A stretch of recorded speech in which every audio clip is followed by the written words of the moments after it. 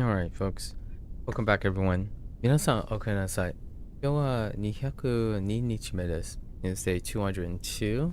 We do have quite a lot of grammar reviews. Things are coming back around, right? For our group. We're only gonna do like 10 of them today ish. Largely because we kind of want to cover the topics thing for the remainder of the month. Let's go see how our grammar works out here.スーパーが閉まる閉まう前にお砂糖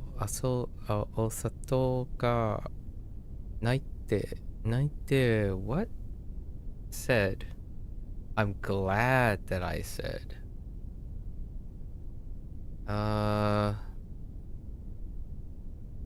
Is it more so for... Well, it's not. It is said that. Could it be I would have? Because you could argue past tense. Yeah.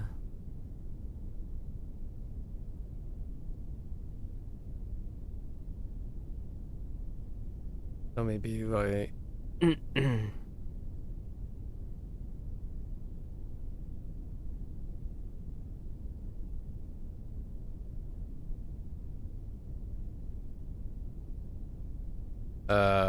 okay. Maybe not. Maybe I conjugated incorrectly. Pretty sure it has something to do with yokatta. Oh, it might not be potential. It's more like itte yokatta. What? Oh no, wait. Wait. What? Oh. スーパーが閉まる前にお砂糖がないって言ってよかった。yokatta. I must have typed it incorrectly. So I need to make sure that glad that versus better than that. Like it would have been better, which I keep defaulting to the potential as opposed to or yeah, if conditional, the conditional. Conditional. 明日までに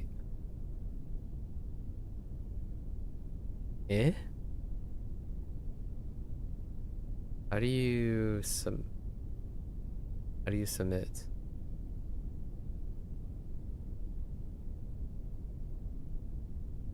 So, 提出する able と思います。Be able to.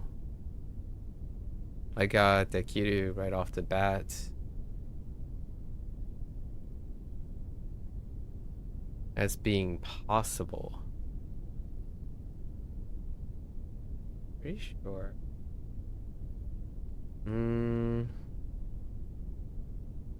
Possible. Non-pass, but it follows a verb. Or yeah, it follows.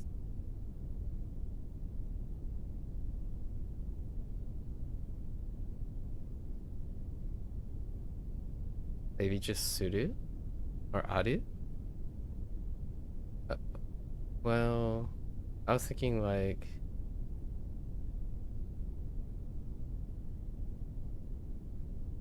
maybe like okay, oh yeah, I forgot the 明日までに提出することができると思います。we can normalize it. Use dekiru and normalize the verb using koto.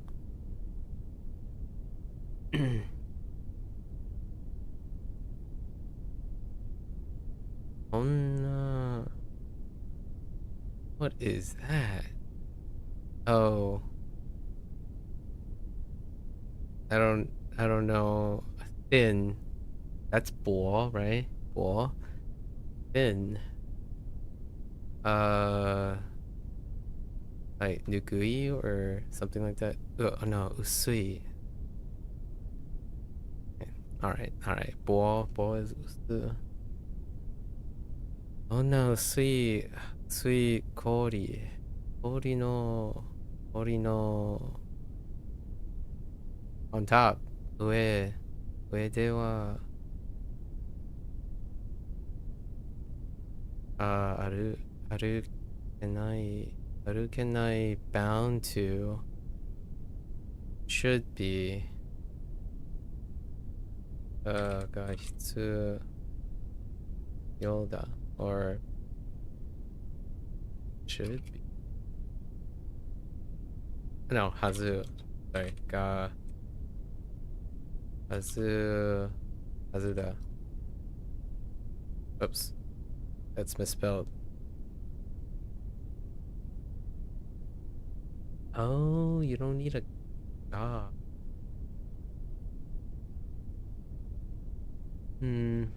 Oh, yeah, that's a no wait, that's a verb. こんな薄い氷の上では歩けないはずだ。Okay. So what is this considered? What part is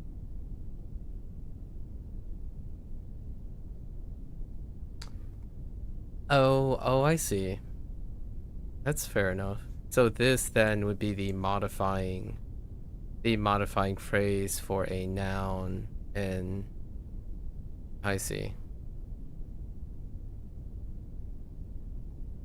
Bound is the noun.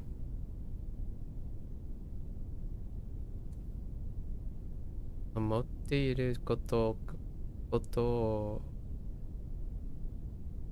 please tell and 話してください. Oh no, wait. どん敬語 Just like, oh,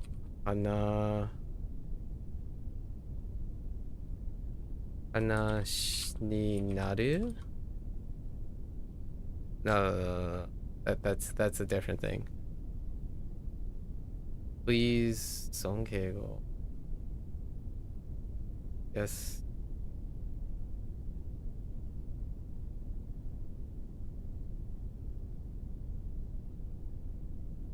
What about a grammar point that is used as part of an honorific speech? Dang it. So it is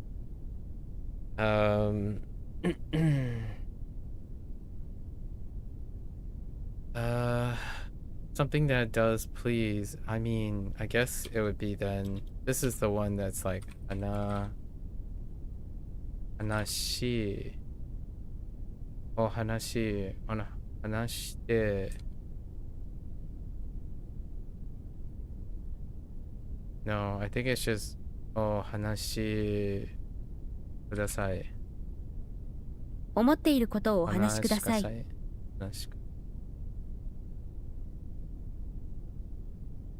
彼が妻の彼が苦い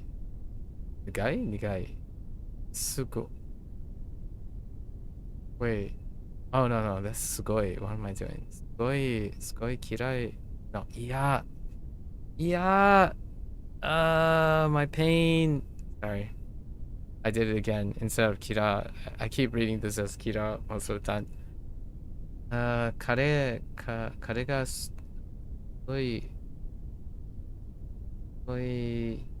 やっと strong feelings or strong dislike. Oh, interesting. やっと言っているがこの what is that? このパーティーにCausative. Okay, causative is Uh, positive. Seru, right?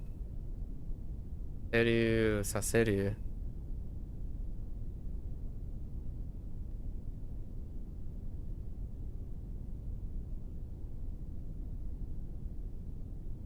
Yep. Okay. So,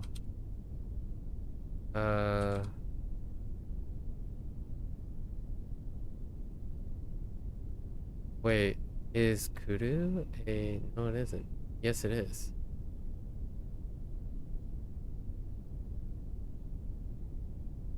Alright. Oh no, it isn't.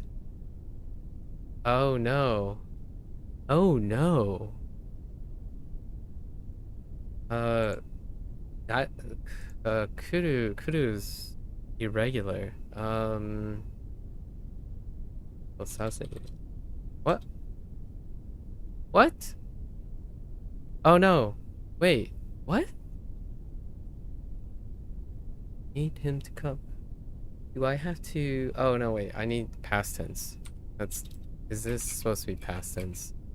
I mean, it's made, so maybe like... Osase... Aseta. 彼がすごい嫌と言っている Yeah, が past tense. このパーティーに来させた I chose a irregular. Okay.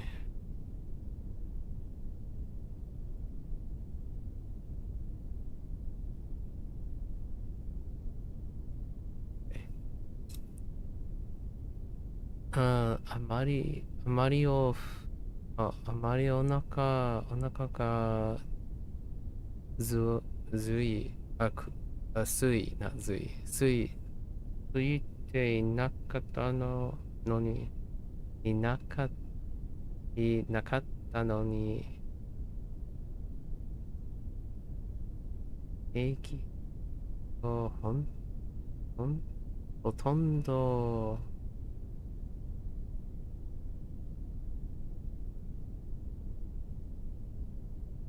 Was this causative too?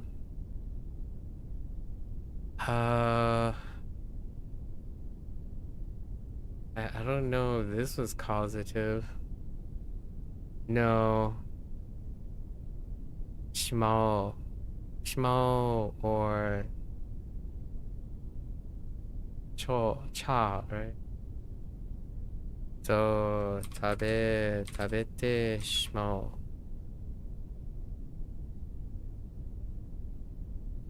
Check tense. Oh, right. あまりお腹が空いていなかったのに、ケーキをほとんど食べてしまった。Okay.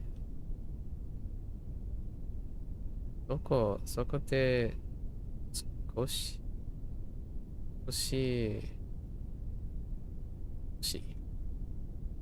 before?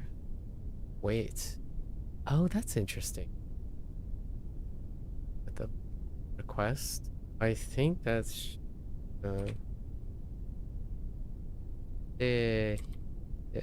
Oops. 待っていて。そこで少し待っててすぐに戻るから Wait. Oh yeah, because you can drop the E. That's right. For casual feeling. Like what? Yeah. Okay. 子供がおもちゃを欲しがる。Okay. Wants. がる。Their person in the event of buy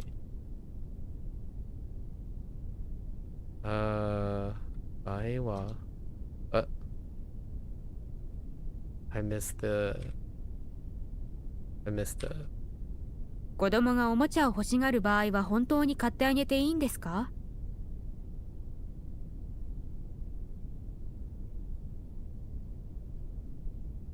What in the world is that? Biking no, hiking while we have Tokoro what is so while doing, right? So している間に maybe?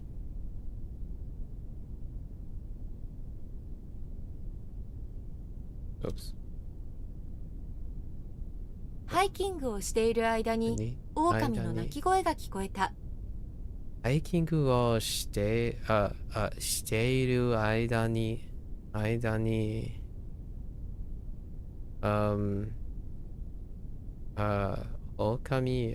の鳴き声が聞こえた。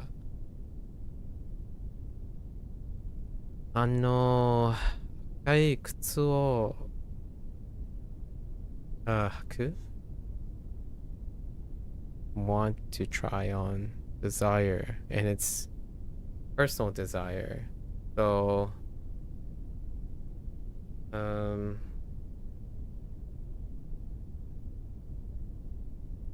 just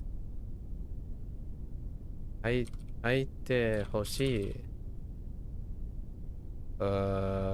Oh, to try. This is using 見る。So 履いて where is it? 履いて How about expanding the grammar point to include the nuance? Okay, fine. What is that? Want? So wait, whoa. I want to try on? Oh, wait. Hold up. What did I say? How about expanding the base to include the extra nuance within translation? I want to try on. Yeah, so one is missing. How do we do that? Do we do the 履いてほして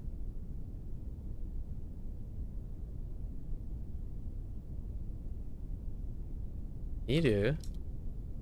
I don't know how to. Oh, that's how you do it. Oh, that is good. あの赤い靴を履いてみたい。Oh, that is so good. Of course you can conjugate miru. I was adding hoshi. Okay. That's really good. That's a good one. I have to keep that in mind. Hima. Hima if? Oh, from when? Like the instance or kore, like kore kara or something from here on out.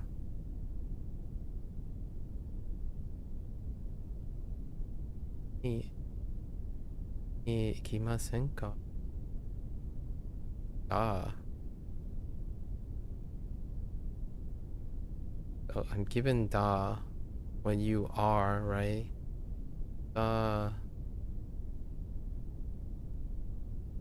Makes me want to type like yoni in some way. An event may hypothetically happen.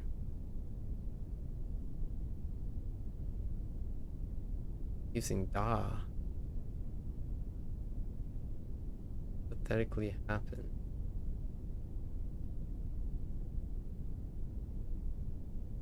Maybe datara. Could you check your could you try checking your conjugation? From when? From when? Just when?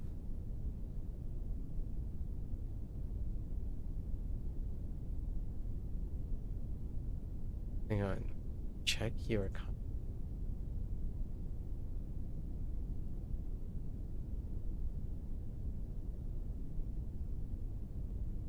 oh. Oh, maybe this is past tense. 暇だったら一緒に映画を見に行きませんか? Oh, no, wait. Oh, it's not. Just kidding. This is because hima is a non-adjective, right? Yeah, because hima is a non-adjective. Is why I need that. Okay. That's 10. Oh, 11, I suppose. Good enough. Get to the fun part. Alright. What time is it? Okay. Lesson 4. Different verb forms that will make use of the particle just taught. Interesting.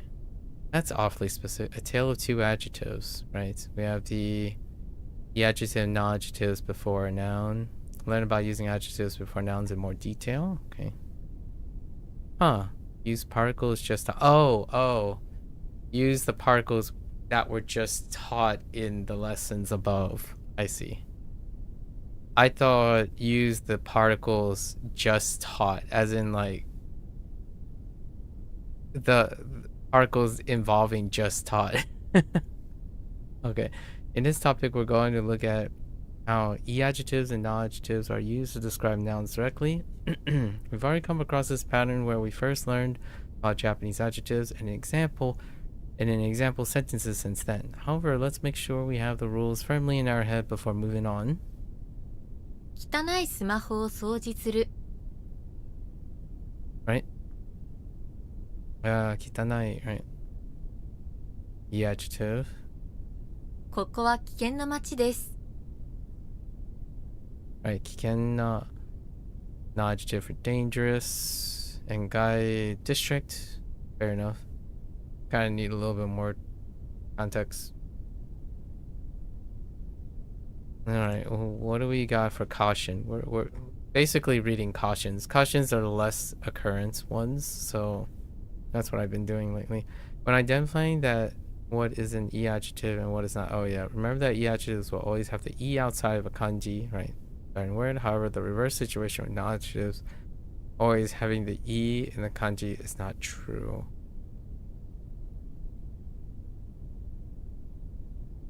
Not true 100% of the time, right?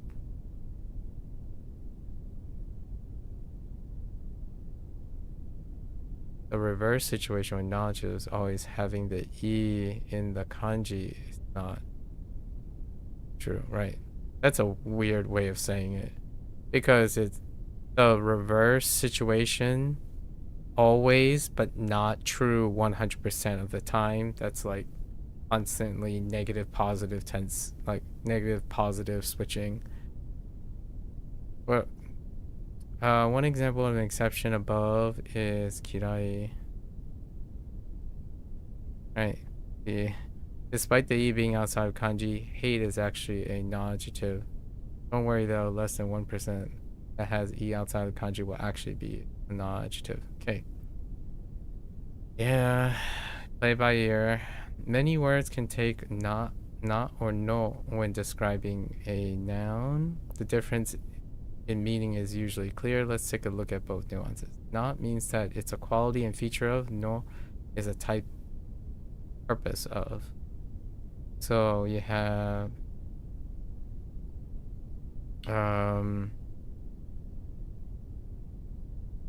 oh right, 幸せな日, right? But has a quality of this day that is happy, and 幸せの匂い. Smell of happiness. The type of smell is that of happiness. This was part of the same group? Interesting. To avoid making this mistake when using nouns to describe a noun, it can be helpful to think about whether you're describing quality or the purposes. I did not remember or recall this point. Interesting. Now that we're a lot more familiar with Japanese adjectives and their essential uses, you may be wondering why there are two different types of adjectives in Japanese. Let's find out. The old. The reason there are two types of adjectives is historical. The difference is between native words and borrowed words. The adjectives are almost all native Japanese words, many having existed in one form or another for over 1,000 years. Because they are so old, they have their own special grammatical place in Japanese and are distinct from other types of words. You don't need any help to express something. That is to say that they can exist on their own and stick directly to nouns. 明るいね。 Right? And bright.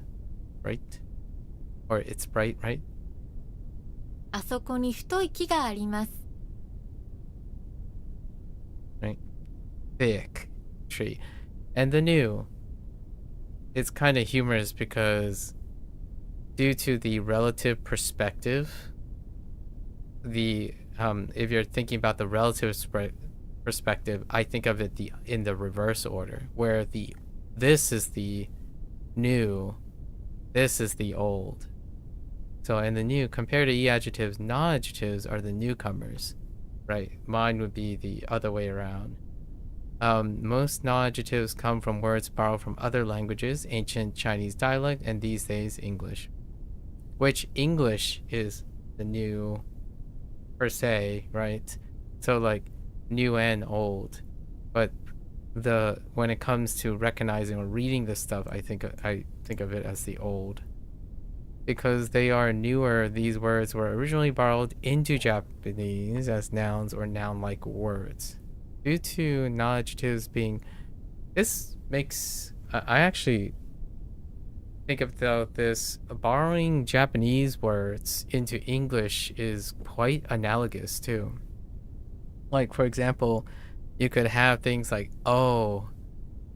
that's sushi-like. Right?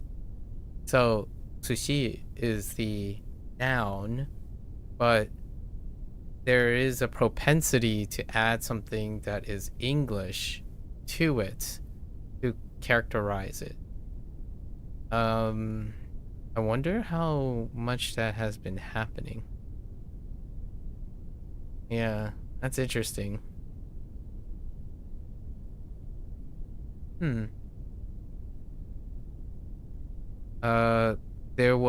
Here's an example that literally happened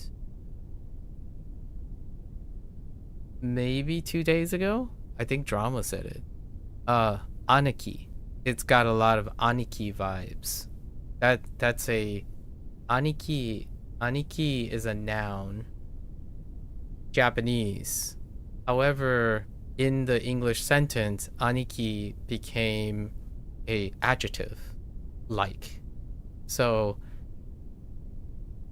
it's analogous in this way, where like, that's a shonen. Well, I say that's a shonen. Shonen, I'm not necessarily specifying if that's a noun or an adjective, because it can be interpreted as, so that is, right? That is shonen versus that is a shonen. So because of the article, I could be clarifying that is a shonen as in a shonen show, as opposed to a shonen like a young person, like a young man, right? A boy, versus that is shonen, which is now a participle, which makes it into an adjective. And that's a borrowed word, shonen, right? However, now in English, at least in certain particular net speak, shonen is very recognizable as, young people. That's aspects of young things, which typically when we're referring to shonen, we're talking about anime, like One Piece. I typically use the phrase like, it's very shonen. right? Or shonen like. Oh, that does happen in the other way around at the same time, actually. There's almost a reciprocation, right? Language exchange, not necessarily focusing on language adoption, like one-way exchange. I think they're usually, well, it could make an argument. I know nothing about Chinese adoptions, so that's interesting, right? The one that I can think about is lo mein, la mian, right? That is la mian. So lo mein would be an example of a Chinese adoption, where like, oh, that's not pasta, it's lo mein, egg noodles, right? And it's referring to egg noodles, which is a very specific thing, and it encompasses particular adjectives. Very interesting. Borrow from one another. Because they are newer, these words were originally borrowed into Japanese as nouns or noun-like words, right? Happens to English as well in the reverse direction. Due to non-adjectives being noun-like, they cannot stick directly to other nouns, which in English you add like, the word like, as opposed to not like. So that is shonen like. That is sushi like. It's, you add a separate thing onto n to indicate that it is like coincidentally a characteristic of a noun, and therefore some sort of glue is needed, and that's the role of like na. Right? So if you apply this, 今日は大変な日だ。今日は大変な日だ. Today is a tough like day, right? The day is with the aspect of being tough or too much or heavy. 大変, right? Actually, what is that? 大事? No, 大意, 大意な, right? 大意.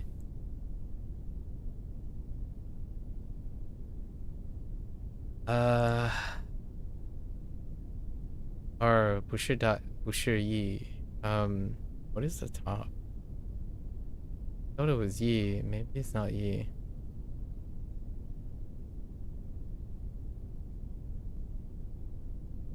Actually, I'm not even sure if I have yi like that. It looks like a yi, but no character. So hen, I don't even know what the character hen is.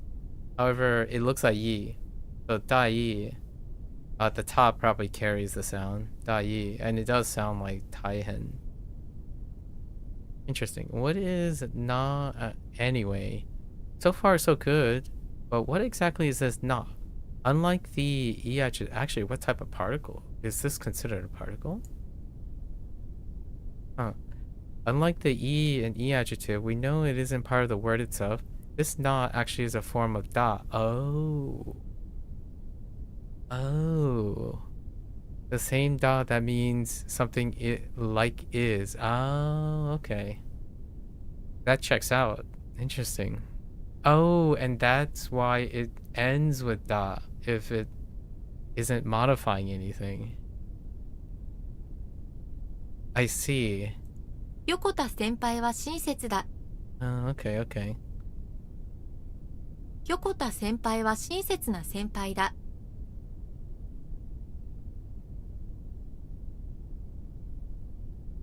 Okay, so it almost overlaps with the idea of nominalization, which makes sense too. Since da can become na, it may feel like you should be able to take any noun and use it descriptively by attaching na, but unfortunately we can't. This is the main grammatical difference between non-adjectives and nouns. Luckily, no can still be used with regular nouns instead. Yeah, so they differentiate it from no and na. And that one point about here where non-adjectives, this no, I have often thought about it as it is a noun that is attached, not a non-adjective. So now it is a little bit more nuanced than that. Na adjectives are both na and no can be attached, but the no is separated from nouns, and that's how I was looking at it. これは大切なカーテンです。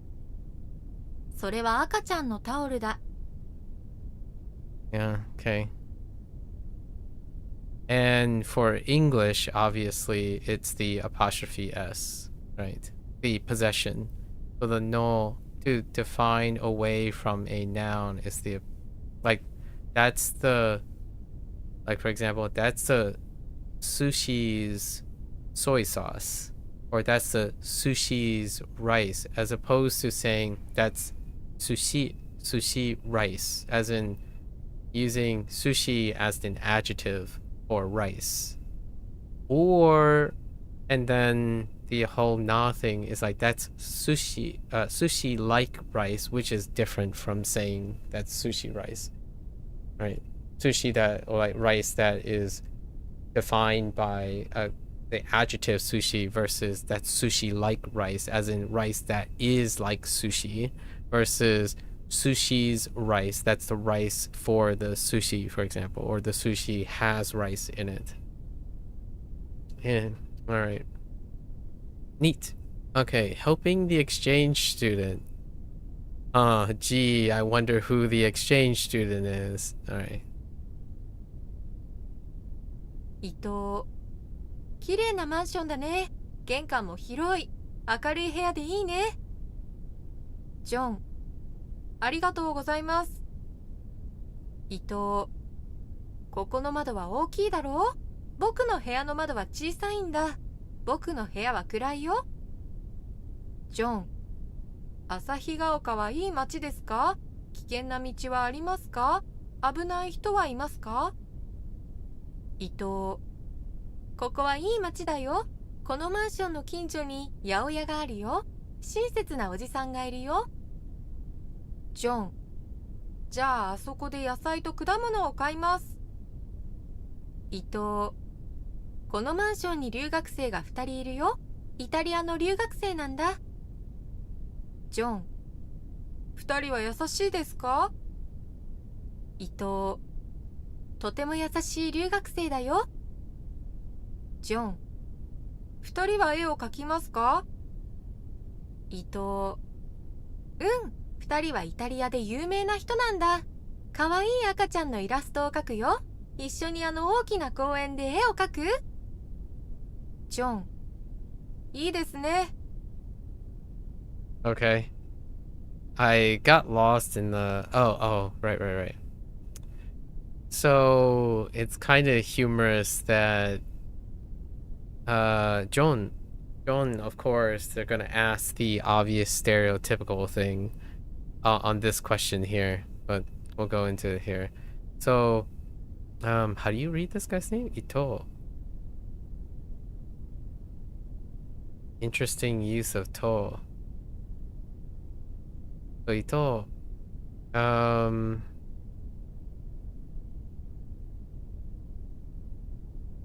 beautiful apartment, right? This is a beautiful apartment, right? Right. Got the ne, right? Confirmation. The entrance is wide, also wide. Gekan mo hiroi. Hiroi, and 明るい部屋でいいね. Like a kind of like a light, like bright room, right? It's nice. It's kind of, I'm not sure if there's some nuance in saying bright room. It's nice to have a bright room, but okay. If there is some sort of like ritualistic or like cultural realistic to talk about a bright room. And I guess they were in his room, basically.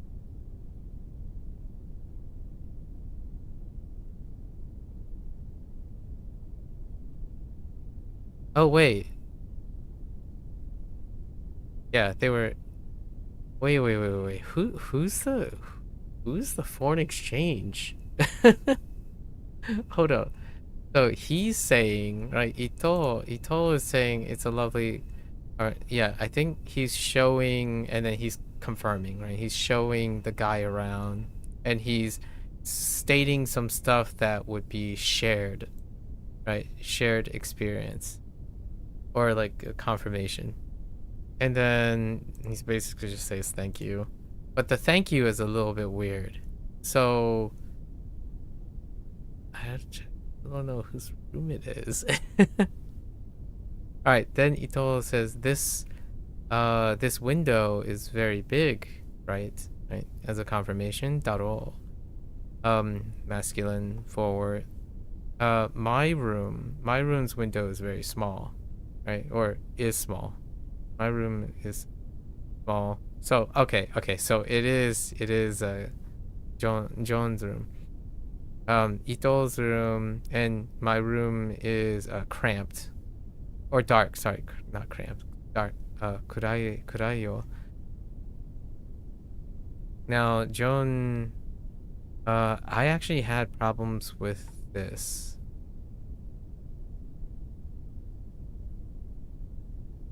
Asahi ga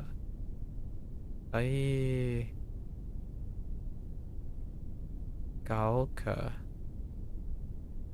Asahi Gaoka. I'm guessing is the name of the place. So I basically just said, oh, I couldn't quite catch the name, but it reminded me of a acai bowl. When I heard Asahi, I'm like, well, it's got to be a name of something. So I got lost here. This is the name of the place. And then it's a nice street, right? Right? Or is it nice? Is the street like is this place a nice like district or street place? Is it are the roads dangerous, right? Are there dangerous roads or dangerous streets, etc.? And are there dangerous people, right? This is Asahi Gaoka. Is a nice town, yeah. So it's like it's a fixed kind of extent of a location. So it could be like town, street, district. I have to contextually recognize that, in my opinion. And then michi is often for streets, and then are there dangerous people?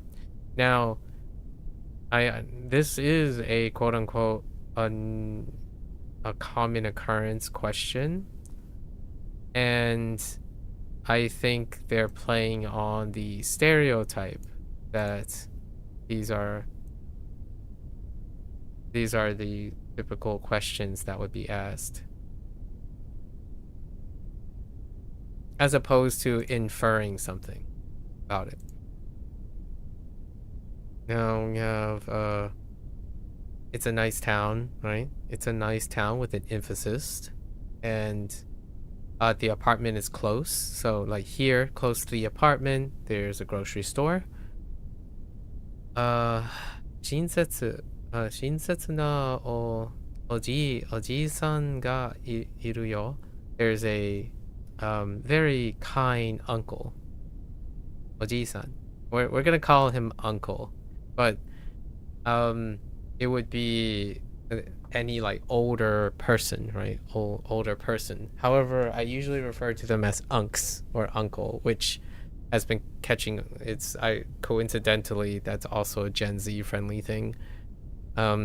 Referring to people as unks, but in Chinese, when I think of like Chinese relational things, you typically refer to them as uncles, like aunties and uncles.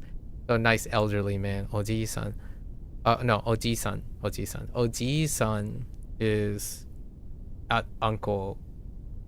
Uncle? Or, oh no, hang on. Is it uncle or is it grandfather? So elderly, oji-san versus oji-san, which is uncle. Technically, can be referring to an unk or an older gentleman person. I usually refer to them as unks at this point because it lines up with Gen Z speech.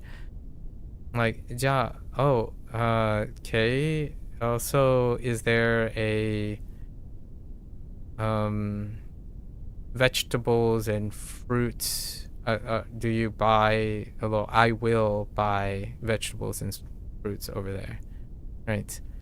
And then he says here, in this mansion, right? In this mansion, there are two people, two foreign exchange students.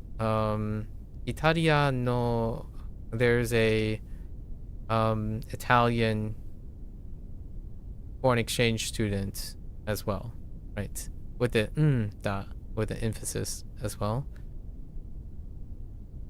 And then he's like, two. There were two.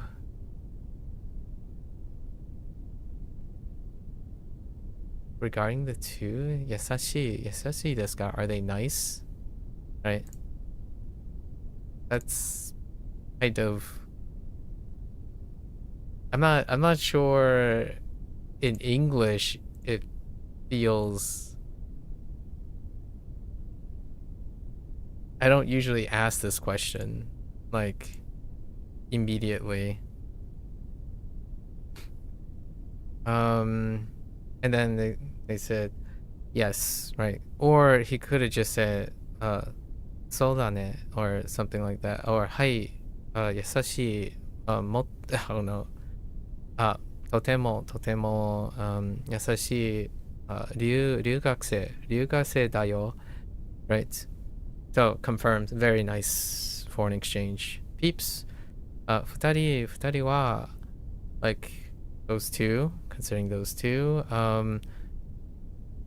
do you have a picture of them? Is how I...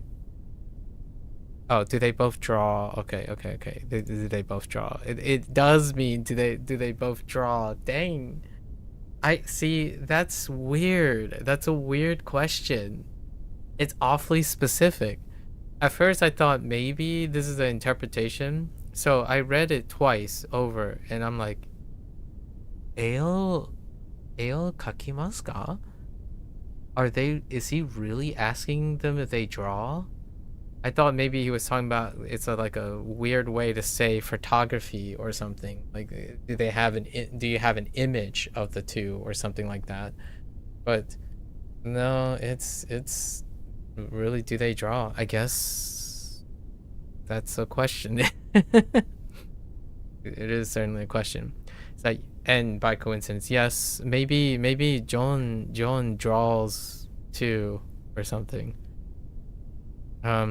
Regarding the two people, are they famous Italian? Like, are they famous they're famous people in Italy?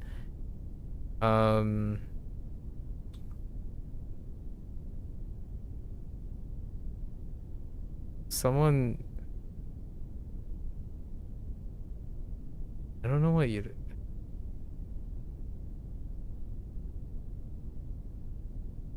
Something they draw is a cute child.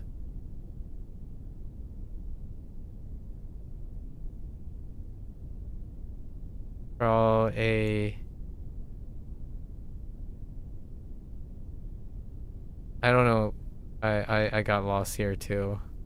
And then together, that there's that big, they drew a picture of that big park. Right, a big park, that big park together.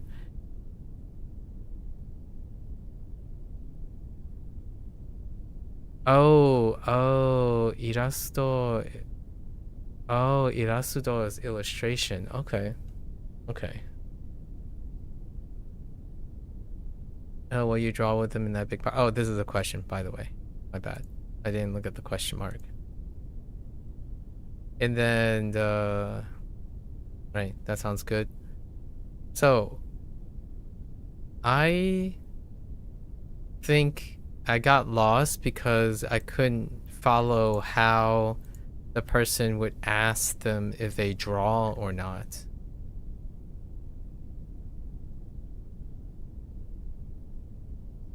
But now that I look at this picture, they're not hypothetically talking about the two people. They're literally in the presence of those two people. So vision matters too, right? Like the position and stuff. I should have looked a little bit closer. So they're talking about those two. Oh, that's how they're asking if they draw. I see. That would help if I was looking at the illustration completely. So he sees that they have things in their hand and he's inquiring if they draw. I see. If I was listening to this, right? If I was listening to this, I would have to imagine that there's some reason for him to believe that they draw. Now, whether they are famous, that's a little... they are both famous. Like, that's interesting. Oh, because he's confirming. Oh, he's confirming that they're famous. Fair enough.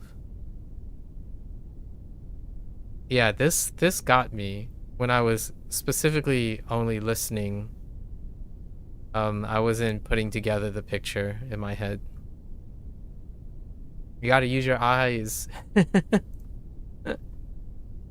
Okay. Fair enough. That's my bad. Oh no, we gotta move a little bit quicker. Easy come, easy go. Talk about coming and going and doing. So we got iku. Oh no, we got he finally, right? He is the particle. And then we got heiku. Oh, that's interesting. Heiku. Heiku, sorry. Heiku, right? Heiku. So he, heiku, kuru. Kuru and suru. Suru is gonna be part of a lot of these, I suppose. In this topic, we're going to get moving without using going and coming, without using arriving, departuring, visiting, moving. So there's the other stuff. But these guys you can use right away. We will learn more about 3 essential verbs. Yeah, these are the foundational ones, as opposed to like arriving in a particular way, exiting in a particular way, leaving in a particular way, moving towards something, right?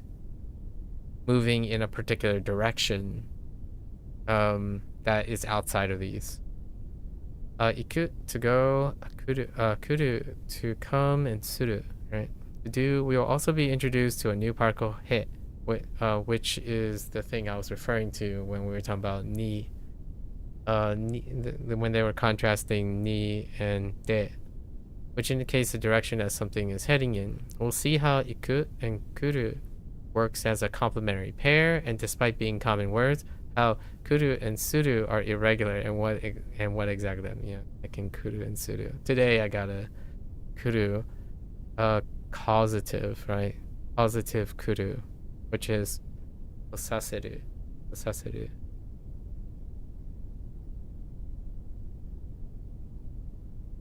父はアメリカへ行く。 Yeah, okay. おばあちゃんが家に来る。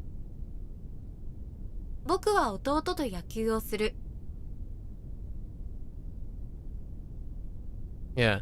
Oh, this one came up early in Duolingo. The idea of yaku o suru, whereas yaku suru, or like using a suru verb versus the direction, like the direct object, adding o, wo in it.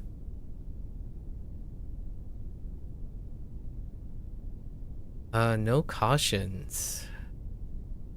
Any other weird ones? Eiku. It's pretty self-explanatory, these ones. Kuru. で、来ている for existing at a place is only used for places that people temporarily go, so will be used when you are at your home.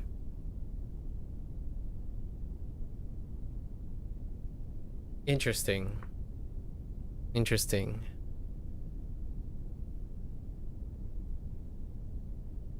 Temporary. Okay.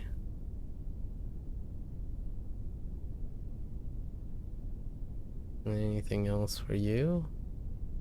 Suru is always, in the broad sense, suru can be thought of as meaning to do something that has an external effect. Suru is all over. You got super, the super special. Let's take a closer look at the logic and uses of the verbs word we've just met. Super special suru. As mentioned on its grammar page, we use wo to mark the object when using suru, right? This is, wo is a subject marker, right? Marking particle. So it should be part of the marking particle. However, there's also another special way that suru can be used by directly attaching certain nouns to suru. This creates something that acts like a single verb. These verbs are called pseudo verbs. When we do this, the noun stops being the object and becomes the action itself, right? Oh, actually, they don't differentiate. Oh, yes, they do differentiate, right? キッチンの掃除をする。 Yeah, so to do the cleaning of the kitchen, right? Versus キッチンを掃除する。 right? Then the kitchen is the object, while the cleaning is the object in, right? The cleaning of the kitchen is the object. Note that this can only be done with certain nouns, those representing actions, so they're best remembered on a case-by-case basis. Yeah, they really are, huh? Coming and going. Next, let's talk at iku and kuru. These verbs are a pair that describes literal or abstract movements. Yep.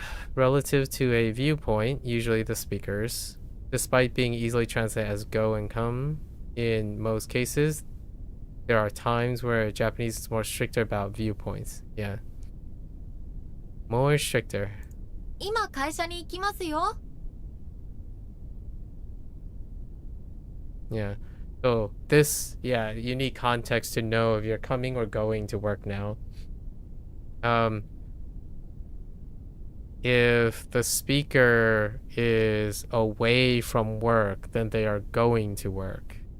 If the speaker is, oh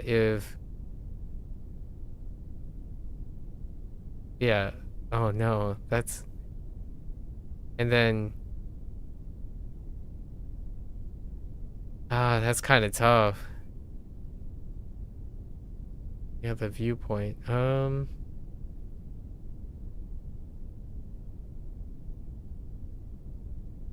does coming work? How does the perspective shift?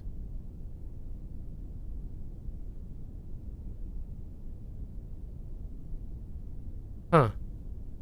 I'm gonna have to think about that. In terms of English, I really don't know how to differentiate it. Alright.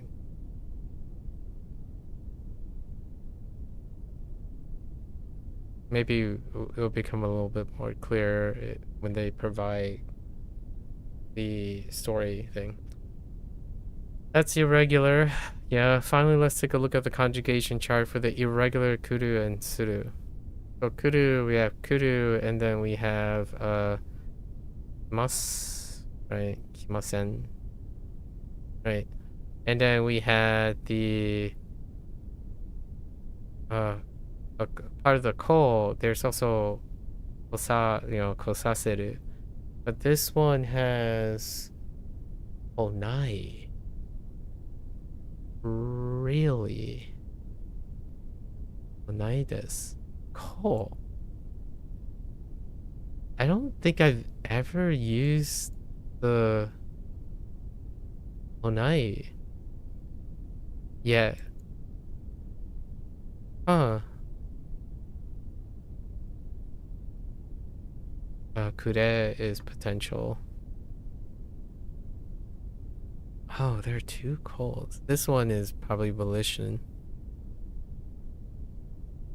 Onai. Huh. Suru, we have, right, shimasu and shimasen, and then shinai, right, and shinai desu. And then we have, sure, these, shiro. There's also, wait, then where does saseru go? Oh, maybe it's not. Where does saseru and rareru go? And itasu. Wait, is itasu a good example? Interesting. I guess this chart will fill up as we go. Although iku can act irregularly, it is only with the past form and the te form. Yeah, this is with the past. There's a typo here. Past form and the te form. Both of which we'll learn about soon. Yeah. Alright, they're coming today. Alright, let's look at this diagram. Let's look at this picture first. I gotta look at this picture. Alright, I see. Okay. Alright. 太田さん、今月はアメリカとイギリスとイタリアの留学生が来ます。みんな日本は初めてです。坂口さん、そうなんですね。じゃあ今月は京都へ行きますか？太田さん、いいですね。京都は神社やお寺が多いですよね。日本の勉強ですね。坂口さん、はい、大阪も行きますか？大阪は楽しい街ですよね。太田さん、そうですね。その留学生はみんな女の人なんです。大阪で買い物をしますか？坂口さん、いいですね。今日の午後はカナダと中国とオーストラリアの留学生が来ますよね。太田さん、そうです。今日は神戸に行きます。留学生のアパートを掃除します。坂口さん、何時に来ますか？太田さん、みんな昼の1時に東京に来ます。坂口さん、じゃあ夜ご飯は神戸で食べますか？太田さん、私がアパートで料理をします。みんなに寿司を作りますよ。坂口さん、ありがとうございます。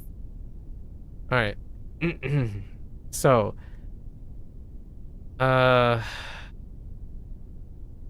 already forgot her name. Their name. Ota. Oh, okay. It's they're using O for this. So Ota-san. Ota-san. Today will there will be 3 different types of foreign exchange students arriving. The United States, an American, right? British and Italian, right? Or was it? Yeah, Italian. And everyone, it will be everyone's first time, basically. Everyone's first time in Japan. 初めてです. And how do you pronounce this? Sakakura? No, Sakaguchi. Oh, Sakaguchi. Interesting. Sakaguchi-san.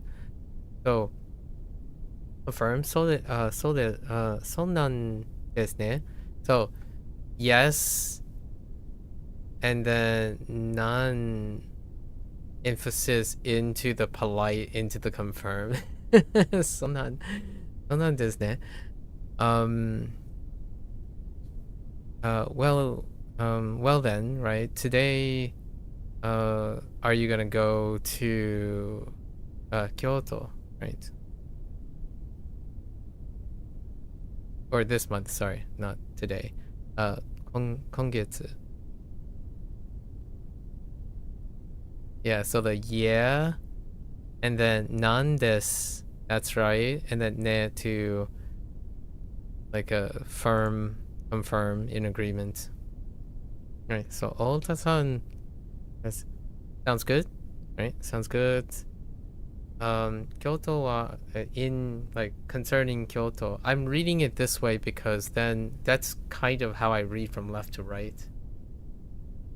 So it's always in the context. So regarding Kyoto, there are shrines and temples. There are many shrines and temples, right? And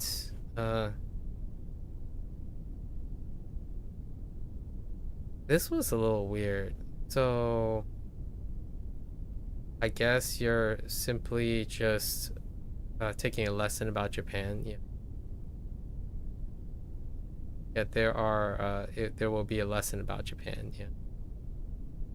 Because they're using Benkyo as a form, as opposed to like something else, like information or something like that, using information. And then Sakaguchi said, yep. Also Osaka, are you gonna go to Osaka? Right? Are you also going to, will you also be going to Osaka?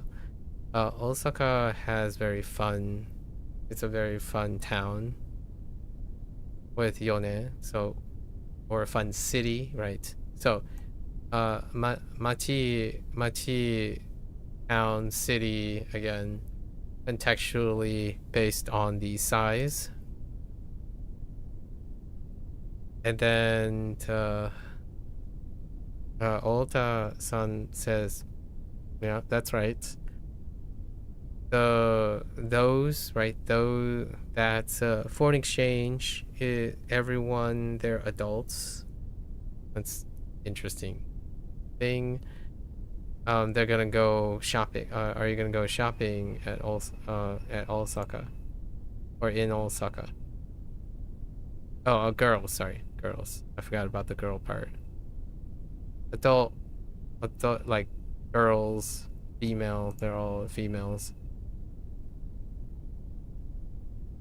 Like, sounds good. Regarding this afternoon, right? This afternoon, I'm not sure.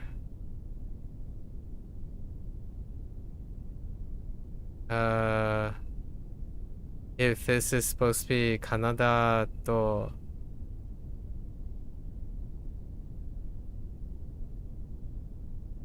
I think these are supposed to be their names. I kind of got trouble, or maybe not. No. Oh, no. These are 3 different foreign exchange students. So Canada, Canadian, Chinese, and Australia. Okay, Australian foreign exchange are arriving. I guess they just switch this afternoon. They just switch to a different group. I thought they were still gonna be talking about the 3 that have arrived, or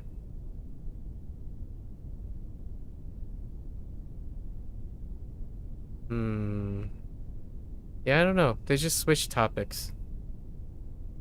Yeah, they just switch topics in Osaka. So 2 different groups. I imagine there are 2 different. I don't know. It's a sudden switch. There's no reason for me to believe that they should switch topics. Hello there, Beth. And then Ota-san says, right, Kobe. That's how you Kobe. That's how you write Kobe, which I didn't know. So today they will go to Kobe, I suppose. They're going to Kobe, and the foreign exchange students are cleaning their we will clean the apartments, right? The student apartments. You finished the next chapter of Wakotabi? Nice, nice. How was it? How was it?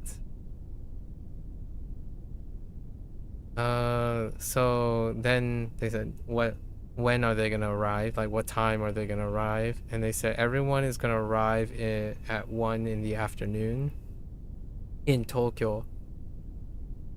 Said, well then, in the evening, are you going to eat in Kobe? And they said that my apartment will have food at the apartments, right? At my apartment, everyone is going to make sushi, right? Or I will make sushi for everyone. Sorry, not everyone's gonna make. I will make sushi for everyone. Yeah, they'll cook food. And thanks. Now, the question is, I don't know if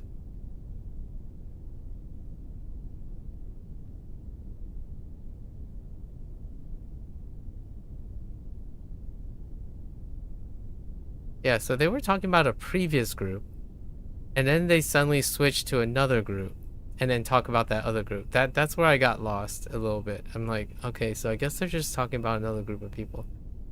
Not gonna lie, your listening skills are not great. You just picked out enough words to give the right answers on one challenge. Well, that's what you should be doing. It sounds like things are working for you. No? Obviously, like, the idea is you want, like, I understand you may want to comprehend everything or think about other things, but that sounds solid. But you knew enough to defeat the next challenger? Yeah. You're on your way. I mean, effectively, it's kind of humorous in a way. When people listen, right, like their listening skills, I think one of the learning benefits of a new target language is you start to care again. Care about everything, if you know what I mean, Beth. And then eventually that becomes filtered again. Which is interesting because when you're learning a new lesson, when you're learning is you learn to care about everything. You learn to care about everything, but you can only filter for the things you can understand. And then once you develop like comprehension, like complete comprehension again, then you filter again. Like, I do this quite a bit. No, I do this exercise with English quite a bit, where after a while I ask myself, am I filtering for things, or am I reading into what the other person is saying? And right now, obviously I was reading the story, and it takes me about 2 to 3 times longer to consider everything than to simply summarize what they're saying.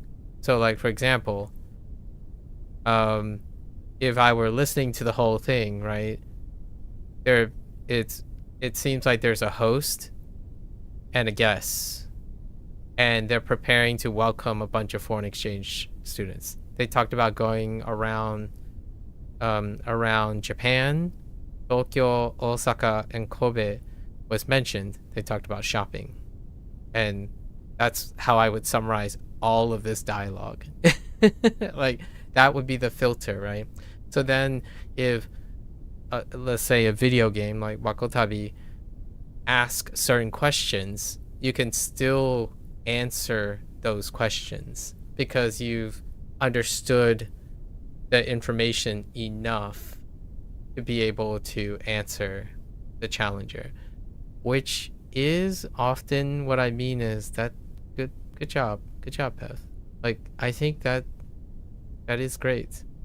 I'm not sure how, like, we talked about how much you want to, like, brainstorm about things, it can be really exhausting. Like, honestly, picking out, like, listening to everything else, it's not an excuse for trying, obviously. Like, it's great that you're able to accomplish that. Offers, listen, go eat some pepperoni, alright? Alright, let's... two more top... oh no, I think we're behind. Okay. So, it's all in the past. Talking about doing things in the past. Oh no, past tense. Alright, I guess we're gonna do the colloquial past tense, right? Like the... oh no, we're doing all past tense. Okay. In this topic, we're going to learn how to talk about things we did by learning how to use verbs in the past tense. In Japanese, the past tense is surprisingly simple and versatile, so mastering this early will pay off quickly. Oh yeah? Show me a pepperoni, Coffer. Show me a pepperoni. As expected, the standard and polite form of the past tense are formed differently, right? 弟は寝たよ。 Right? Past tense. Neru is an ichidan, right? One row. 象が泳ぎました。 Oh man, I haven't ever seen do represented that way.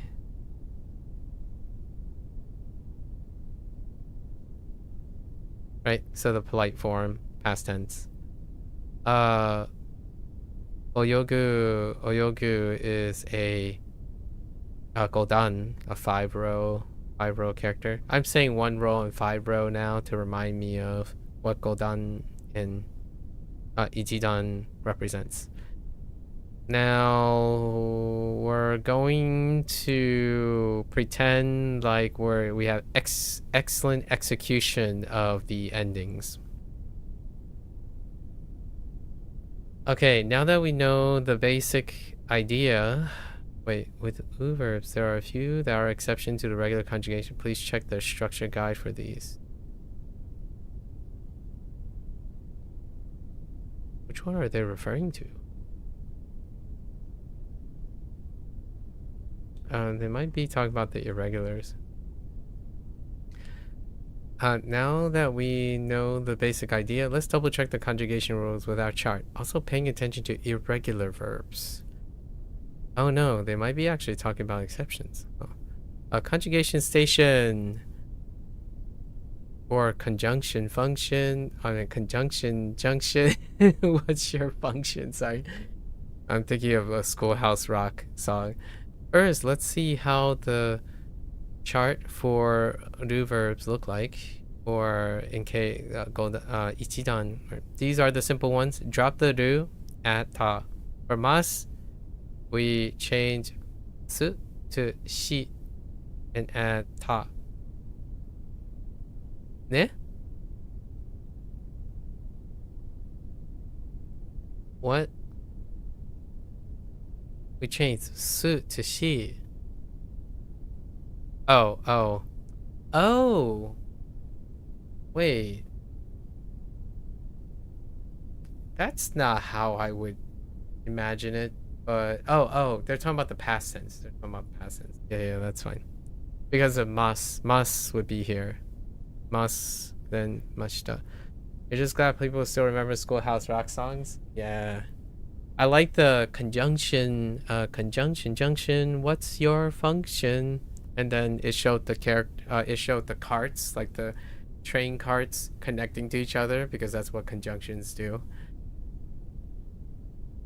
And then there's I'm just a bill on Capitol Hill, the bills thing. There is a funny, wait, was it Family Guy? I think it might have been Family Guy, where there's a little blip where, or it might have been Futurama. I don't know. I gotta think back. Where the Bill is like singing, and then someone just comes by and stabs him. He's like, God, and then because it was making a the bills don't matter anymore, like the bills of right and Bill of Rights and stuff, and legislation and bureaucracy. It might have been Futurama, because that sounds like something that would fit in Futurama more than Family Guy. But Family Guy does make a lot of political statements, like cite political statements. You just have that Bill singing, and then a guy just, like a regular, like, trash pickup guy just comes around and just stabs him. Now let's look at the more complicated but regular Godan verb chart. Remember, there can be sound changes depending on the verb's dictionary form ending. To make things easier to pronounce, in our chart with hanashi and ending in su in the dictionary form, we will conjugate to shi, right? Right. So hanashi, right? Hanashita, right? Hanashita, and then hanamashita. Hanashimashita. Wait. Yeah, hanashimashita. Sounded a little weird coming out of my mouth there. Alright. How irregular. Alright, so we got kuru, suru. I think it's just the two this time. No iku, right? Iku is fine. There are a couple others. While we're looking at conjunction charts, let's also check how the past form looks for irregular kuru and suru. We got ki, right? Kita and kimashita. And then we have shi, right? Shita and shimashita. What about iku? Oh yeah, here's iku. And as we saw mentioned last lesson, iku conjugates regularly except for the past and te form, something we will learn about later. Let's see how the past tense of iku works. It is worth noting that we expect iku to look like ita, when in fact it looks like ita or kita. Sorry, kita. Da. In the past, as ku would normally change to i. However, this pattern isn't followed by iku. Instead, iku is made easier to say, right, quickly and clearly by becoming ita in the past tense. And then there's ita, which is to say in the past tense, ita, which is normal. Wait, is it? No, it's not normal. Is it? No, it's not normal. So it didn't go over the... Pretty sure. Hang on. Yeah. It's not normal either. There are other exceptions. Okay. At a friend's house. You looked it up for you. It was Family Guy. Nice. Okay. Have you seen that scene before? It's pretty funny. Yeah, usually sometimes it's hard to sometimes those particular clips are so rapid it's difficult to I might get them mixed up. I relate both of them pretty regularly. Let's see.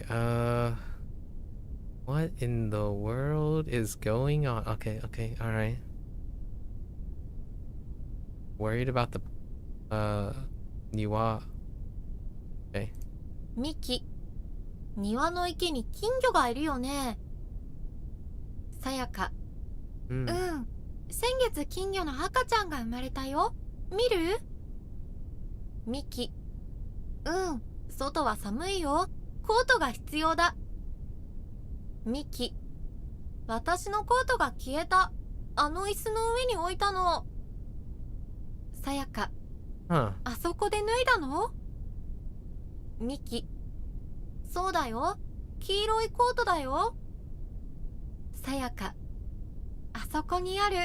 私のお母さんが洗濯をしたんだ。ごめんね。ミキ、大丈夫。私のコートを着る？さやか、ありがとう。ミキ、金魚かわいい。このフェンス動くね。危ないね。さやか、先月壊れたの。ミキ、あ、フェンスが壊れた。金魚が出たよ。I lost something there. Yeah, probably at some point. Yeah, for the Futurama thing. Miki, okay, so Miki is her, and she said are there goldfish? Are there goldfish in the pond, right? In the pond that's in the garden pond, right? And Sayaka says, yep, or kind of like a yeah. Last month there baby goldfish, like baby goldfish. See, right? Baby goldfish were born, so there's baby goldfish in there. Pretty sure these are goldfish. Or just fish. Oh, they're just referring to them as fish. Oh, they simplified it. Yeah. Do you want to see, right? And it's like, yeah, outside is cold. We need a coat, right? A coat is needed. Hitsuyo right? And Miki said, my coat is missing. Right, my coat is missing. 私のコートがコートが消えた. And then she said it was over by the chair, like on top of the chair, or I put it by the chair, right? So 椅子の上に what is put? 置いたの? Right? And then Sayaka said, あそこで, or I would have just said あそこで, but like she said, did you take it off? Did you take it off over there? Right? So 抜いたの? And then Miki said, そうだよ. Yes, I did. It was a yellow coat, right? It was a yellow coat, so da yo, which we're talking the past tense now because they're giving reason for past tense. So 黄色いコートだよ. And then Sayaka said, あそこにある? Like over there. My mother took to wash it. She washed it basically. ごめんね. Right, sorry. Right? My mom washed it. And then Miki said, 大丈夫. 私のコートの着る? So that's okay. So can I put on my coat now? Or would you wear my coat? Right? Then Sayaka said thank you, right? And then they're outside now, I guess. And the goldfish are cute, right? Cute goldfish. Cute goldfish. And this is where I wasn't sure about this. この Please, I guess it's just they're frozen and dangerous. Oh, the fence. Fence moves. It is dangerous. Yeah, I don't understand this. Yeah, it doesn't make sense to me. So yeah, they're just like, what moves? What the heck moves? This fence moves. Is it dangerous? Yeah, I don't understand. That's where I got lost. I'm like, wait, it does sound like fence, but all I got was this something moves. And I'm like, what moves? And what it moves is dangerous. I didn't get that. So it says so fence, fair enough. It's like, yeah, it broke. So it was something that moves and it's broke now, right? So last month it broke. It's like, so フェンスが壊れた. The fence broke. And I guess the goldfish got out. That's where it turned to. I don't know where this is going. Where is this going? So they're talking about like the boundaries, but I don't know how that's dangerous or not dangerous. But It is interesting. Interesting development as it was going. We're gonna leave these for tomorrow. Oh, let me see. Oh, we do the Tay form after. This is gonna be great for our like mock thing, our mock practice exam next month that we're gonna do for N5 block. All right, pretty good. We're keeping it to a like a brisk 1.5 hours to 2 hours. Largely because of making time for evening activities.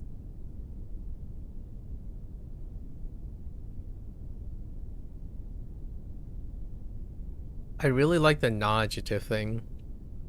It really does. English do be happening in the same way at the moment. Alright folks, that's a wrap. That's all the time I have for Bunpro today. Well, our 10 grammar points. There was 1 grammar point. Koto, for remember that I can normalize with koto. That was a dropped point. And then there was 1 should have been better versus glad to be. So like the te form yokatta versus the conditional form ba and yokatta. And there was 1 more near the end. Oh, the cool combination of want to try. So you could use mitai, right? You can conjugate. So the te form with miru to try something, but miru can carry the conjugation nuance of something else. Gotta keep that in mind. It's kind of like garu, which can carry the conjugation tendency. So that's kind of a highlight of the 10 grammar things that we did today. Alright, that's all we have for Bunpro today. If you're gonna watch this later, arigatou gozaimasu. As always, feel free to follow along, pick up Bunpro for yourself. You're always welcome to come on by, yap, discuss, talk about things, keep each other motivated. Until next time, minasan, mata ne. Mite kurete arigatou. Thanks for watching. I'll see you guys next time. I'm gonna get up, stretch, walk around a little bit, and I'll be back for HanziHero. Thank you.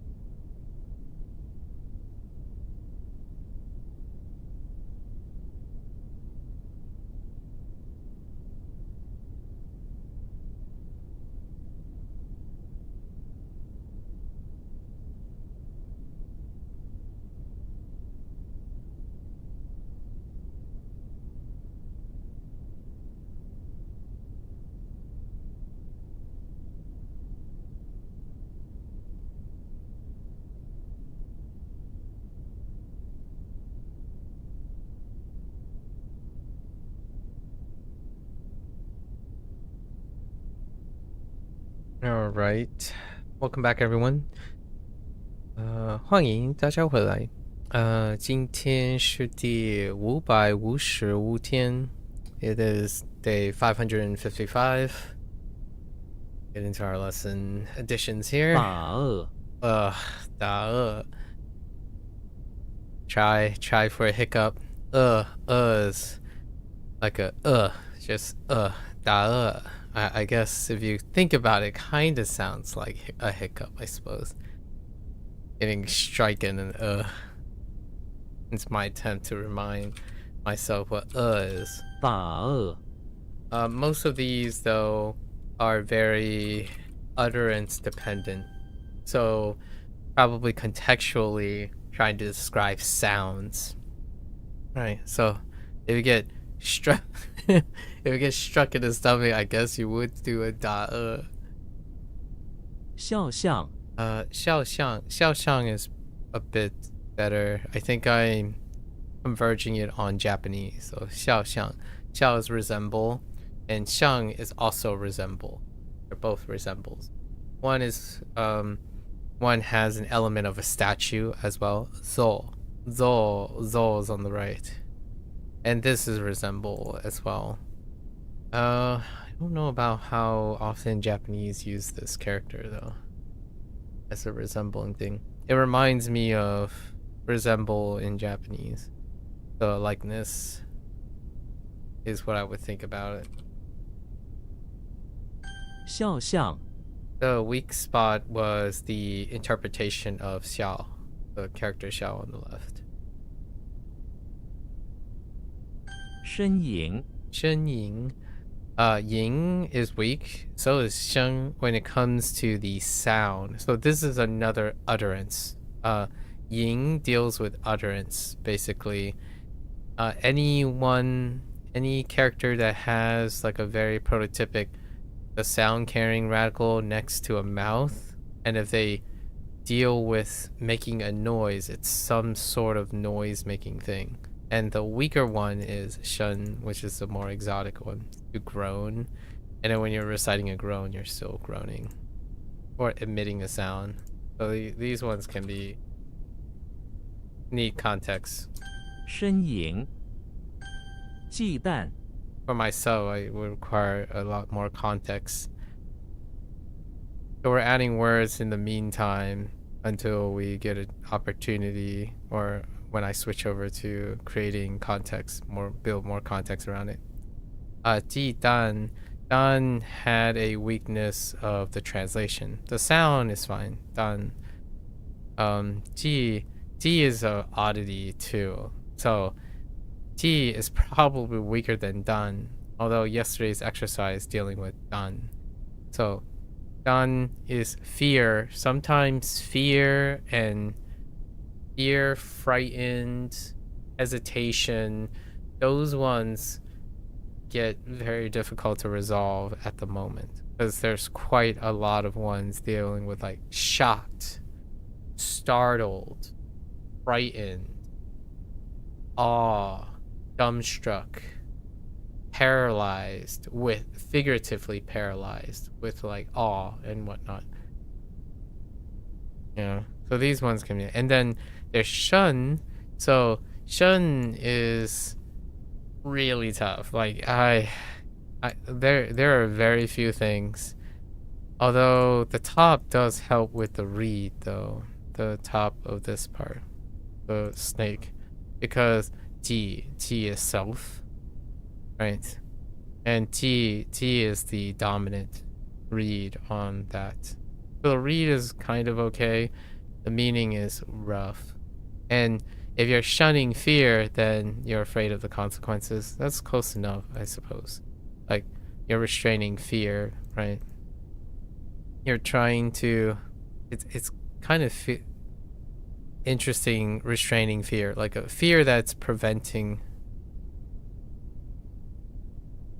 A restraining fear is a really funny concept in English. So it's a fear that is keeping you from doing something. A restraining fear, right? So you're afraid of the consequences. So you're like not your deterrence, right? To deter, basically. Like,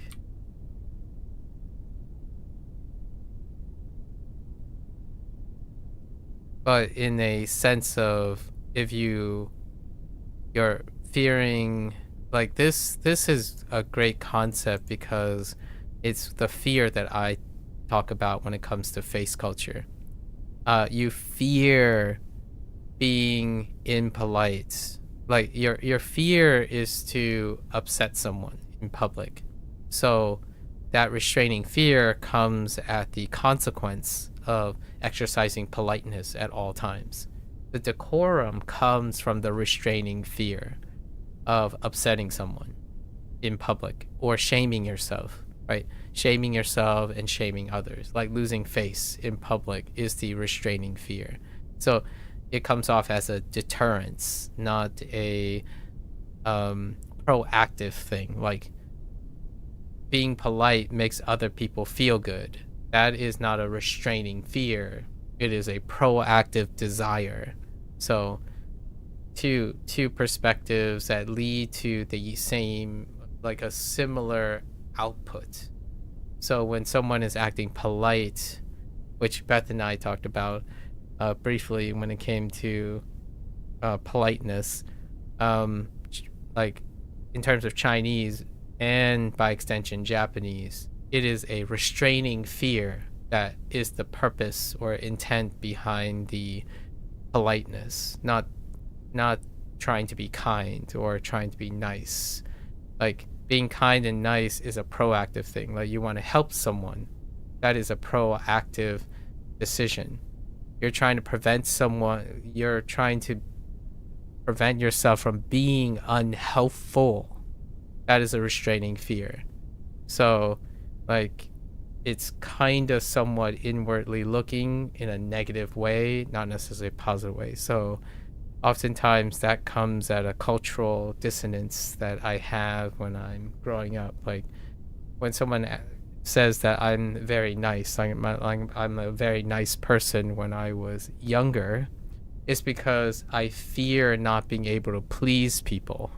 So it is a requirement of me to please people so that they don't be angry at me or have consequences that are negatively reflecting on me.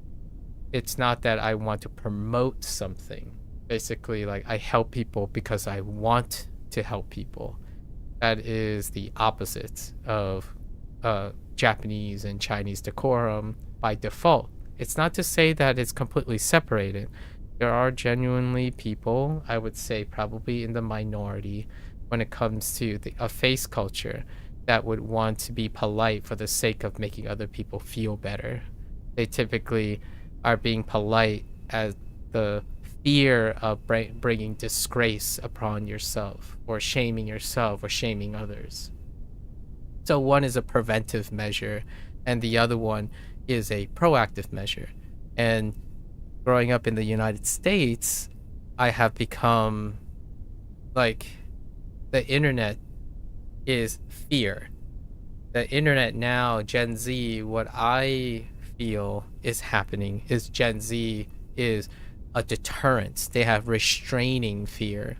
So when someone wants to become a content creator, for example, the greatest thing that drives a lot of early content creators is the fear of being disliked, the fear of not making something appealing to the public, the fear of not being good enough to sell content or monetize content or be popular. Not, you want to do it to share what is interesting to you and encourage people to be interested in the thing you find interesting. That's the passion-driven one, which I feel that was the original, or the romanticized version of the early internet days. All the content creators are passionate. They are specifically want to share their goodness with everyone, not trying to produce something that everyone must like or want to like. Case in point, just 2 or 3 days ago, literally someone said, actually three people said this in three different ways. The one person said that when they asked me, how do I write this so that it is appealing to the person I'm writing to? And we were talking about personal statements. A personal statement is not an appeal to someone else. It's a personal statement. Now, the negotiation here is I'm the person who's offering a counterpoint. The reality is it's a mix of both. You want to find something that's a middle ground or a balance between appealing to the person you're writing and also have essence of you in it, which is proactive. It's not framed around something that's outside yourself. So like the act of being polite is specifically framed on the outside of the person in a face culture. The idea of kindness and niceness and being kind-hearted and emotional is internal. So it is through generosity. So that's kind of what I like about talking about this topic, because you can do both. You can go back and forth. Ultimately, one of the things that I've come to understand about myself is when I was younger, the fear of not being useful or being helpful when someone asks is why I was considered nice and kind, potentially, by my peers who are Americanized. They are multi-generational American. It can be seen as politeness and kindness, or like it can be seen as kindness and niceness. However, I was simply being polite because I don't want to upset people in public. So I always go above and beyond what, like at the cost of possibly failing someone. Nowadays, I can say, like, I'm sorry, like, I don't think I'm very appropriate at being able to do this. However, maybe I can find someone who suits your needs or your interest, right? That's usually how I would go about it. I would like defer and balance it. This type of thing, like to be afraid of consequences, is such a vivid and topical thing now. I almost feel like by coincidence, people outside of face culture, like on the internet, feels this now. They feel this urgency of consequences. However, when they see others do it, they interpret it as passion as opposed to fear. And I feel like it can be clear whether it's passionate or out of fear. Usually the things that are out of fear is to establish decorum, is to maintain the status quo. Japan is very excellent at that in their way, and so is China. So both these countries do have the concept of meeting status quo. Now, if you want to differentiate that from the truly act of emotional kindness and politeness, then it would be something, it would often not necessarily be reflective of status quo, but it would be reflective of something individualistic. So when someone's being kind to you, they might be kind to you in a unique way that doesn't blend, that doesn't identically represent maintaining something. So like, it's not exclusive, but this is one way to tell. When someone's being kind to you, it's not what everyone else is doing. Typically, there's some sort of form of nuance that demonstrates their passion that goes against the, and it can be murky. I'm not saying it can't be. Like, you could be passionate in the way that it just happens to be trendy, right? That's fair enough. Those can occur. One of the telltale signs that when you can see a person of passion is that they act kindly individualistically. So, like, instead of being polite, it's usually very shocking or characteristic or particular. So when someone is particularly nice to you, particularly polite. So in their own way, so to speak. Like, I often think about the romanticization of American snoopiness, right? You have that neighbor who like sticks their nose in your business all the time, and that's just because they're overly concerned with you, and that's how they express their quote-unquote politeness, but more like kindness and niceness. That's kind of usually what I think about when someone would ask me like a very personal question. And one could say from a polite from a polite standpoint, like the fear, right? Chinese and Japanese, right? When someone asks me a personal question in public, that would be considered unpolite, like not polite, because it's incredibly risky. You're asking someone something very personal in public. So the polite thing to do would be to decline asking, but share something that is indirectly answering that question without revealing any personal emotional investments. Like, you wouldn't say, oh, that's really personal. That's a little weird to ask. That would be impolite to say that. It would be something like, I feel uncomfortable speaking about that. However, you could say something in place of it. That's politely declining and being polite. Now, that person can be construed as being rude, or from a perspective of proactive passion, that person seems to be really interested in you. That's usually the two hallmarks of perspective. And this one is a pretty deep one.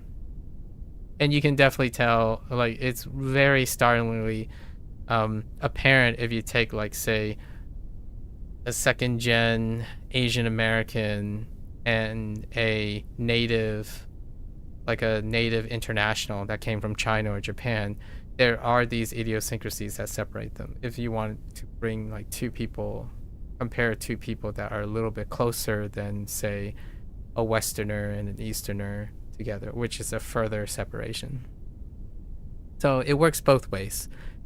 Politeness, being polite is a distance measure versus being polite as a emotional connection. And oftentimes it can lead to misreads or misunderstandings. And that happened when I was younger, pretty anecdotally speaking, obviously.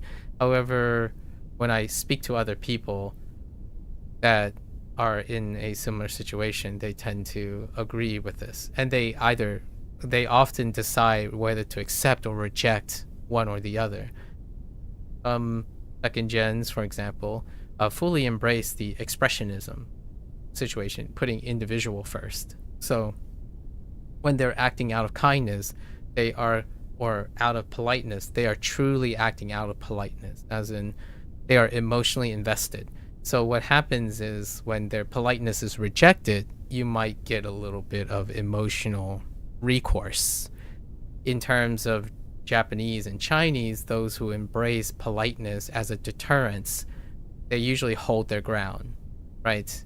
Stoicism and tolerance. So when someone is being incredibly belligerent to them, even though they're politely declining and refusing, they will persist on being polite, regardless of how refractory and tenuous the relation. Like, someone could be yelling at them and they would simply tolerate it and be polite because their fear is greater than their willingness to be kind or nice or be invested.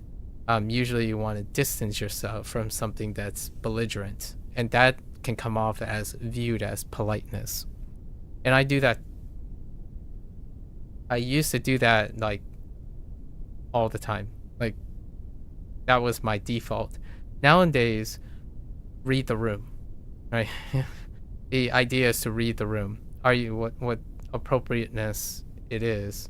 So you could kind of see that in order to acquire appropriateness, there are less rules. Like, rules become flexible. So is it always appropriate to be polite? I would say no. Rewind 20 years ago, I would say yes. Being polite solves everything. Like, being polite means you either can't be damaged because you're so distant from it, and it rarely ever reflects poorly on you. Whoever else who wants to be aggressive and direct, it reflects poorly on them, and they will get their just desert. It will, karma or rules will come around to get them for being impolite in a system that supports it.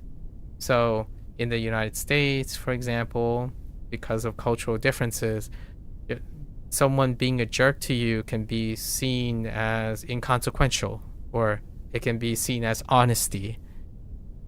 In like a place like Japan, it is unapologetically most of the time considered rude and disrespectful. So in the United States, when someone's being a jerk to you, you don't know if they're being honest. So in the end, being tolerant and polite may make you even seem weak and guilty, right? Holding your lip, not saying something, for example, in the United States, can be seen as withholding information and a assertion of guilt versus always in the right because you are tolerant and stoic, which is the gold standard in Japan, as well as in China.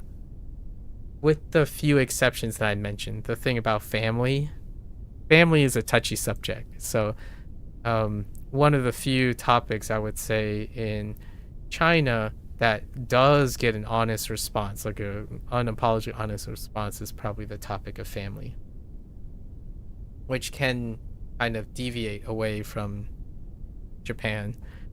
Like when you make it personal about family, I feel that's where the line is drawn oftentimes when it comes to my personal experience with Chinese matters. Meanwhile, I feel like Japan has a higher threshold on average. Interesting. What do we got? 鸡蛋. 忌惮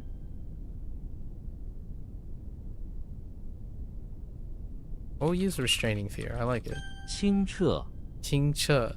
So, 清 is clean, which is one of the stronger ones, and we're adding it to 澈 because I kind of dropped the actual word, the meaning of 澈. 澈, the read is pretty good. 清澈 Okay. 清澈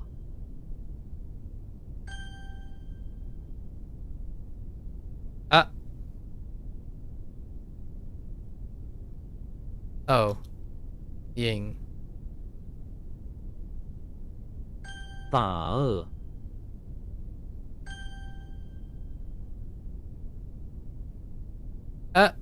What? Oh, is it? Wait. Is it really Jing? Recite. I thought that was... Oh, no. Ling. That's a typo. It's okay. 忌惮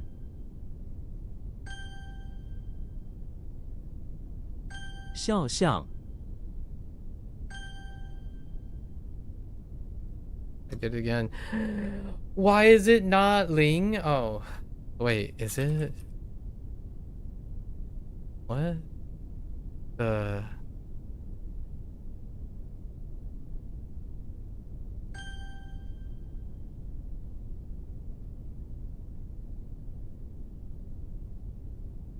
Am I writing the wrong thing? Oh, it's Ying? Oh, wait. Yeah, why am I typing Ling? What? 身影 I don't know why I'm typing Ling. I understand why I'm typing Jing. Jing and Ying shares the same character, but I don't know why I started typing Ling.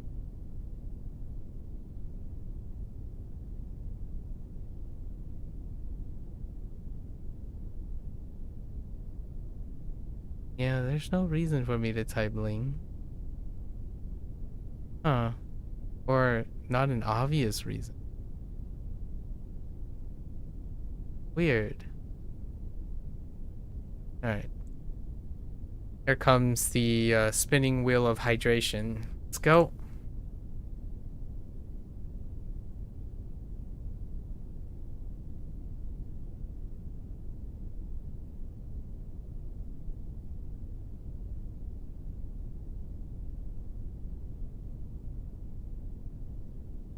Oh. So satisfying. Alright. No components, huh? Okay. Alright. My first thought was wall. And then now I'm deciding against it. Is that snow?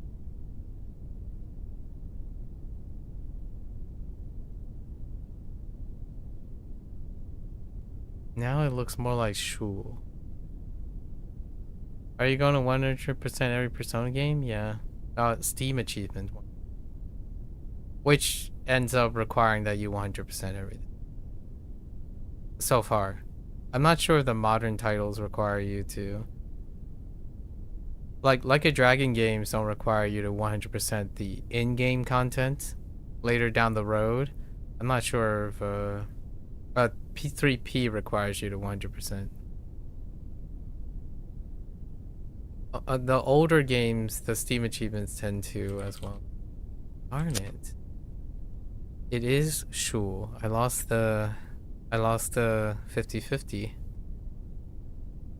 Okay. I think that's fine. Hi. That's how I type hi. One day, that's just gonna be a normal. Instead of typing HI, everyone's just gonna type hi. HAI.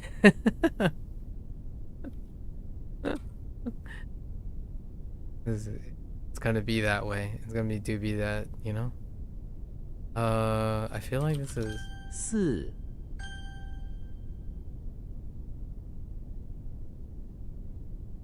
oh no, it's not long.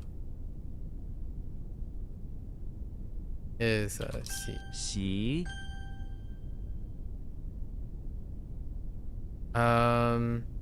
So the difference between guy and heck, I lost it. It's a 50.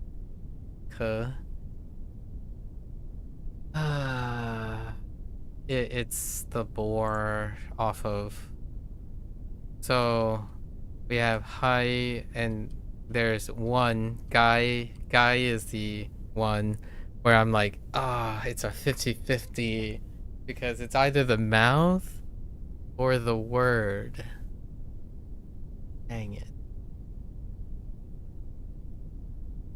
Okay. Okay. What is that? Soul for coughing. Soul.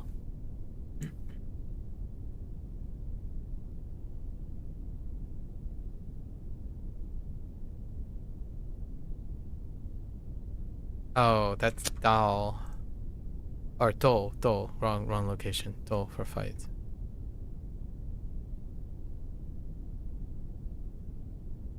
Oh, that's not Yang, so it's probably Tang. Or is it Yi? What type of bug is this? It's Yi. The lizard. Easy insects. Lots of females. Was it like T? Oh no.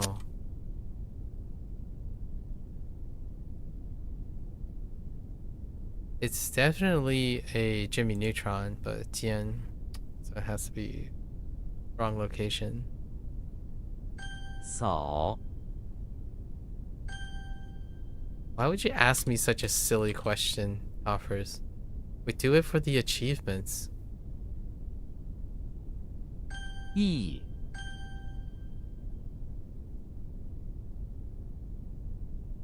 Wait. Why do I wanna type 人 in Show me stare. Okay, right, I'll stare you back.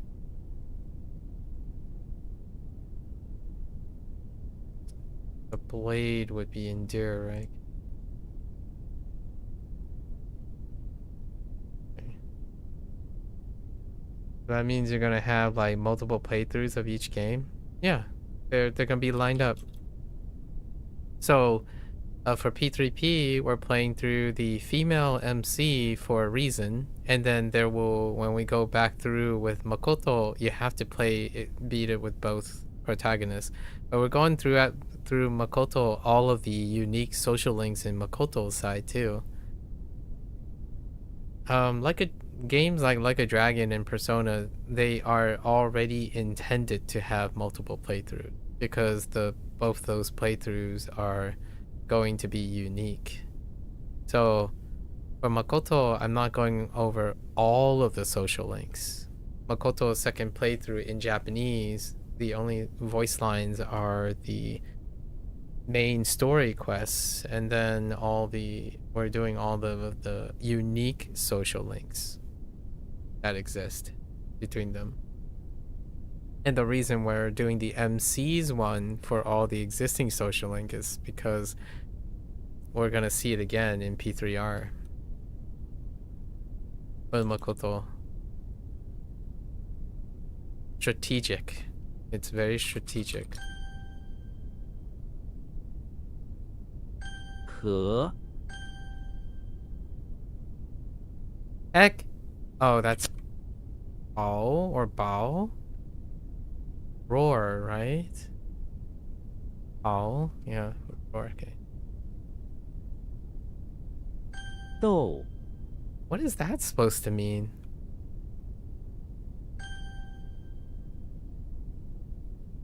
也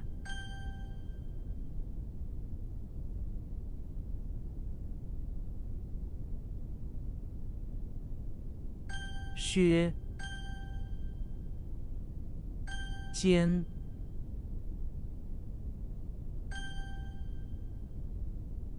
鼠 Skin? Oh. 我 Heck! Which side is it? Uncovering? It's the left side. So which side did I end up using? Man, the three down the middle. 3 down the middle is tough. So I could use the left 2 or the right 2. If I use the left 2, it's break. If I use the right 2... Actually, break is pretty good. Did I use break?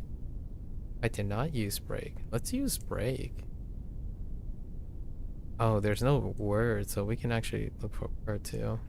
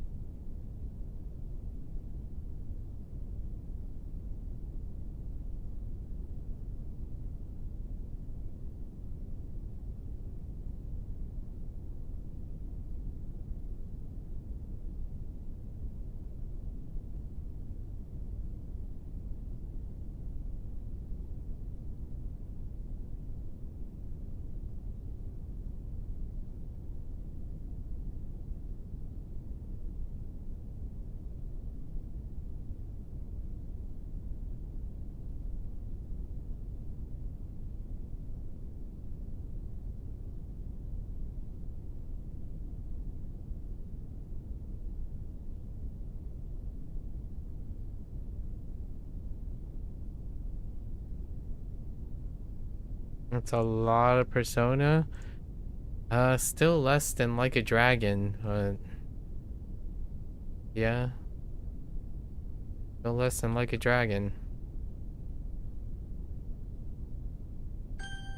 Oh, wait. I needed to... 先 So, uncover. Maybe Ming? Xian? Xian. That would be kind of funny. Oh, Xian Fan. Xian Fan is fine. Xian Yong. I don't know about that. That's to uncover, like, like anger, gushing anger, to seethe. Xian Fan is pretty good. To overturn, to turn something over. Surge up. Interesting. To remove. Let's use Xian Fan. Fan is a little on the weaker side now. You'll show me a dragon? That's kind of... 砍 It's lump, or bump, or pit. It's okay. Got it. Okay. 刨 Scroll. I'm gonna say 卷 roll. I immediately want to type shi, but now I'm not so sure. Heck! Gee, bearskin. Dang it. Oh, why does it look like shi? 'Cause white, maybe? With tree.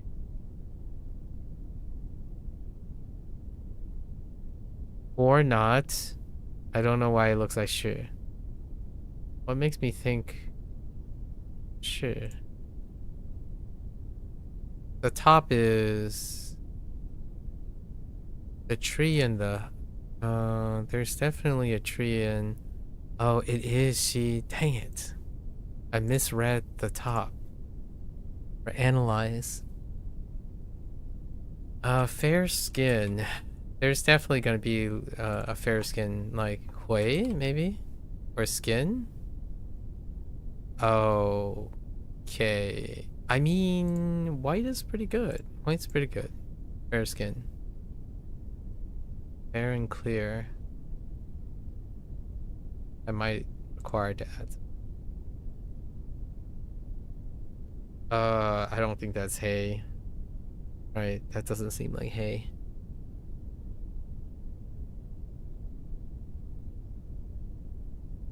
Mo. What the more? What the heck is black soil do? Is it just black ink? Okay. It's okay.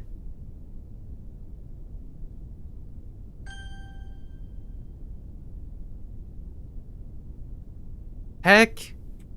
I got it mixed up with the... That's way. For console.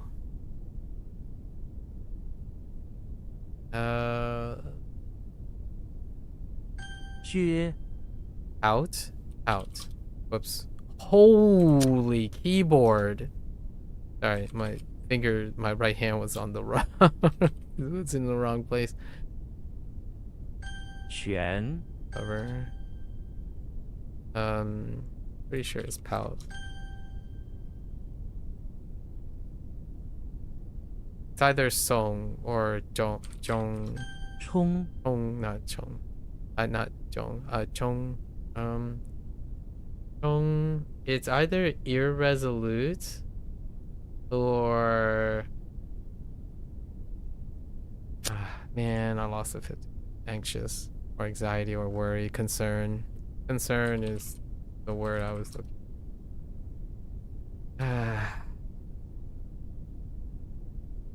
YOLO.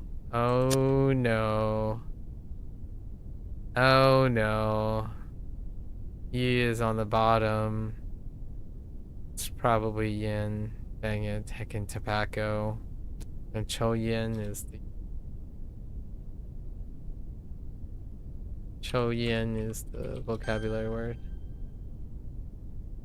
烟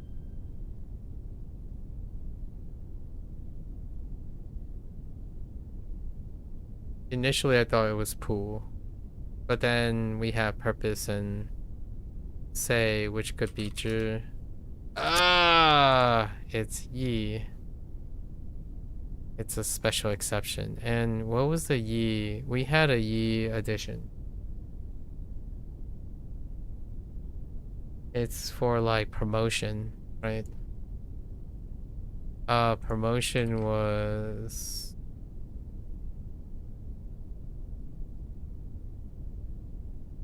J no 不是公益 no? No. Actually, I'm not sure. Did I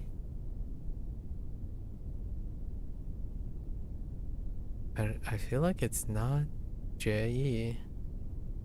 Oh, 教义.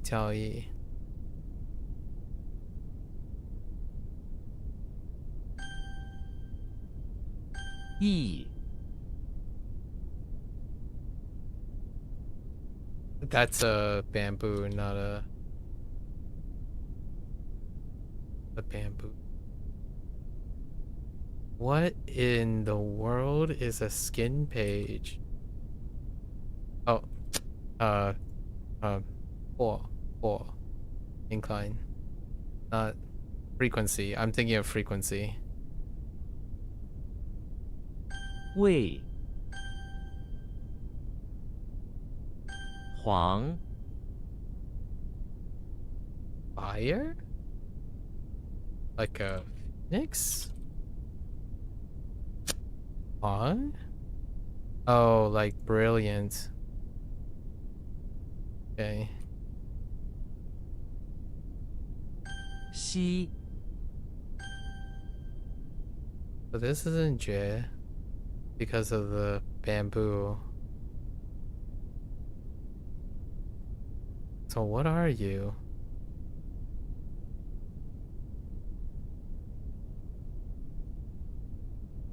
Why do you look like J, but why? Oh no.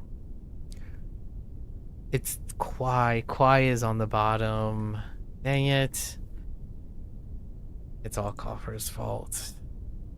Yeah, it's our one of two Kwais. It's Kwai, not J. J doesn't have the soul. No soul in J.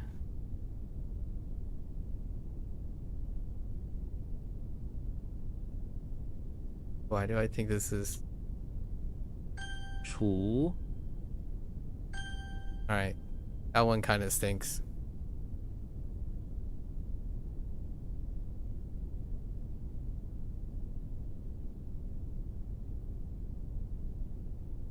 No!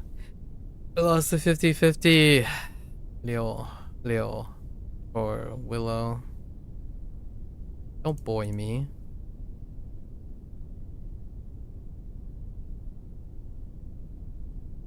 Okay.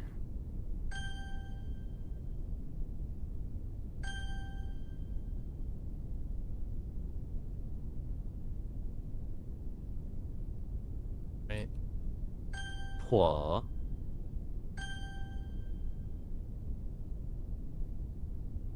变。 This is the region.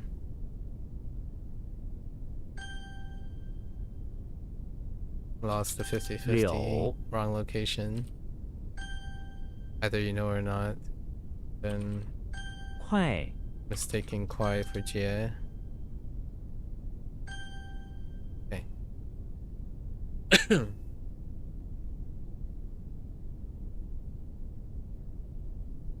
All right.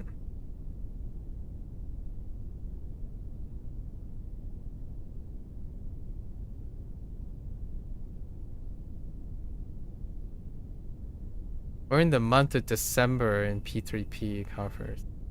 Oh, and I have made my decision on like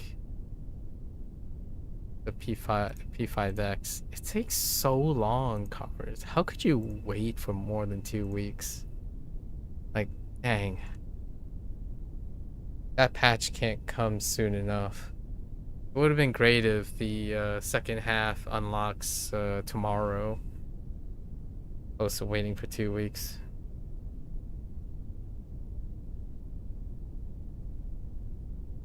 You're still in July. Oh, you're...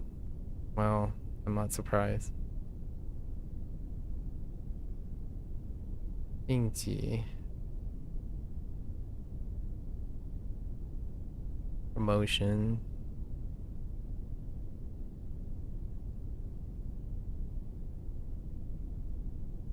Oh.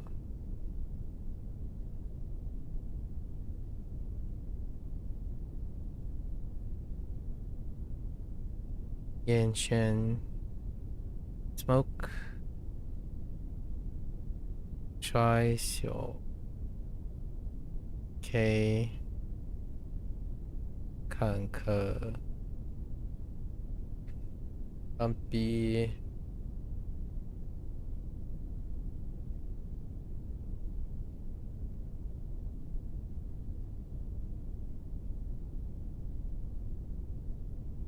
情或 apprehension 用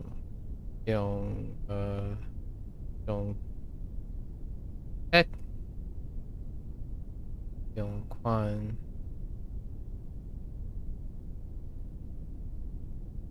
predicament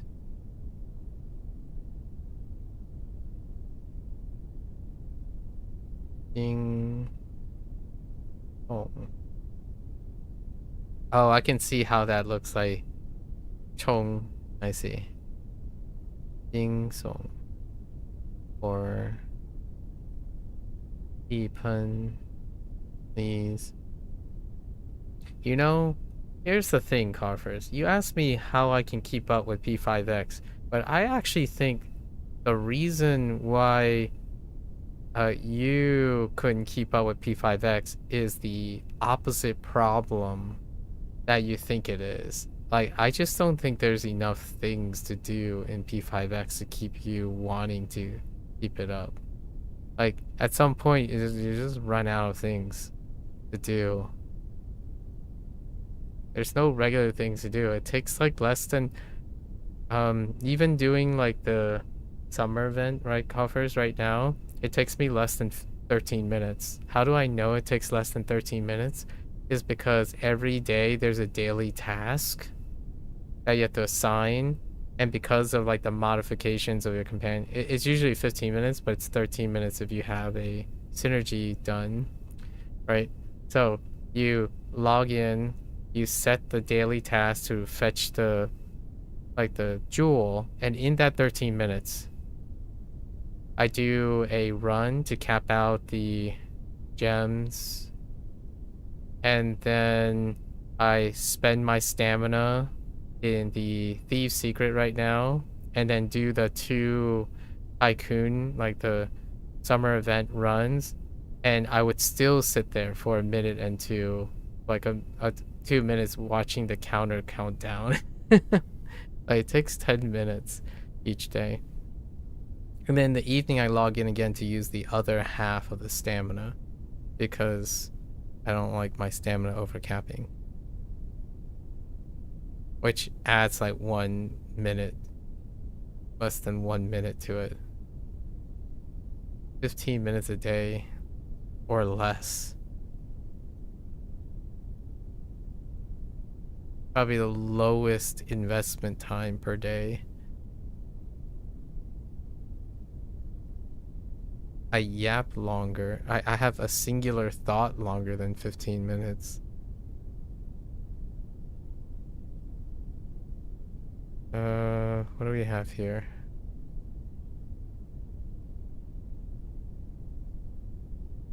Juan Shi permit 各大店铺按博跟休憩 rest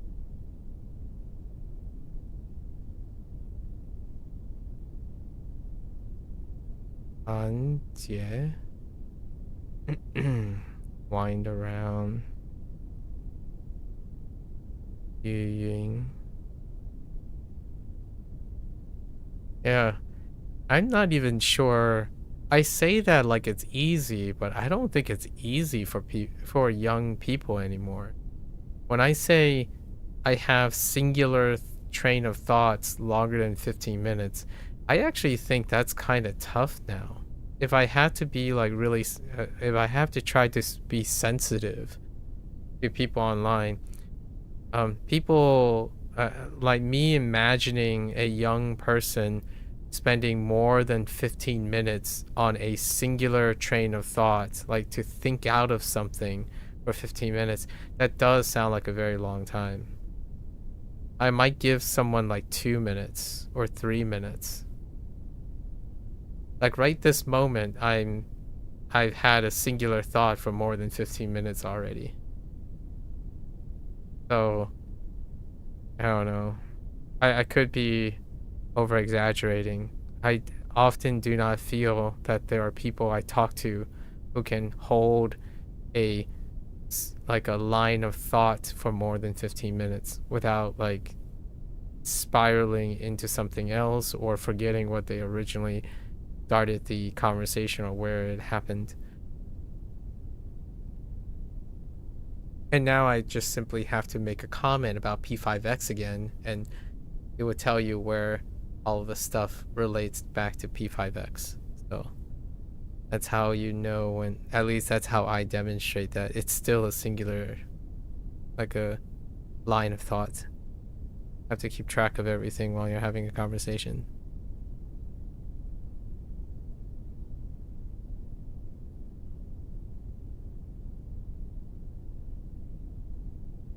Oh boy.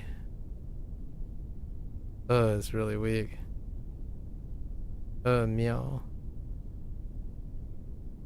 Error.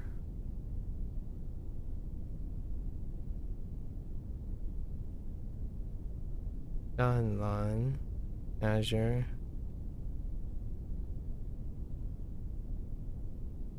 Dongqing. On love. Unsure. Make public.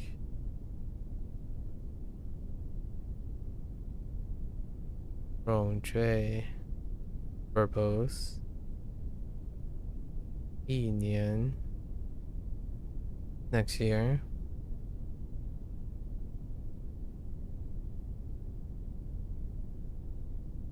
Hi, Jewel. Hear the boar. Go Chang.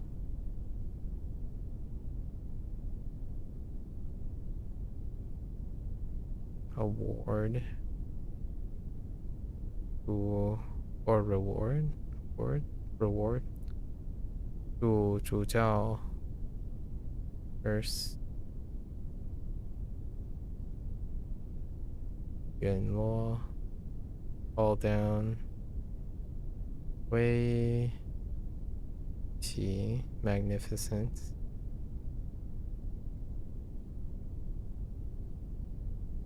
Oh.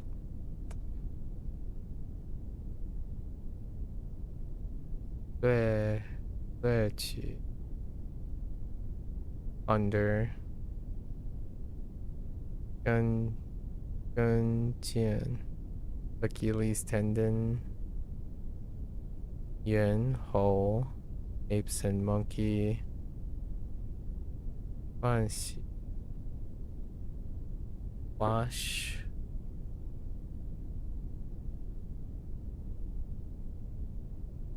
慧霞 Intelligent. 学者 Dick. 古迹 Historic site. 往日 Blog. 聊骚 The flirt. 被 We.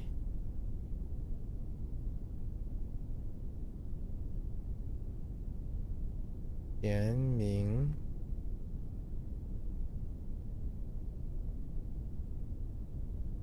严明 wise and capable. Yes, no, owl. Ding Ning, Horn, Ai Chun Dao, Taekwondo, Wu Yi, as soon as, 是要 fight, I your exclamation of pain, 玷污 stain, 瘟疫 sleepiness, 分支 charm, 花鸟 snail, 噎住 choke on, 烩面 braised noodles, 冻鹤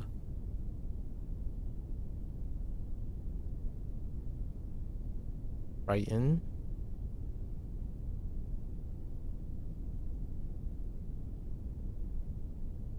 清澈 limpid or clear, 打恶 the hiccup, 一单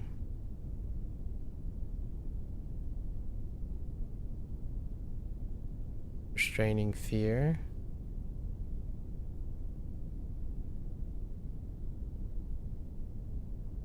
肖像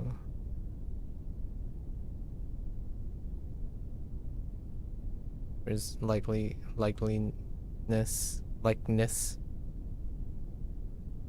not likeness, 真影 groan, moan, and I realized that actually might be a tone shift because ying is recite, so that's actually a tone shift. That's why I keep typing ying as well. I don't know if I'm gonna keep that one. Alright folks, that's a wrap for HanziHero today. You're gonna watch this later. 谢谢. As always, feel free to follow along. Pick up HanziHero for yourself. You're always welcome to come on by, yap, discuss, reflect, keep each other motivated. So until next time, 大家下次见，感谢观看. Thanks for watching. I'll see you guys next time. Want to stretch, walk around, contemplate about the meaning of life, and I'll be back for P3P. Thank you.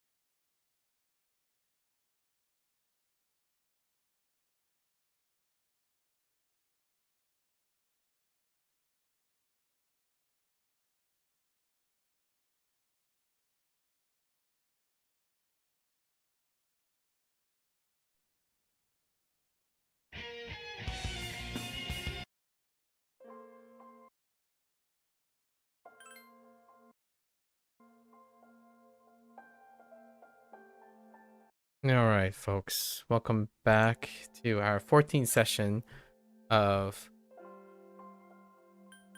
P3P. Yesterday, we largely just spent the entire time doing the Tartarus thing, right? So, we naturally got to completed, I believe, is the entirety of the 5th block. And we're kind of entering the last area. Filling out what our final team is going to be, and we're gonna get right into it. We have a bunch of social links and stuff to do. We are already prepared, so we're heading out and we're doing a bunch of socializing. Social butterfly, and we're going into December, right? We might do the bad ending. Because there are two endings, primarily two endings when it comes to the canonical thing, as opposed to like the romance endings, right? So we'll see. I'll probably save and look at the bad ending. I'm pretty sure it's pretty close. It just happens. The ending just proceeds, so then we'll reload and continue. The last month is the extension, so January is the last month, I believe. And it's uncharted territories for me. I still have a sealed copy of P3 FES, I'm pretty sure. So we'll see. Alright. Ekoda, our bitter classic lit teacher. Oh, how sublimely the heroine Murasaki no Ue is portrayed in this passage. She was written to be the ideal woman of the Heian period, the quintessential Heian beauty. Speaking of Heian beauty, here's a question for you, Kotone. The chief criteria for Heian beauty was the length of a woman's hair, though cosmetics were important too. They used white makeup, plucked their eyebrows in favor of a drawn-on ones, and colored their teeth with, lemonite. But do you think the men did these things? Yeah, they did both. Without a doubt. The limonite thing is kind of a weird thing that can be represented. You can see it in like various Japanese produced media back in that period. I suppose it was an easy question. Well, easy to some. It was a unified style, whether men or women, every adult sported this fashion. Even though the white powder was a lead-based and unhealthy, lead-based makeup, and they wore it to uphold their standard of beauty. Compared to them, you guys are... I don't think we want to hear what he had to say. Ekoda is incredibly jaded because he's supposed to reflect his pining for a distant past versus the contemporary modernization. In contrast to our equally as bitter, which one? Oh, I've got her name. The contemporary lit teacher who is also equally as bitter. She's more like apathetic. She has this apathetic air about her. Alright. So, we have to fetch our rewards from the police station. The teachers are caricatures of themselves, more or less.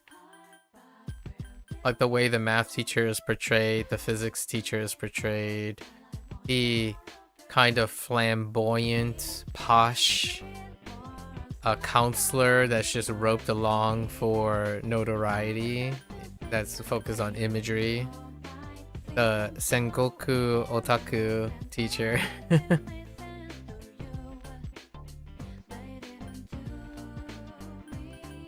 Where are we going? We're going to the mall.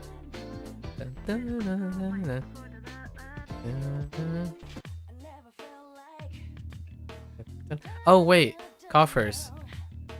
I just discovered after 60 hours yesterday of playing this game with like maybe 20 hours in a Tartarus that you can change the background music. There are 4 different tracks in Tartarus. I don't know how you adjust background music in P3R, but I hit a button to test something and there was an option to change the background music. Wild. Alright, so we got that stuff. Actually, we might want to... Maybe we'll sell some of the coins to fill our coffers a little bit, you know? Replenish our coffers.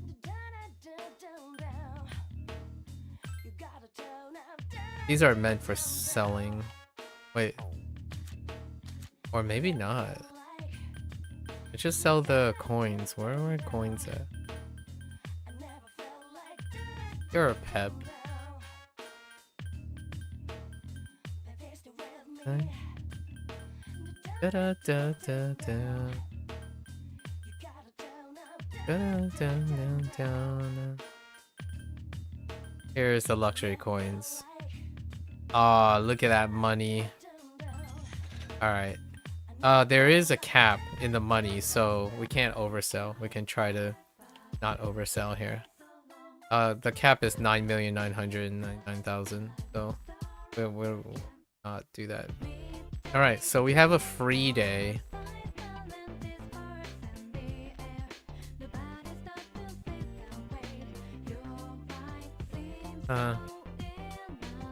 We're gonna try to go quickly, so let's just go chill and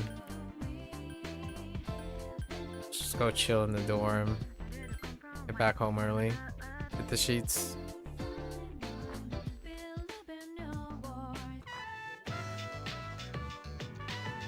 We have a free night. Oh wait.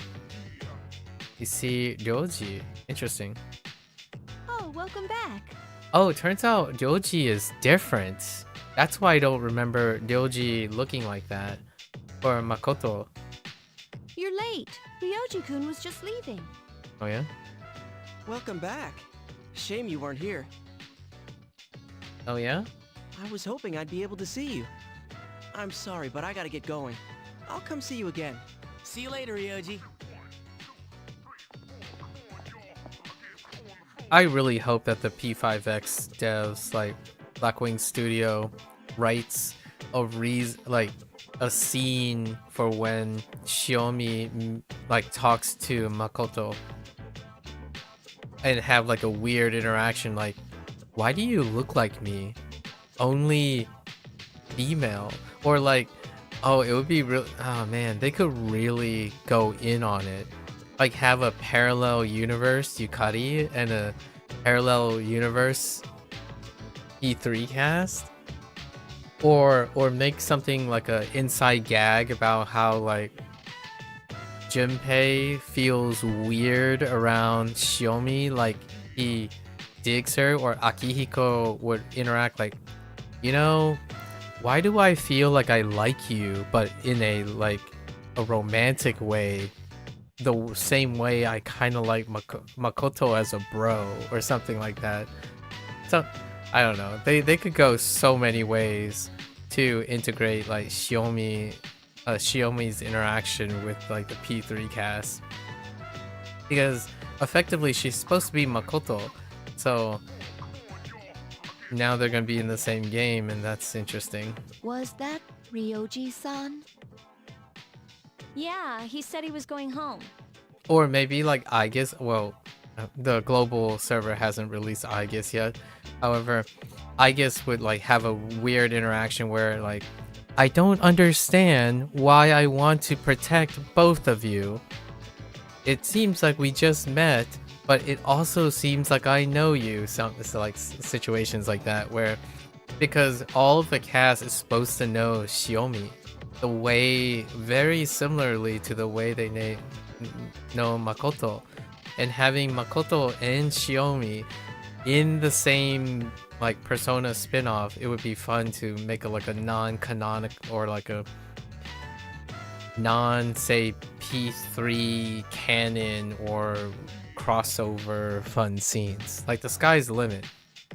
Miku was a miss to me because she's like way outside there, but Shiomi and Makoto, that's an interesting combination. What was he doing here? He's been coming here a lot ever since he started hanging around with Junpei. But visitors aren't allowed here. Yeah, but Mitsuru-senpai said it's okay during the day. I don't think we need to worry about Ryoji-kun. He's dangerous. Who? Ryoji-kun? Come to think of it, he was hitting on Mitsuru-senpai the first time he met her. He hits on all the girls. He's like Junpei uninhibited. Although Ryoji comes off as more charming than Junpei. Junpei is a potato. Although that's also very endearing too. But having him around has really cheered up Junpei-kun. And of course, Junpei and Chidori's. Well, it's not like moping around's gonna bring her back. That's true. What's the matter, Ai-chan? I envy you, Junpei. Oh no, it's the data syndrome. Desiring human emotions. I'm a machine, so I cannot understand how it feels to live. Yep. I think the FES version was supposed to address the situation, But you don't seem that different. which will play through because it's included in the P3P version. However, it is more accurate to say that I am functioning as opposed to living. There are times when I malfunction, but I can always be repaired. So if we were all like you, we wouldn't have to worry about dying. Whoa, Junpei. Sorry. Hey, I don't have time to talk. I seriously gotta go study. Too soon, Junpei. Study? Oh no, Junpei's in trouble. He just said he gotta go study. That's like Hoffer saying he's gonna gotta go study. Hey, shouldn't you guys be studying too? I heard math's gonna be a killer. Oh, that too. You wait until now to tell us that? Well, I guess we should call it a night then. Yeah, you heard me. I should not possess the gift of life. A living weapon is difficult to operate. However, I believe I understand the concept of loss. Should you ever be harmed, Don't worry about me. I'll try not to. You are very special to me. Yeah, that's kind of what I'm talking about. If if all the cast members have this weird, like, why do I care about Shiomi more than I care about Makoto? Or like, they have like this ambivalence when they meet each other for the first time. They share the same space, like, what's going on?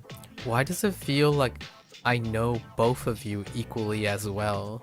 I do not know why, but I always want to be by your side.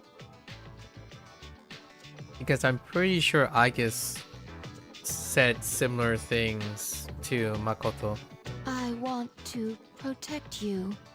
I apologize for interrupting you. I will leave you to your studies. Good night. I can imagine it would be.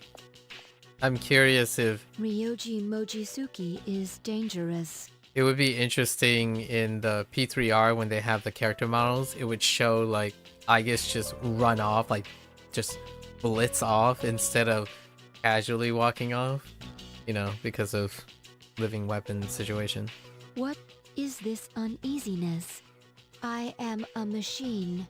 I cannot die, so they won't have to grieve for me. I must do something. I don't want them to suffer anymore. It's interesting to see how I guess when she's developing, you know, emotional attachments or something, it almost feels as though she's malfunctioning, right? Which creates a nice parallel to humans, right? Oftentimes machines, when they acquire when they acquire emotions or start to comprehend emotions and whatnot, it often is seen or portrayed as a malfunction, largely because, well, the part of humanity that is less consistent and less predictable is the thing that they're acquiring. This type of theme is usually typically one of my favorite or most recurring themes in science fiction that I read. The idea of, well, is it conceivable for a emotional entity to write something that is entirely void of emotion?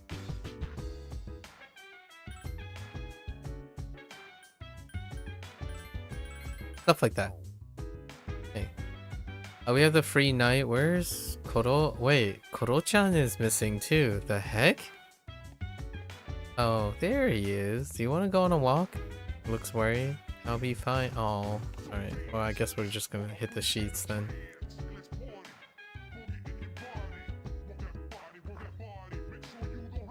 Why do you? I said, hey, hey, hey.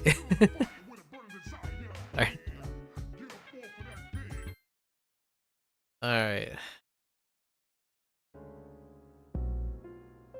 Meanwhile, Mitsuru is staring at her cell phone with a troubled look on her face.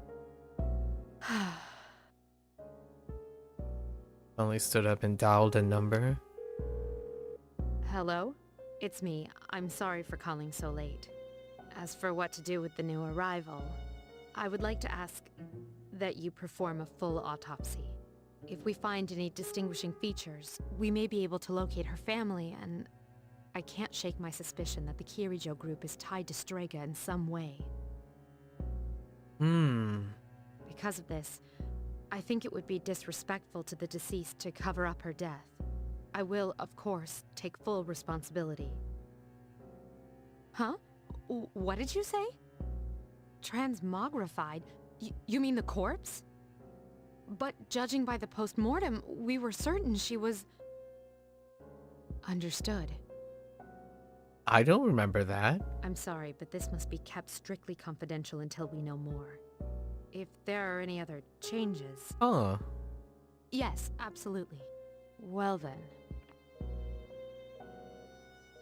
I don't remember that detail. What's going on? We'll have to wait and see what happens for now. She's transmogrified. Huh. Alright, I think we're just, what are we doing now? Ryoji? We have to Ryoji it up.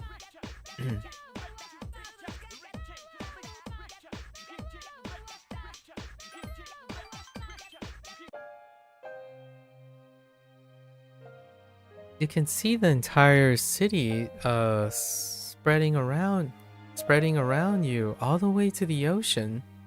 Hey, why is the city so beautiful? The city, the sea, the sky, they're all full of light. It's a big city. I see. I wonder if there are other cities that are as beautiful as this one. Ryoji gazes off into the distance. My eyes hurt. My body hurts too for some reason. What's wrong? I don't know. For a long time, I haven't understood anything. Ryoji looks down sadly. Please, don't forget me. No, forget me. Wait, don't forget me. Yeah, so it's kind of like the whole idea of being reborn, right? He is reborn, right? Death is reborn, only to experience he's feeling ambivalence, where he feels like, well, he was brought on to destroy the thing he becomes attached to, right? A part of paranormal or supernatural or even science fiction titles, they often find like humanity has both the joy and the sorrow, right? The creation and the destruction, life and death. So things like Sandman, for example, like Sandman as in the writing thing, or like the Odyssey, which recently came out.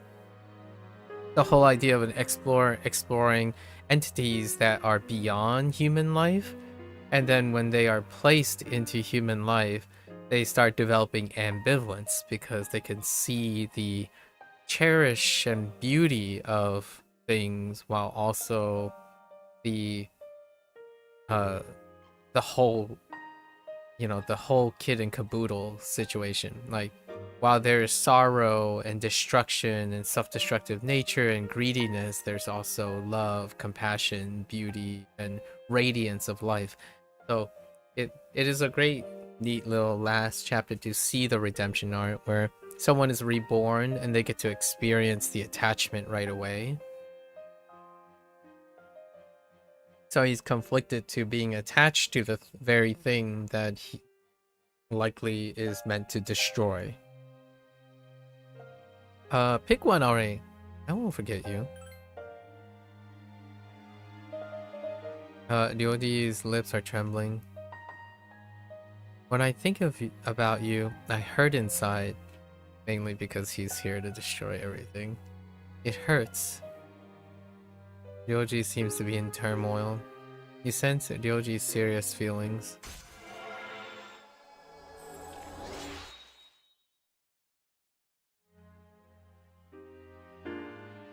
Please, forget it.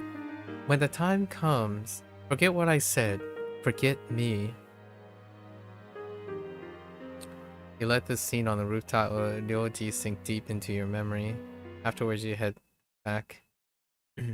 Sup, dude? Tomorrow's a full moon, yeah.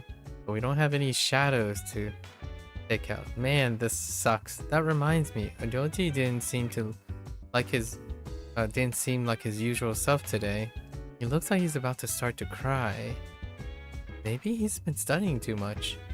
Haha, nah, that can't be it. Whatever makes you feel better, man. Alright, I think we're capping off Ken's social link.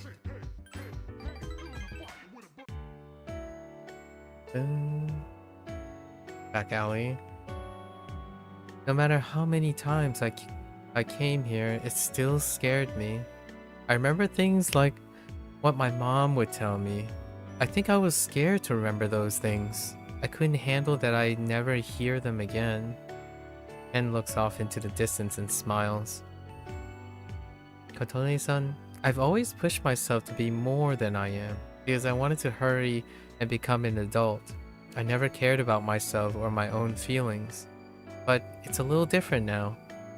I want to take care of the things I have right now. That's how I think when I'm with you. It slowly dawned on me. This may be what Shinjiro-san was trying to tell me. I want to give you this. Please accept it. A silver key. That's the key to my house. I mean, my house is long gone, but I've been holding on to that key all this time. I'll hold on to this. Please do that. I want you to have it. And look serious. I started thinking about what it means to be left behind. I still think that my mother must have had regrets. She died and left a kid behind after all. But I had a lot of good memories about that house. My mom left them for me. That key is filled with those memories. I wanted to give it to you because you remind me of those times. Right, Ken speaks hesitantly, but you hear the sincerity in this one. So there's a meme about Ken that YouTube has provided for me since I've been digging into Persona related things. And it's the whole idea of like, you can choose Ken as a quote-unquote a romance target, so to speak. However, in this day and age, it would be like a meme or joke where love is one-dimensional in my opinion, depending on how old you are, right, or how experienced you are. And someone made this joke already, like 2 days ago. They came by, and the only thing the person said was, "I hope you didn't romance Ken," or something like that. And my first thought was, like, that sounds about right. It's the irony here is the person who made that meme strikes me as a Ken, as in, like, when I think of Ken, is someone who thinks they're saying something funny when they are talking to someone older. And in my opinion, the way I see Ken as a romance target or something like that, as a female character who is much older through tribulations, it's typically one of maternal love. So the way this is written, how he give you the key, is to represent maternal love. You know, the love between a child and their mother, or the absence of a mother. That is very similar to paternal love, which is when the daughter, like, has paternal love for her father. Now, that can seem like a meme and a really weird, odd thing to feel, especially when someone does not experience it, right? So the whole irony here is, if it's really funny to make a meme about a child loving an older person of the opposite gender, when that child has a lack of parents. Actually, I'm not even sure what happened to his father. Yeah, I'm not sure what happened to his father. So paternal and maternal love is a very characteristic thing. So whenever someone makes light of that, or someone who speaks like that, they trivialize the importance of maternal and paternal love, in my opinion, personally. There's a deeper story behind that. Generally speaking, when I think about maternal love, it's a beautiful thing. And it's also very sobering, and perhaps even disappointing, when the current trends in the world of the internet that I interact with, that most youth think it's really funny, or like it's humorous to poke at and belittle that these things don't exist, and they interpret it specifically from the perspective of intimacy, like intimate love between like two people of similar empathy, versus also the platonic love, right? There's also platonic love. There's also parasocial love now, which is a very important thing to keep in mind, because I think parasocial love is on the uptrend, where someone can fall like deeply attached to someone that doesn't even know they exist, like literally doesn't know that they exist. Maybe generalized know that they are part of a group that exists. So regardless, it would be interesting. I didn't like say yes or anything as the female MC. I'm kind of curious how they wrote the rest, like how they wrote, if you chose Ken as quote the romance option, how like his dialogue played out. Because in my opinion, it is probably one of maternal love, like when a kid has a crush on someone, right? It's from an older perspective. Kids love a lot of things, and they tend to do so, and it's also the older person's responsibility as well to nurture and organize those thoughts, right? Crushes happen, and that's another thing that I feel a bit disappointing. It's not as funny as some of the like forums and some of the people who happen to mention this to me. I don't find it particularly funny, because I genuinely do believe that the people who spend their time online and make comments like that, I'm not entirely sure if they even experience maternal love. And it's probably a guy too who would say that. So just my 2 cents. Not that they need it, like you want, like it, I'm not sure if you want something you never had or that you need it to be like a functional human being. However, to resonate with me, like say something that particularly resonates with me, it would be understanding how important the role of having parents are, loving parents are in a child's life. That was like the whole seriousness about this. And I'm playing Persona now, right? Back in the day, I was playing it as a teenager. And even then, I still juxtaposed it to my life with my parents, my Chinese parents. Now, I'm practically old enough.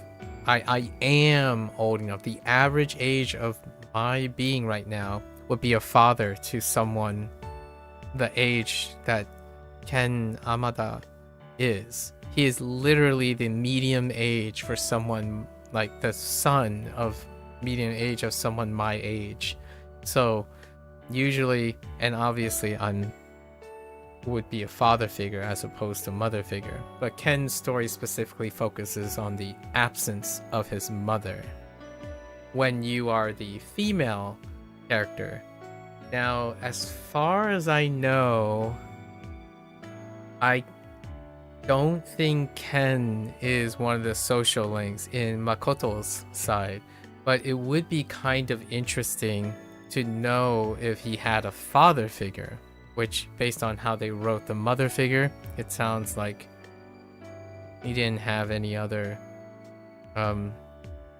parents. And one of the things about Persona games that I like to read into nowadays is I have a hyper focus on parents because that's so topical now.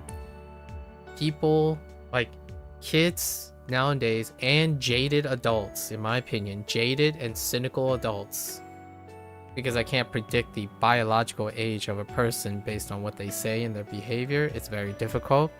It's kind of rampant now. So whether that person, these people that I read are like in their 20s or even as old as I am, their jadedness and their cynicism can be seen through the eyes of how they look, what they look for in at least in my opinion, in these games. And the first thing I think about is these people probably have parents and have the privilege, I suppose, the privilege of parents that are alive, and yet they may choose intentionally or for very justifiable reasons, for example, to be estranged from their parents, right? And that is the type of commentary and individuals that I tend to interact with seldomly. Like, they don't stick around, they don't form attachments, they don't converse in a way. It's very detached, parasocial. The individuals that I've come to very much love to interact with on a daily basis, or maybe a monthly or even long term, usually they have some appreciation for their parents. Despite being like having disagreements and like distance and stuff, they understand the importance and the presence of their parents.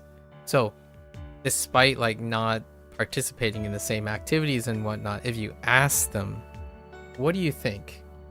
They would at least appreciate what their parents have done for them or become available to them, right? Obviously, I'm not talking about cases where the parents are potentially abusive, right? Or negligent. In this case, right? When we're talking about Ken, or most of the characters, right?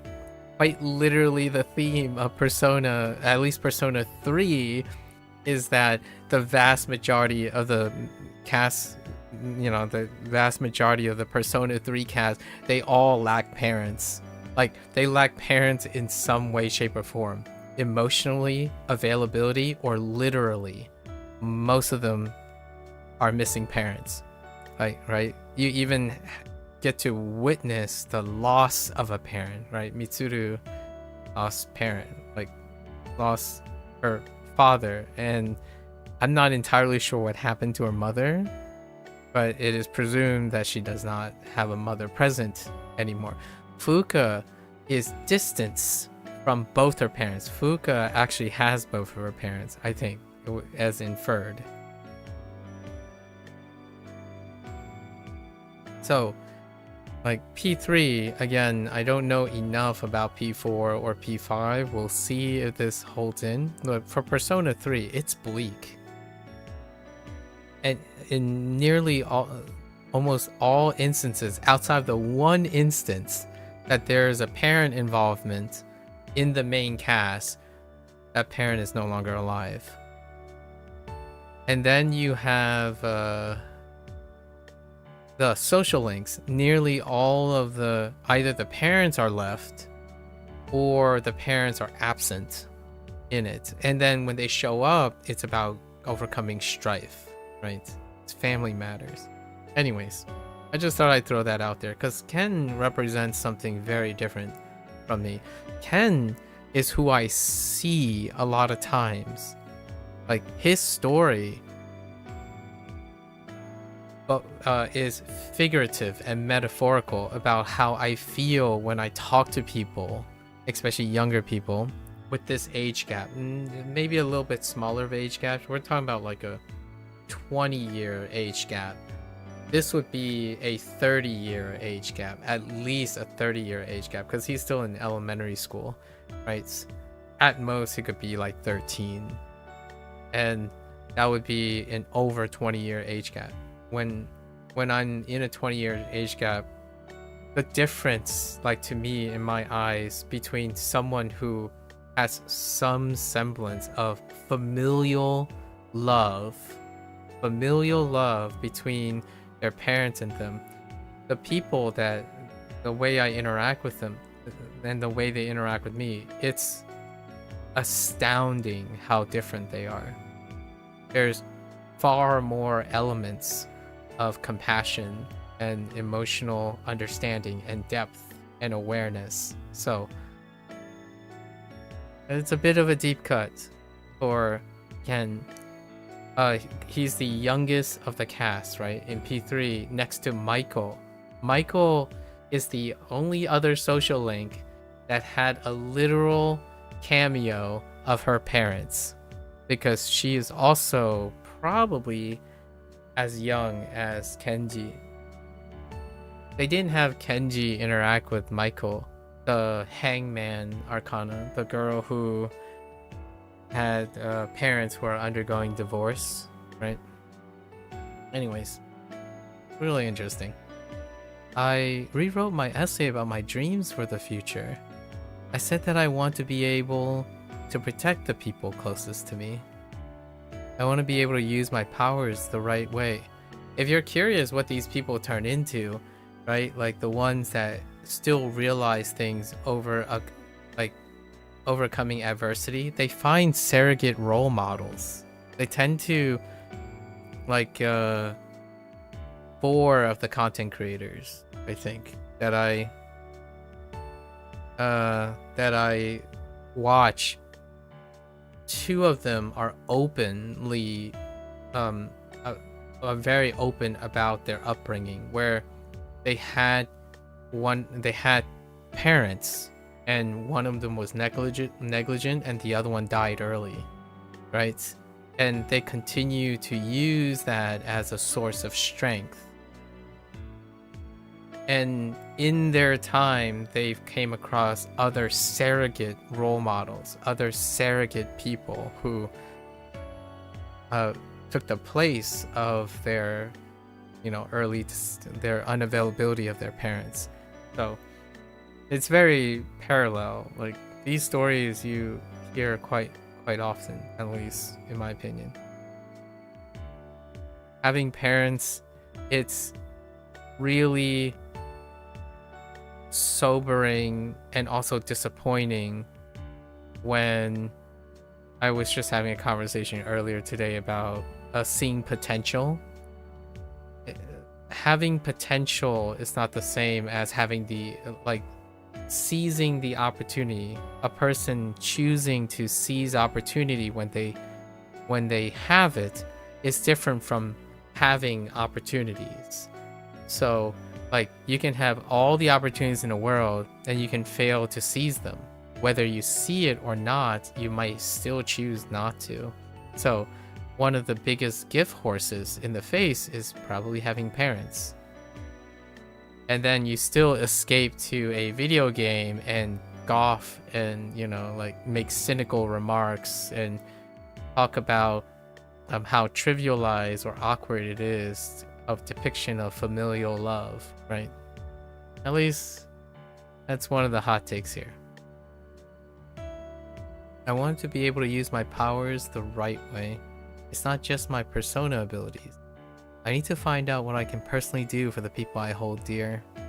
And I wish that those people will always be happy. Be able to be happy. Always be able to be happy. I'm happy right now. Thank you. This is all because of everyone, but you most of all. He nods reassuringly. He looks more like an adult than usual. I think the ones that look the most childish are the ones making the most childish remarks, especially about familial love. His face is truly that of a fine young man. Proud parental, you know?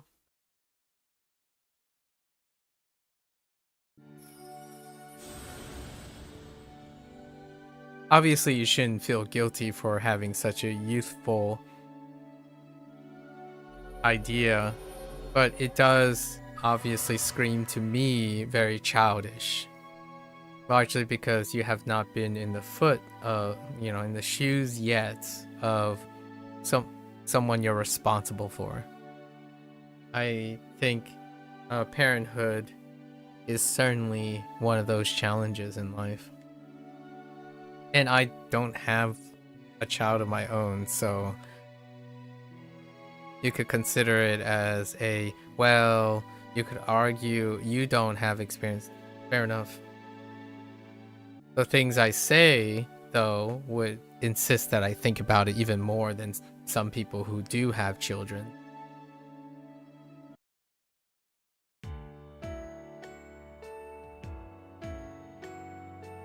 I want to help you and everyone else out more. I know I'm still unreliable, but I'm sure that there must be something that I can do too. So please, rely on me more. You spent a long time talking with Ken about all sorts of things. He is written to be far more mature than, at least from my cultural background, my mixed cultural background.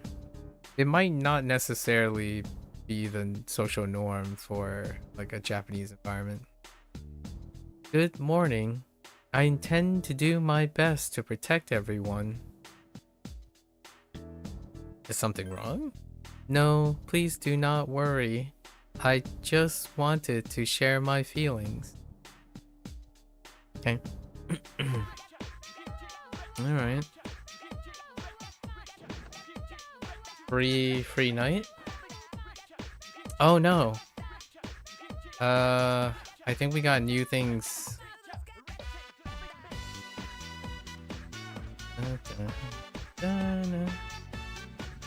Dude, just saying, coffers. Pepperoni linguine sounds amazing.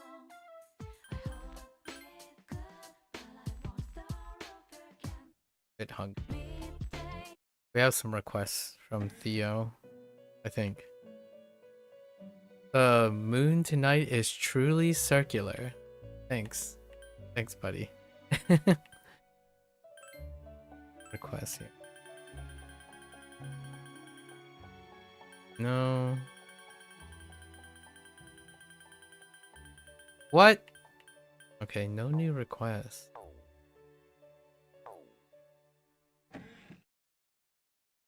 Not yet.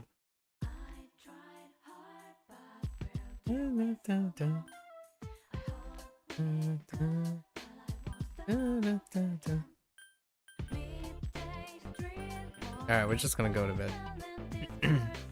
Get those sheets. Hi, Oh, wait. How was your day? Full moon. Yep. Maybe I should. Oh, yeah. Juno was her new. Have I seen? No. She hasn't been returning lately. Alright, can we go on a walk with Photo? Nice. No reason. Just go on a walk. Walking happily. Picked up something. Alright. Good boy. Spend time going on walks with Photo-chan the whole time.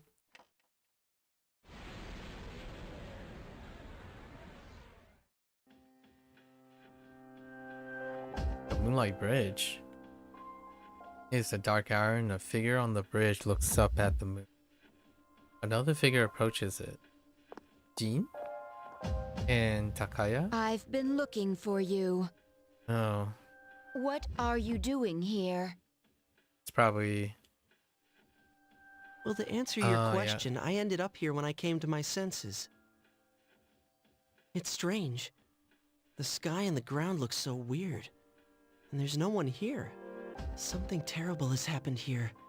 And yet I feel at peace. Have you forgotten? Forgotten what? The Dark Hour. A time period few people are active during. But you've somehow adapted to it. Too well for a human, in fact. Yes, it's all so clear. Now, I understand the reason behind this feeling I sense when you're around. You are not good. You are my enemy. Your enemy? Enemy? That's right. On a night like tonight, the moon was full. It was long ago. Yes, we met once before, as adversaries. Who am I? Who are you?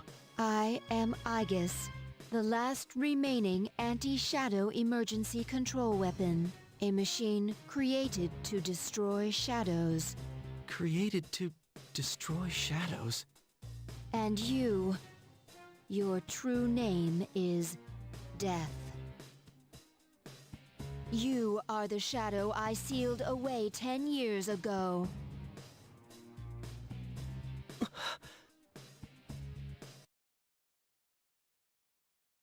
Yes, it was 10 years ago. The night I was born into this world. I set foot on this very bridge. The sole purpose of my existence is to destroy shadows. It is for that reason that I was given a personality and a persona. I am the 13th Arcana. I was never meant to be. Everyone called me Death. But when I was born, a part of my power shattered and was strewn about. As a result, I was incomplete. Even so, you were far stronger than I anticipated. Since I could not defeat you, my only option was to seal you away.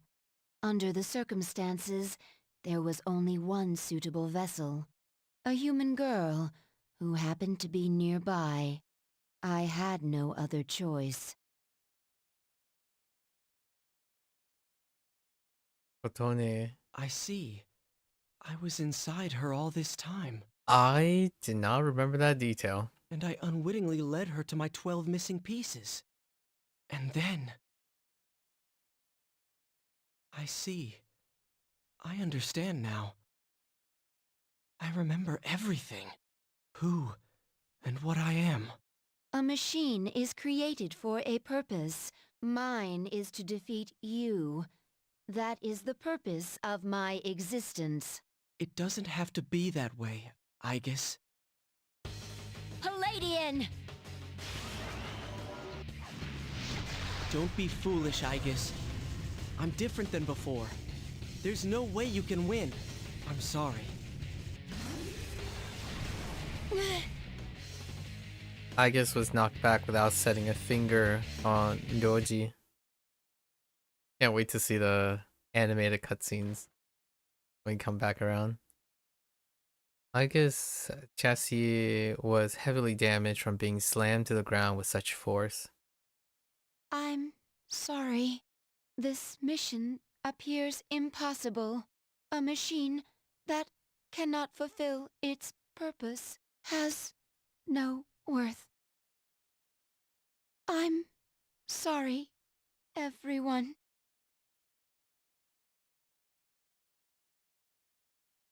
You were the I'm vessel of scared. death.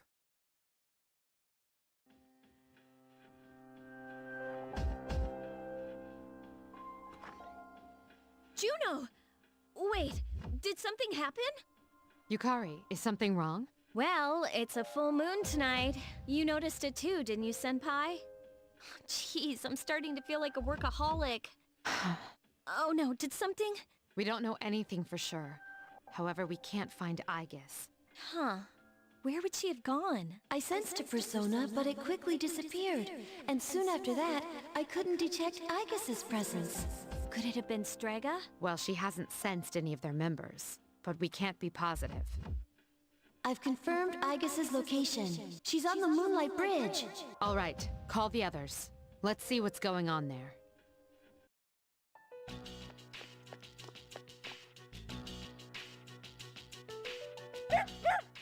Aegis! I'm sorry. I remember everything. Who I am.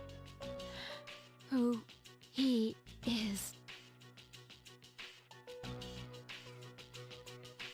I know why I wanted to be by your side.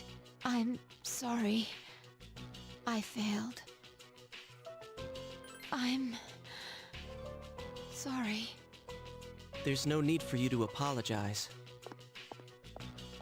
You? Ryoji-kun? Wait, what are you doing here? Aegis! What's going on? It's all my fault. What? You did this? Akihiko, wait. He's not showing any signs of aggression. Tell us, who are you? What are you? I'm the same as the beings you call shadows. You're a shadow? I'm the embodiment of all shadows. The Appriser. Born from the union of the 12 Arcana. The Appriser? I remember everything now. The frightening truth about myself. And shadows. It's all so hard to believe. You know the truth about shadows? I do. What? The shadows are here to facilitate the rebirth of the maternal being. The maternal being will begin to awaken as she is drawn to me. The Appriser. You're the Appriser? That's right. What is this maternal being? She is a great entity. There is no comparable word in your language for her. 10 years ago, a man collected a great number of shadows and contained them in a laboratory. That's where I was born. But the unification was interrupted, and I awoke in an incomplete state. Not long after, I fell to Aegis, as she did to me. Aegis? Is that true, Ryoji? She knew she could not defeat me, so in an act of desperation, she sealed me within a child who happened to be standing nearby. That child grew up, carrying me inside her, and by a twist of fate, she later returned here as a transfer student. You mean... Yes, I lived inside her. inside her? Her special persona awakened, as did the 12 shadows, all in order to become one with me. That was the Thanatos in the beginning. Ryoji's? Thanatos Appriser? is death. And he was inside her body? None of this makes sense! So it was like in the very beginning when you first awaken. It's all my fault. I'm sorry. There's more I need to tell you. Ryoji-kun! He appears to be exhausted. Let's let him rest. We have Aegis to attend to as well. We'll continue our talk later. You're in shock at what you've just heard. Ryoji lived inside you for 10 years waiting to make contact with the 12 shadows. And the boy named Feros was actually Ryoji. So many questions remain. Meanwhile, we gotta proceed with our school life here. He's awake now. Let's meet tonight on the 4th floor. Okay. All right then. I'll see you later. Damn that Ryoji.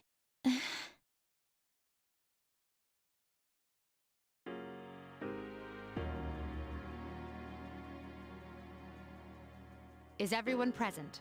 Are you okay, Ryoji-kun? Yeah, I'm okay. Thanks. Besides, there's more I have to tell you guys. Ryoji-kun. There are many questions we need answered. To begin with, you said shadows were here to facilitate the rebirth of the maternal being. Please elaborate on this. The maternal being is called Nyx. Who the hell's Nyx?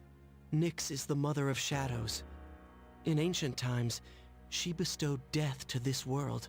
If she is awakened, darkness will once again cover the land and all life will vanish. All life will vanish. Are you saying everyone will die? It would be more accurate to say that everyone will forfeit the will to live. Are you talking about the lost? Everyone seems to be coming to the same conclusion. Every human being will become like the lost, leading to the extinction of mankind and the end of the world. The fall. But it's still possible to keep it from happening, right? What? There's no way to prevent it? I'm sorry. Wait, what are you apologizing for? Are you saying it's for certain? Yes, you heard the bell. I'm the appriser. The appriser of death. So obviously there are two choices being here. Either remove the appriser, or alternatively, right, the MC is the appriser as well. My existence is the affirmation of the fall. The affirmation of the fall? Everyone's at a loss for words. It is inevitable. The entire human race will become members of the lost at behest of the appriser. Ryoji's existence confirms the impending extinction of mankind. So therefore, Ryoji or you, right, the main character, are the apprisers. It can't be. When? When will it happen? I'm afraid you will not live to see spring. But that's not too far away. What are you guys freaking out about? All we have to do is defeat this Nyx. And that won't be a problem, because we've never lost. Is that possible? Hey, come on! That's not the leader I know. Defeating Nyx is impossible. It has nothing to do with strength, ability, or power. Just as all living things die, and the flow of time is continuous, Nyx cannot be defeated. What? That's bullshit! This is all so sudden. I was born from a collection of shadows, but now I have a human form, so I can talk with you, laugh with you, cry with you. All gifts I received because I was inside her. Of all the people on Earth, it was she who carried me. Thanks to that, I am able to give you a choice. A choice? Nyx's coming cannot be avoided, but it is possible to live in peace until she arrives. You'll have to kill me. If I were to disappear, all memories of the Dark Hour would disappear with me, as would any recollection of the fate that awaits you. You won't remember anything. The coming of the fall will be instantaneous, and you will not suffer. Oh, okay. That's probably the bad ending, right? When you decide. So it still comes to the fall still comes about. I don't know if I've seen the other ending. We'll forget everything? I'm not entirely sure if I've seen either ending now that I think about it. You'll be able to return to your normal lives. In blissful ignorance. And in doing so, the time until the fall will be slightly delayed. In essence, I am the same as Nyx and cannot be killed. But thanks to her, there's a part of me that's human. So if death comes from her hands, I think it may be possible. Ryoji-kun. If you don't kill me, you will suffer more than you could ever imagine. With no hope for salvation, you will live every day paralyzed by the fear of your impending death. And I don't want you to have to endure such pain.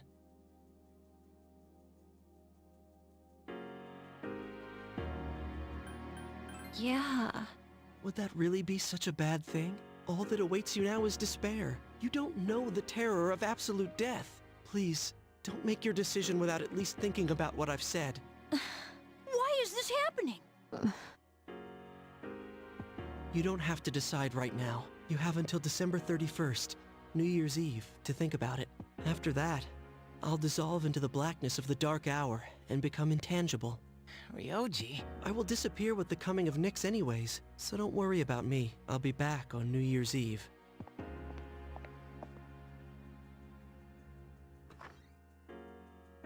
Hey, Ryoji, wait!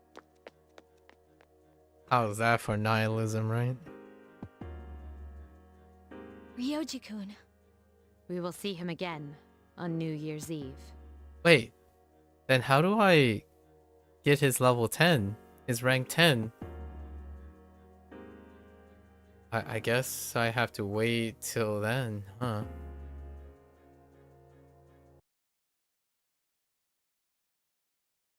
Yoji's revelations were all too devastating. The world will soon perish, and mankind will perish.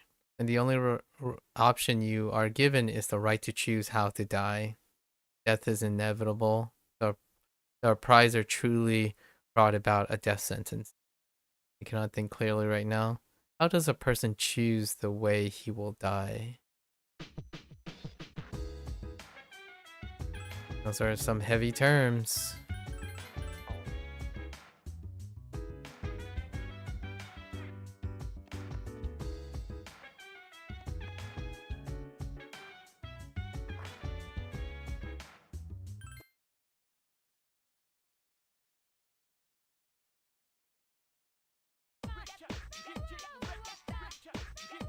I heard some people saying that apathy syndrome is nothing to worry about. I heard the same thing. It puts people at ease, right? Yeah, it certainly does for me. You think it's some new religion? What? Are you taking this seriously? Of course not. Sounds like the coming of the rapture again. Alright. I got some requests. Or a request.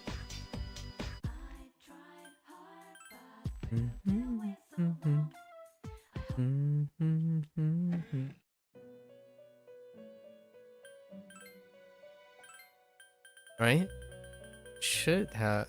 Okay. Visit. Oh! Okay, yeah, this is probably the one that.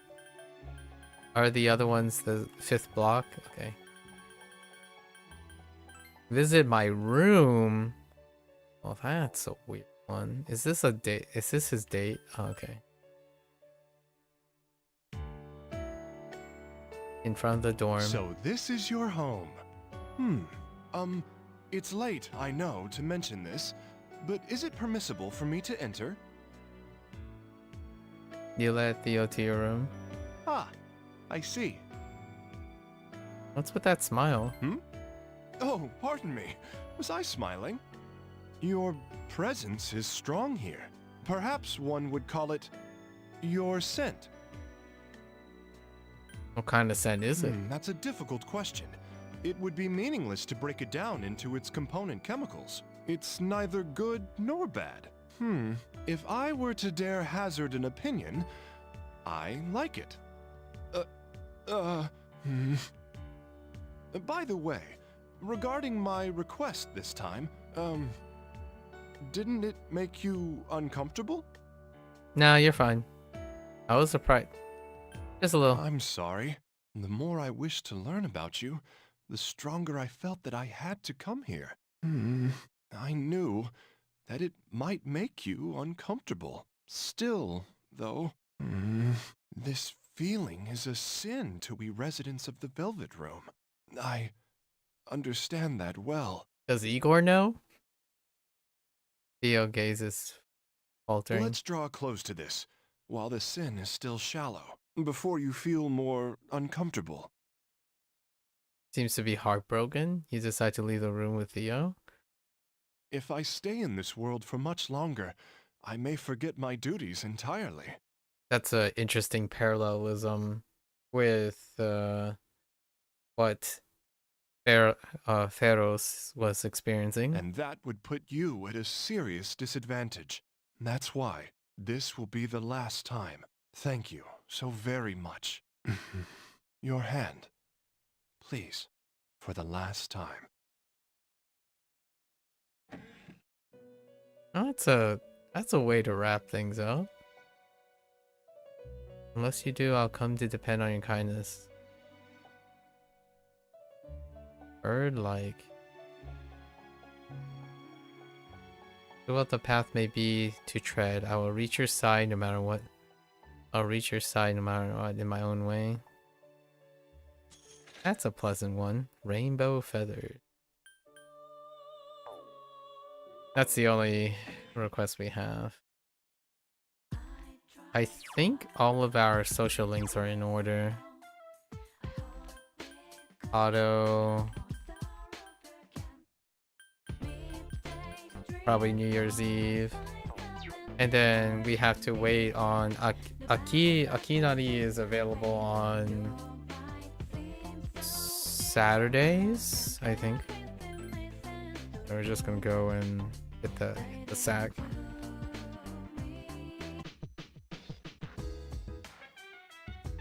Did last night just have been a dream or something? Nah, no, probably not, huh? No. Sorry to say it.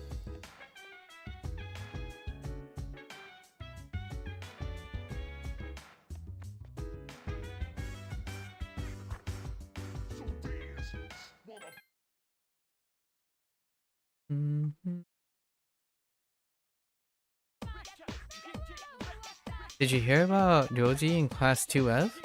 No, I didn't. What happened to him? His parents got transferred again, so he won't be around anymore. So that's why I didn't see him. Well, that was sudden.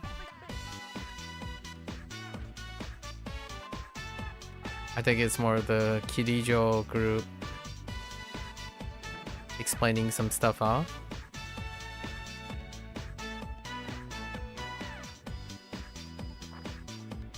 So is there no good end to this game then? It kind of depends on what you mean by good. There's no like wish fulfillment in Persona, so to speak. I'm not sure. It would be interesting to know if P4 and P5. I think P5 would likely have a fully realized, like romanticized ending because of its modern contextualness. P4 may have one too because of its theme matter. Persona 3 has life goes on, so it is a bittersweet one. There is one that's just bad, and then there is a bittersweet one. So you're contextualized, hopeful but sacrifice exchange ending in the game, which admittedly that's kind of how like other JRPGs do end of this nature too. There's no point in asking someone else. Nihilism. But you mean you can't avoid the world from being destroyed? I don't recall. I think you do avoid the world's destruction. The idea is though it would be a bittersweet ending because it comes at a sacrifice. Technically the world did end, but also it didn't end. However you want to view it, right? Scared? No, I'm not really scared. I just can't seem to comprehend all that has happened. I thought I would grow stronger after my father died, but I haven't. The world like the world doesn't get destroyed, but technically the world did end for those sacrificed.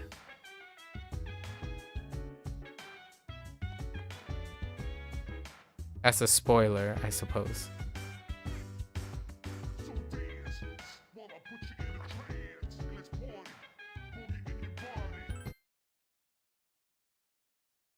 All right.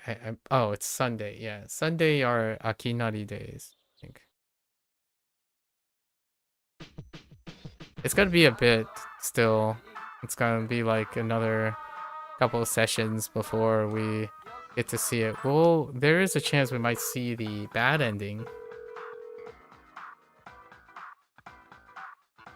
Either today or tomorrow.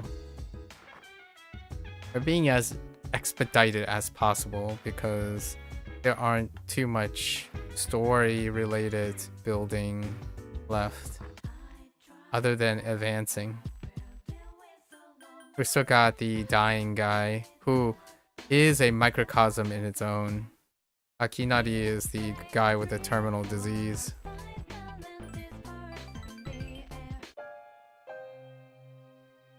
I'm still writing more of my story. How much did I tell you about? Oh, right. The pink alligator and the bird. The pink alligator and the bird have become friends, right? This was the alligator's first friend, and he was very happy. They started going to the river every day, and the little bird would sing while the alligator listened.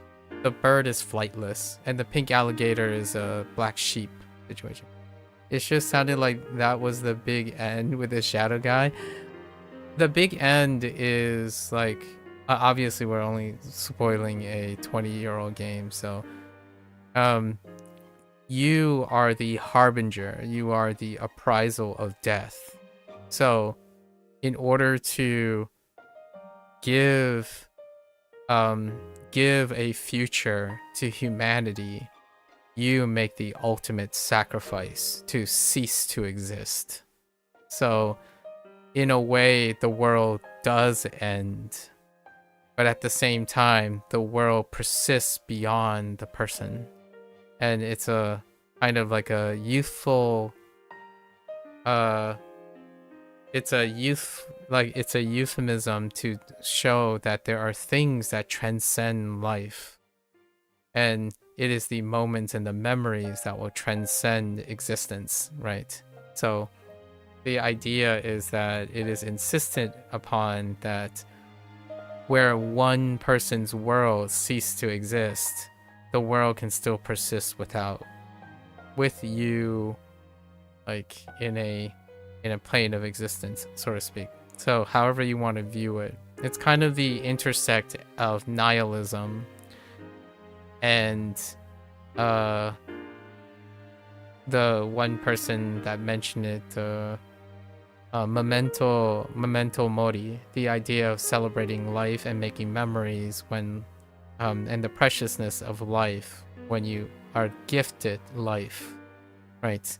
It's kind of like Ryoji is that microcosm. He is death incarnate. He's a appraisal of death, and yet when he was given life, he also wanted to hold on to life as well, or the preservation of life, which is one of those. It's both. The ending is both.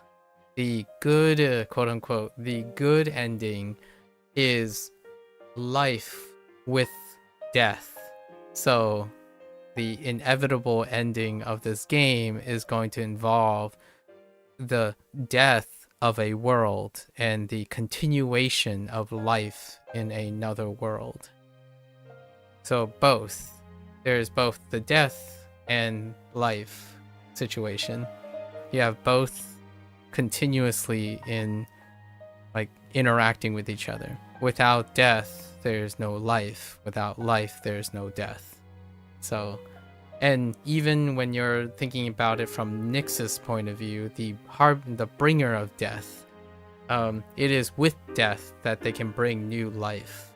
So, whether it's with mankind or without mankind. And that's kind of like the overarching theme of quite a lot of these things, where you can, it is very rarely that you would have them separate from each other. Like the world does, while Nyx might eradicate the world, it would mean that it paves way for a new world. So if there is a game that writes an ending, right, like that, which again, this is not one of those games that write an ending like that.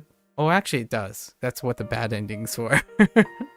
The bad ending is that, well, you live in ignorant bliss. I mean, that's what I'm predicting anyway. Or I don't quite recall if I ever saw the bad ending. You live in ignorant bliss, right? However, with the death of mankind and the world, there's going to be a new world, but you may never know what the new world is. So it could end up being a facsimile of humans again. That's kind of like the whole the circle of things. Like in X-Men, I know this is a little bit of a tangent. In X-Men, one of the original X-Men plot lines was about a cosmic force called the Phoenix Force. And the Phoenix Force is very much like that. It is there to eradicate the things that would challenge life. And then in that eradication, it brings on new life. So you can see it as a phoenix effect, like a rebirth.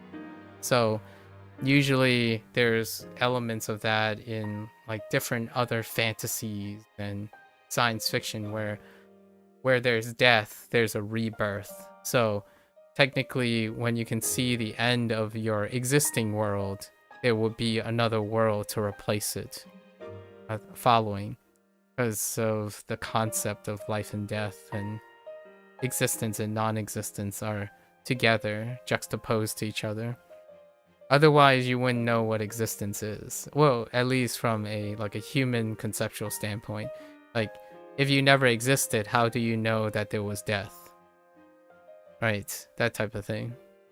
It's a very interesting, like, philosophical endpoint and beginning point situation. Really interesting. And obviously, this social link is one of the final social links you have access to, which is a person who understands that death is imminent. Existentialism is wild. It really is. And usually people engage in existentialism a lot later in life. So, like, I'm fairly on the younger side when it comes to really delving into the philosophy behind existentialism. That's not to say that Persona 3 as a game marketed to, kids, you could bring stuff like this up, right? Like, and I did often thought about non-existence or the death in general throughout most of my life. However, at the grandness scale of life really does bring into perspective questions like this. And that's usually where most of the Persona fans may have they may vary in age, but oftentimes the mental ability or like the concerns about existentialism comes at different times in people's lives. And often really revealing to where people are when they think about it. Because if you're someone who's like 60 or 70 and you built a ton of legacy and also lots of closure, their viewpoints on existentialism is quite remarkably distinguishable from early life. And existentialism, that idea has bled into nihilism, which is the thing that I feel the way people talk, especially younger people, like those who are chronically online, they tend to self-identify. They tend to self-identify as nihilistic or deterministically negative. So they are determined to understand that they are insignificant. Like the things that they do are insignificant, which bleeds into existentialism. When you are insignificant and the things you choose are ultimately, deterministically insignificant, because nihilistically they believe death is inevitable, which is this particular chapter of Persona 3. Near the end, you find that you're challenged with the idea that death is inevitable. Maybe you're faced with the rapture or the heat death of the universe situation. How do you console the value of existing? That's usually when individualism and other types of agency, which is what I type about oftentimes, the idea of human agency and experience in the moment breathes the value for your gifted life, which I tend to emphasize, especially to younger people, right? And obviously, a great contrast is to have your entire cast of characters be high school students.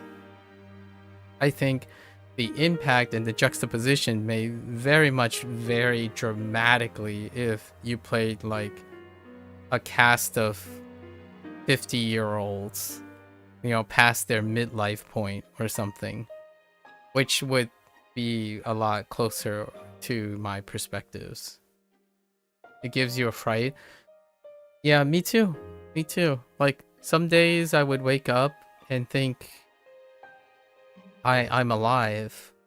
That's kind of the idea. Like, if you ever think about not being thinking, like, just I think I'll echo one of the quotes in the game from that last scene. Just the concept of non-existence, the absolute death, like just the concept that there is no longer existence. Crazy one. Some people did ask, occasionally there are people who are closer to me that ask me about what my thoughts about that. And in like various content creation, like for example, The Last Meal with the Mythical Kitchen, that question gets raised a few times to very impressionable people. And a lot of the ones that get asked are those individuals who like are in highly educated positions, like physicists and like philosophers and stuff.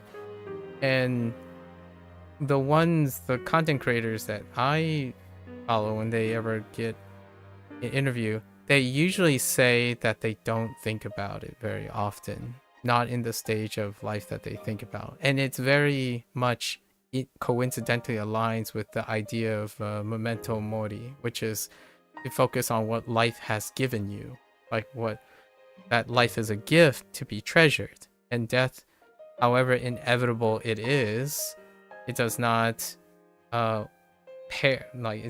compare to the gift of life. It is that death is inevitable, that life is valuable and cherishable. So that's usually what I tend to remind people if they're nihilistic about their insignificance, right?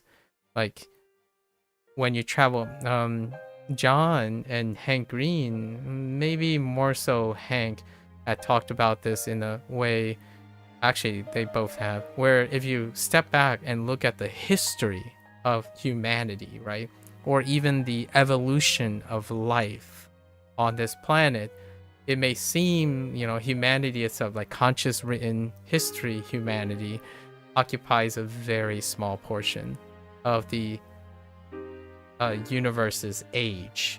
So that can make you feel small. It can make you feel insignificant. And yet, holding on to that life and holding on to our cherished memory and constantly fighting with fear, right? Fear, anxiety, as well as love and compassion. Those are the gifts. It reminds you that you are alive. Like, that's usually the perspective that I hold on to. Like, life is precious because there is fear, sadness, joy, and happiness. It's a reminder to you that despite, if you step back too far, which the internet does very often, they reduce you to like a number. when you think about yourself as one in 4+ billion humans, it may seem insignificant. And yet, in the intimacy of the nature, you are still a human that has belief and value in your lifetime. So that's kind of, it really does get there eventually. John tend to talk about this whenever he talks about his legacy as a author, you know, someone who leaves behind a book. Well, I mean, we leave behind we leave behind photographs, memories, so on and so forth. So it's one of the central themes is to make memory. Gamble, my personal perception is I gamble on human beings, right? Human beings are the legacy of human beings. So that's what I would gamble on. And that's what this game inevitably ends with. So we'll eventually see the ending. Twice. And then a third time. Because maybe fourth time, because we'll be coming back around during Christmas. Around Christmas, we'll be seeing the conclusion of like the modernization of this game. So I don't know how, like, if they did any like touch-ups to the overall arc or something, but it'd be, I look forward to it. I think P4 and P5 is a bit more intimate. They didn't give me the impression that they stepped back so far that they're talking about existence. So P3 is, as far as I know, the one that went, they like the scale was really, really big. They were trying to talk about the fundamentals of life. P4 was far more intimate. So the scale was drawn closer. Your magnifying glass is closer in, and that can be healthy, especially when you're like into paranormal and fantasy and science fiction. Sometimes intimacy creates perspective, human perspective at the individual level, and then you have games that are grand scale, right? Like they're talking about things that are so grand, like the origin of the universe or something like that, which can promote these kind of frightful, anxious, worried thoughts of beginnings and ends. And I did, when I was younger, it is a topic that I would wrestle with, and that's a coincidence. Nowadays, in my opinion, the internet makes you feel that way anyways. When you're young, when you're younger, and you're inexperienced, and you get blasted in the face by every instance and permutation of the greatest things that humanity has to offer, like ideally that's kind of, I know for older adults and people prior to the internet, they can easily rationalize, no, the internet doesn't represent the best of us. Like, it is not 1,000,000 odds to do something that's valuable, because in my opinion, before the internet, the human perspective was a lot more narrow. It felt more intimate. Like, you and your environment feel impactful, and you can do things. Like, the scope is more intimate, which is very appropriate for human quality of life stuff. When the scope becomes really big, that used to be a privilege for cultured and worldly people. However, with the dawn of the internet, right, now information is readily available and manipulated as well, and pre-selected, all of your usual things, right? However, information is now readily available. It's so readily available that now you can see that the tendency of having so much information is a question of significance and nihilistic behavior. And oftentimes I wonder, which is what I was typing about in Discord today, and I was a little late. The idea is, because of the diversity and the availability of information, there's often a habit that humans do to protect themselves. and that is to select and filter for the things they want, the things that they feel are impactful and passionate for their life. It's like a pushback on being too worldly. There's this example that occurs a lot when it comes to like writing in science fiction and fantasy, where if you have a godly being, right, like a Nyx or a Death, what would happen to a human being if they were imparted with omnipotence, omniscience, and like the godly knowledge of stuff? And oftentimes I think of the idea that they would catastrophically fail, like, because it's a non-balance. You took away the intimacy of life, the value of life's decisions, with and replaced it with everything. So if you have everything, does that make life more valuable and death more valuable, right, or meaningful? Because that's usually one of these existential questions. If you know everything, do you cease to have the motivations to live? And that is a conversation that I typically have with like Procol or something, where he posited, if I had the ability to know everything, would I do it? And for me, where my life is now here, I would not, because if I know everything, I would cease to have the motivation to live. That's kind of one of those like catch-22s. The idea is a life and death are valuable, perhaps, because there was something to live for, right? But if you know everything, what is there to live for?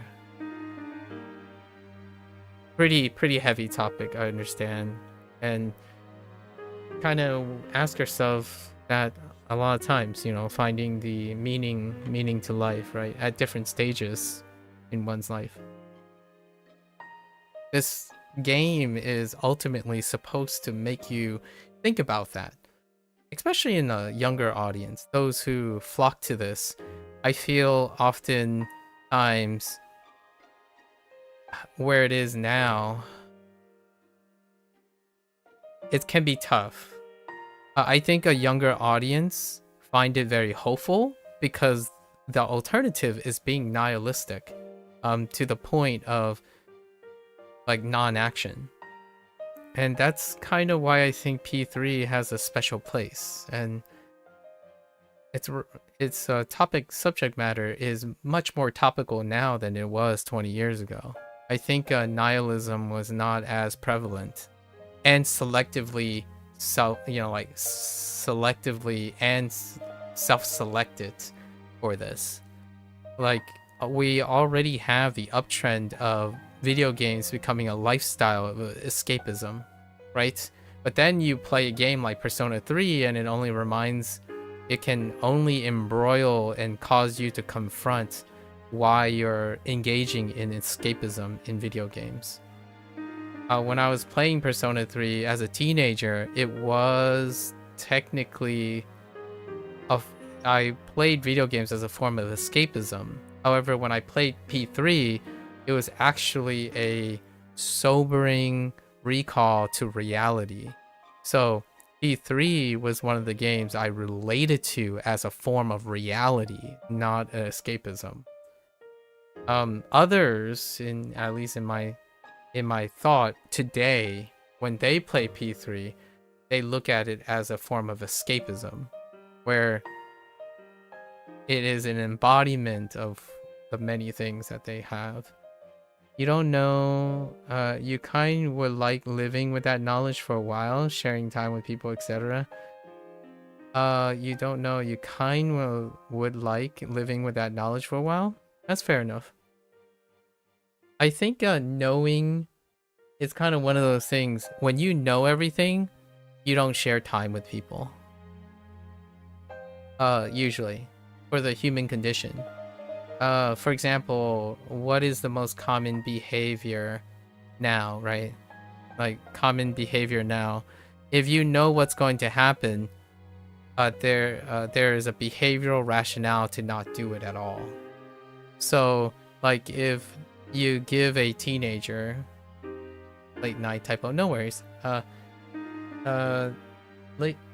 So, like nowadays, when you hear a teenager, maybe like a 18-year-old who's about to apply to college, and if the internet presented information that will determine if they're successful in college, and they can rationalize and convince themselves that they understand the outcomes of college if they undergo it now, they would likely choose not to do it.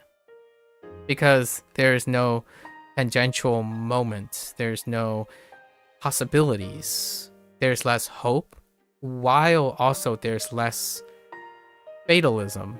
So when something is deterministic, it can remove the motion to live and take chances, because it wouldn't no longer be taking chances. You would no longer be taking chances when you have the knowledge of outcomes.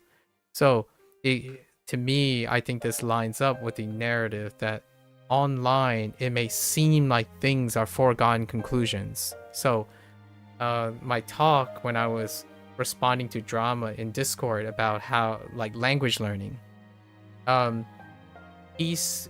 drama tends to speak from a deterministic point of view.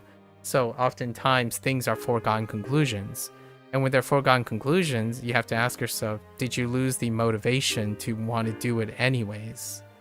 And for myself, I typically do things because of people, right? So just because I may or may not know about a show and like, for example, watching something or playing a video game, and maybe deterministically understand I may or may not like this, it is the sharing times with people that creates a willingness to do it, as in a willingness to live through your actions. Other times, I think the vast majority of kids nowadays, they must know the outcome before they participate in it. And hear me out. And when they do not derive the appropriate satisfaction from doing so. Like, hey, I'm gonna play this game because I know I can beat it. So then when they go to beat it, it becomes less satisfactory. Like, it does not present as much satisfaction. And to contrast, if I don't know if I can or cannot beat a game, and when I do it, I will still be satisfied just in failure than in success. So my perspective is quite much like that. I believe in the reward of the process.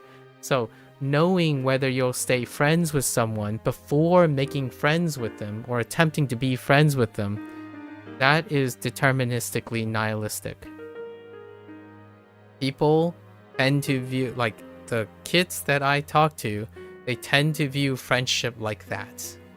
Where, do I have a chance to be this person's friend? If I don't, I need to predict what is the likelihood? Okay, there's no way I can be friends with this. I'm not going to try anyways. That's kind of the way the internet has paved.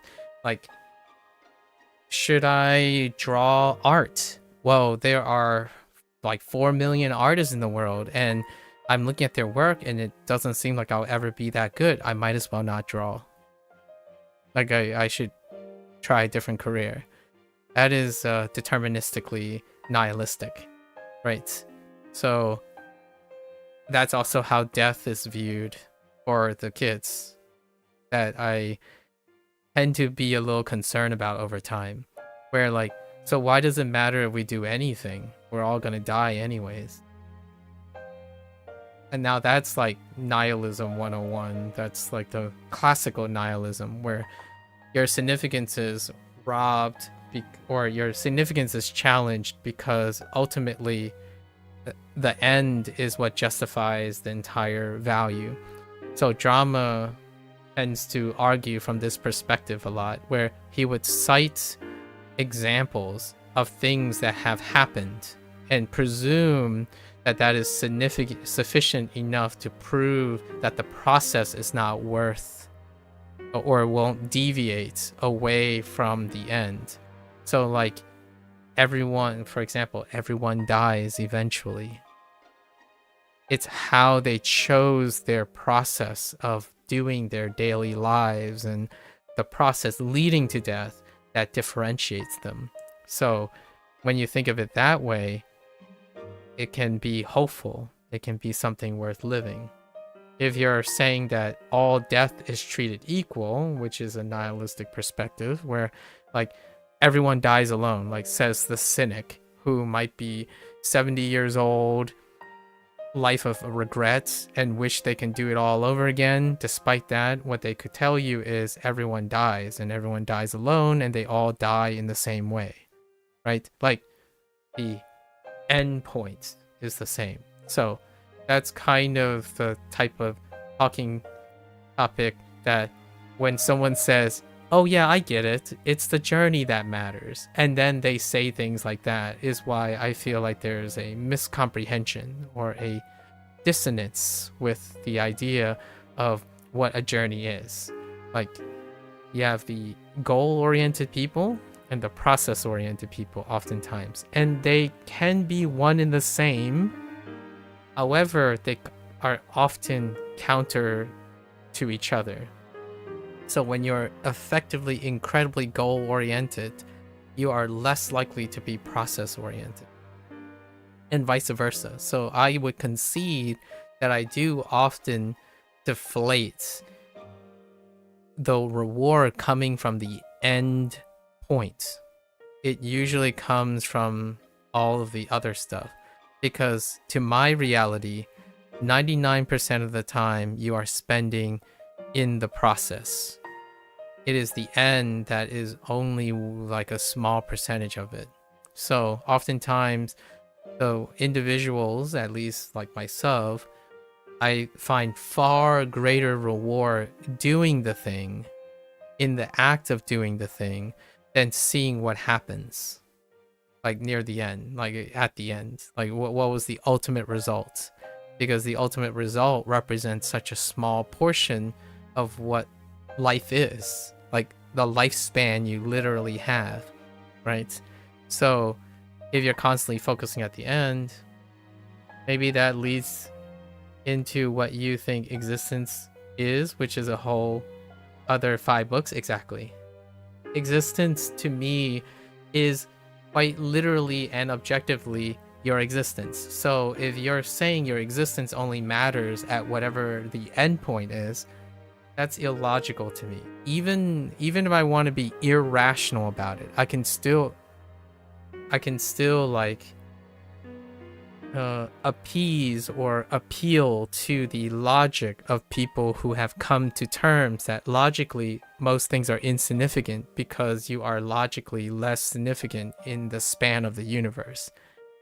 I could also argue logically, well, if your death is an instance in time, then 99.9% of it lies outside of death. That 99.9% is greater than that one instance. So I can still apply the same logic, but at a different scale. And that's kind of how I would counterpoint or rationalize for people to keep on living. Like, it is really tough when you get a logical person who's very depressed, who have lost motivation and passion about things, which some of these characters tend to start off at first. Nearly all of the social links in Persona games tend to start off with very logical, justifiable, emotional contexts to just give up in general. So most of the Persona games, nearly all of the social links deal with people who have given up at first. And you, as the MC, usually fairly voiceless, but you are meant to say things that would challenge their notion. And they ultimately end up solving it themselves. Like, they're the ones who come up with a motivation to continue existing. Which is, this character is the hardest one, which is the one that deals with a terminal disease, because death is inevitable and deterministic for this person. So what he have chosen right now to do is to write a book.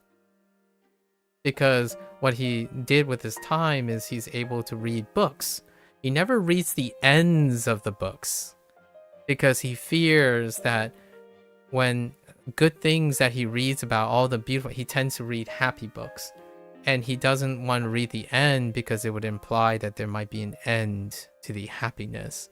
And then he started to write a book about it. And what is another one? So I don't know if you watch Fault in Our Stars. It's a very smooth brain, like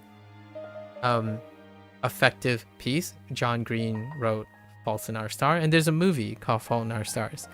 In Faults in Our Stars, the author in the movie, in the book, the author that the characters like, the main characters like, right, or involved in, that author never wrote an ending to the book. And it was that consternation. You've heard of it? Okay. It deals with this subject matter. So Akinari deals with this subject matter. It's an inception point where the characters that you follow are like terminally ill. And you find that out right in the beginning. So that's off to John Green. And then the author they were fascinated in didn't finish a book. They did like left an open-endedness to their book. So it's much like this, where certainly life could end, but is that really the end? Or does things just persist when other things end? And that is a great way to look at it, right? Or maybe a bittersweet way to look at it.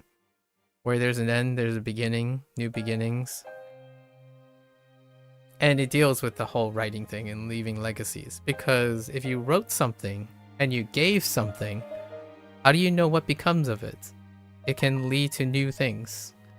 So giving is what giving is my answer.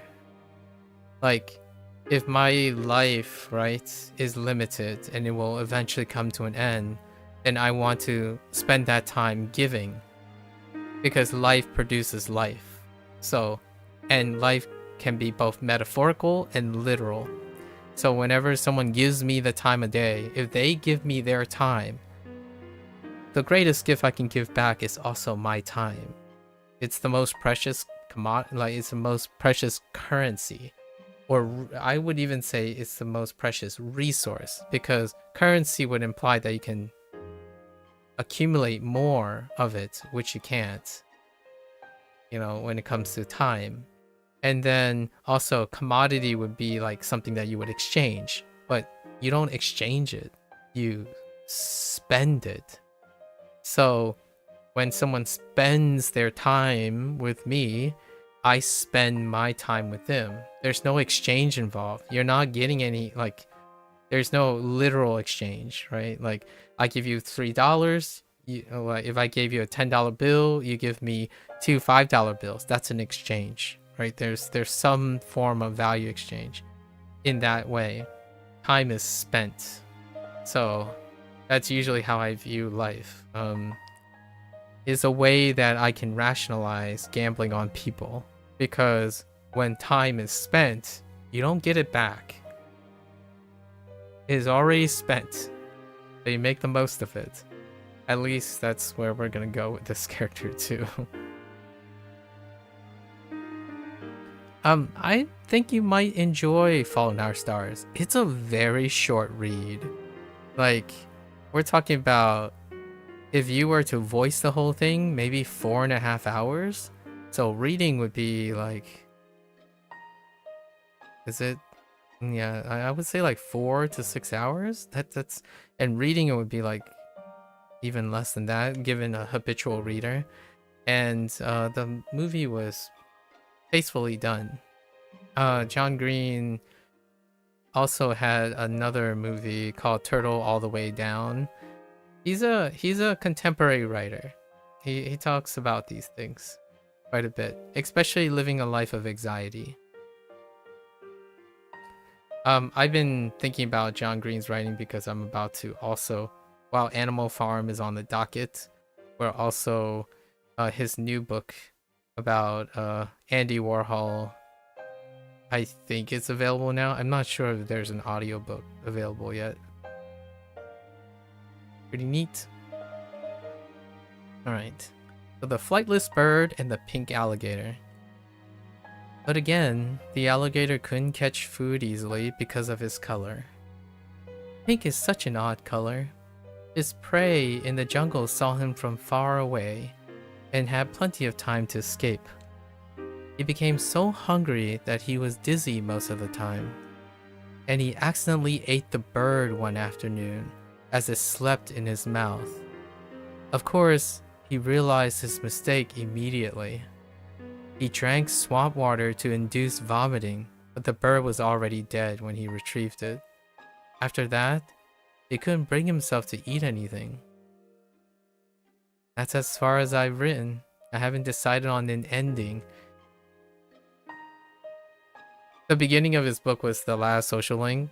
Basically, the pink alligator was shunned because he's a pink alligator and he was not like the others, and he couldn't eat anything because he was unable to catch anything, right? And then the pink alligator met a bird, and the bird was shunned because the bird was flightless. It was a bird that was unable to fly, so the bird decided to hang out with the alligator and hang on like on top of him, on top of the alligator. And then this follows that. That's a wild metaphor about two dependencies and one consuming the other. It's a gloomy story. Is it really that dark? I don't know. For me, it's hard to tell. The words I used came out from my life, you know. So they may seem depressing to you, but to me, that's just life. So before I mentioned I was writing a diary. That was a lie. I was writing my will. I couldn't face reality, and I was essentially screaming curses into my notebook. But for now, I'm writing my story in the same notebook. It probably isn't very good, but it contains some things that I've learned during my short life. When it's done, I want you to read it. I mean, meeting you is the main reason I started writing it. It looks into your eyes. That's kind of what I mean, like existence, right? When people are talking about existence, another person can be the breath of fresh air, right? The idea that existence can carry on in other people. So making memories is the thing. His motivations to even cherish the whole idea of your main character. I know I talked about this earlier about how when I was younger, it's all about being availability and listening, because your character is voiceless for the most part. Your choices are meant to be there to acknowledge the existence of the other person, and being able to be a conduit for acknowledging another person's existence is sufficient. Well, it's portrayed in persona as sufficient to keep the person going, and in that way they are able to come up with their own rationale for their existence. So it's kind of the running joke, or not necessarily the running, it was a running joke to me where my life felt like that when I was a teenager. So I felt like the MC in Persona 3. The game didn't take me off to another world or another life or role play another thing. I genuinely felt like that, where if you become available, if you make yourself available and you simply acknowledge, listen, and acknowledge and respond to allow the other person to process their existence, as in whatever they're doing, their problems, what have you, like a listener, right? They can find solace in that. And I've took that all the way to my adulthood, like my late adulthood. Right now, the idea is usually people are far more resourceful in finding their meaning to life provided that there is something that reminds them that their existence matter or their existence has value. So typically that's what I would do. I would make sure, like, if someone doesn't want to talk about their life and they're spending time talking to me, there's gotta be some sort of acknowledgement. And the harshest social link would be this guy. I think this guy's background, he's a student, so he's like high school student. That's what he means by short life. So short life is he's still a teenager. I don't think he's on the older side because he talked about going to school. So that's a tough one. Ken, the one that we started with, Ken today, Ken is the youngest one, and he was willing to throw his life away to seek revenge for his mother. So he was the youngest to abandon the meaning of life. And Shinjiro, who is much older, I think he was 17. He was a junior. And he protected Ken and obviously told Ken to live his life. That's kind of the gift that he would give. Despite Shinjiro was responsible or involved in the death of Ken's mother. Wild ride, I tell you. And this guy's contrast is he has no one to blame. So who is he gonna blame? He's he has a disease, right? And he's terminally ill. And that's actually the synopsis of Fault in Our Stars. The whole title probably gives you that, right? It's like those happen to be teenagers as well. So John Green, I'm actually unsure. It would be really interesting for John Green to play Persona 3 Reloaded. I would love to see him play through the modernization of Persona 3. I would love to hear his reactions to these because he literally wrote books that depicted many of these situations. His Fault in Our Stars is like Persona 3 wrapped in a singular narrative because it deals with inevitability of death and then how you spend those moments. I'm really trying to come up with a good ending, but I can't decide. I don't have much time to spare. Well, thanks. I hope we can chat some more later. Decided to go back to the dorm.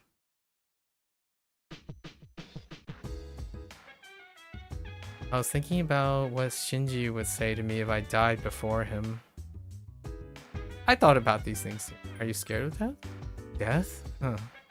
If I'm thinking about my own, it takes a while before I even start to feel frightened about it. I just have the fear of losing someone close to me too. I don't know how often this happens to others nowadays. I don't usually bring this up unless they bring it up. I do think about my death quite a bit, and I would be more inclined to agree with Akihiko. I usually don't often contemplate about the value of my own death. I usually think about all the stuff that I would affect because of being absent. So oftentimes I concern most of my life with the life of others and the death of others versus the death of myself. And in a way, that's a fairly common thing for someone who is still thinking that they can do things in the world, right? So when you think about actors and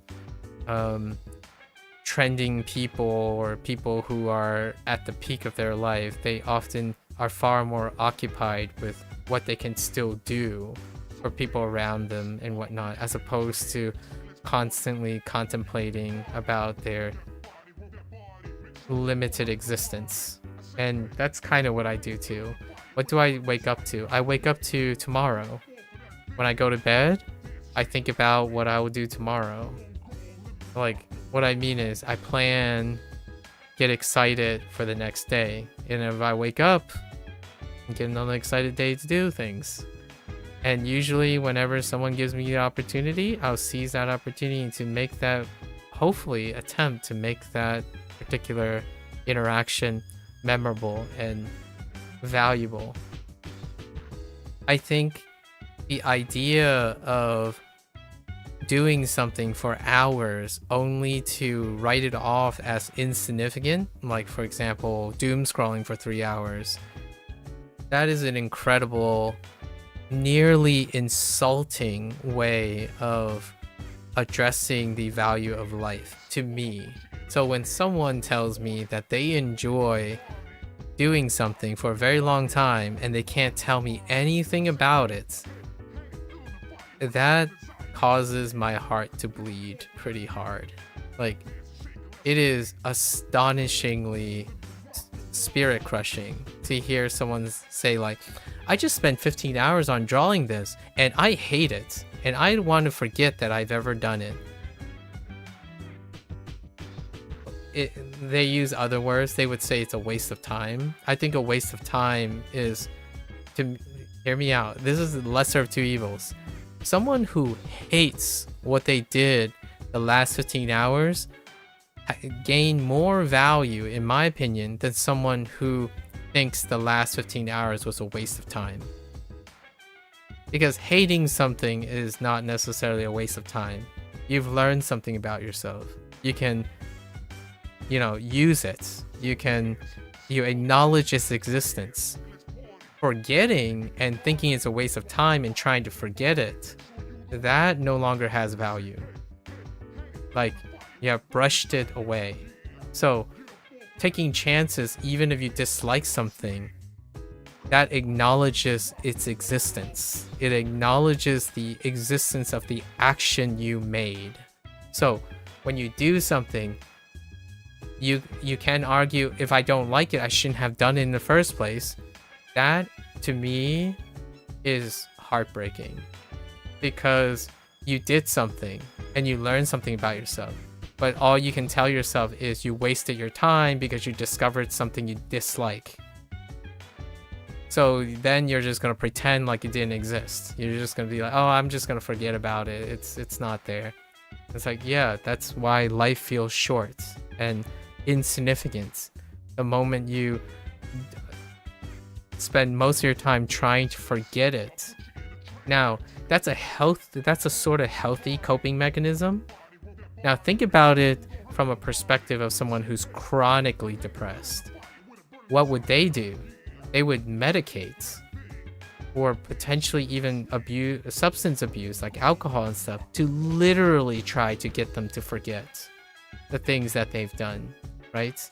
And now we're talking about really serious, more morbid topics like PTSD and trauma, where you legitimately will be losing chapters and moments and stuff of your life. So then your life becomes less and less filled with details. It's a tough one. Yeah. I also find that incredibly hard to empathize with. So I'm a very pedantic person when it comes to doing the opposite. Like when someone says, oh, it doesn't matter, you wouldn't care about it. It's like, try like, do it. Like, at least know for sure, and then we can learn from it, right? Like, oh, it's no big deal. It's like, how do you know? How do you know it's no big deal? You haven't tried me yet. Give it a shot.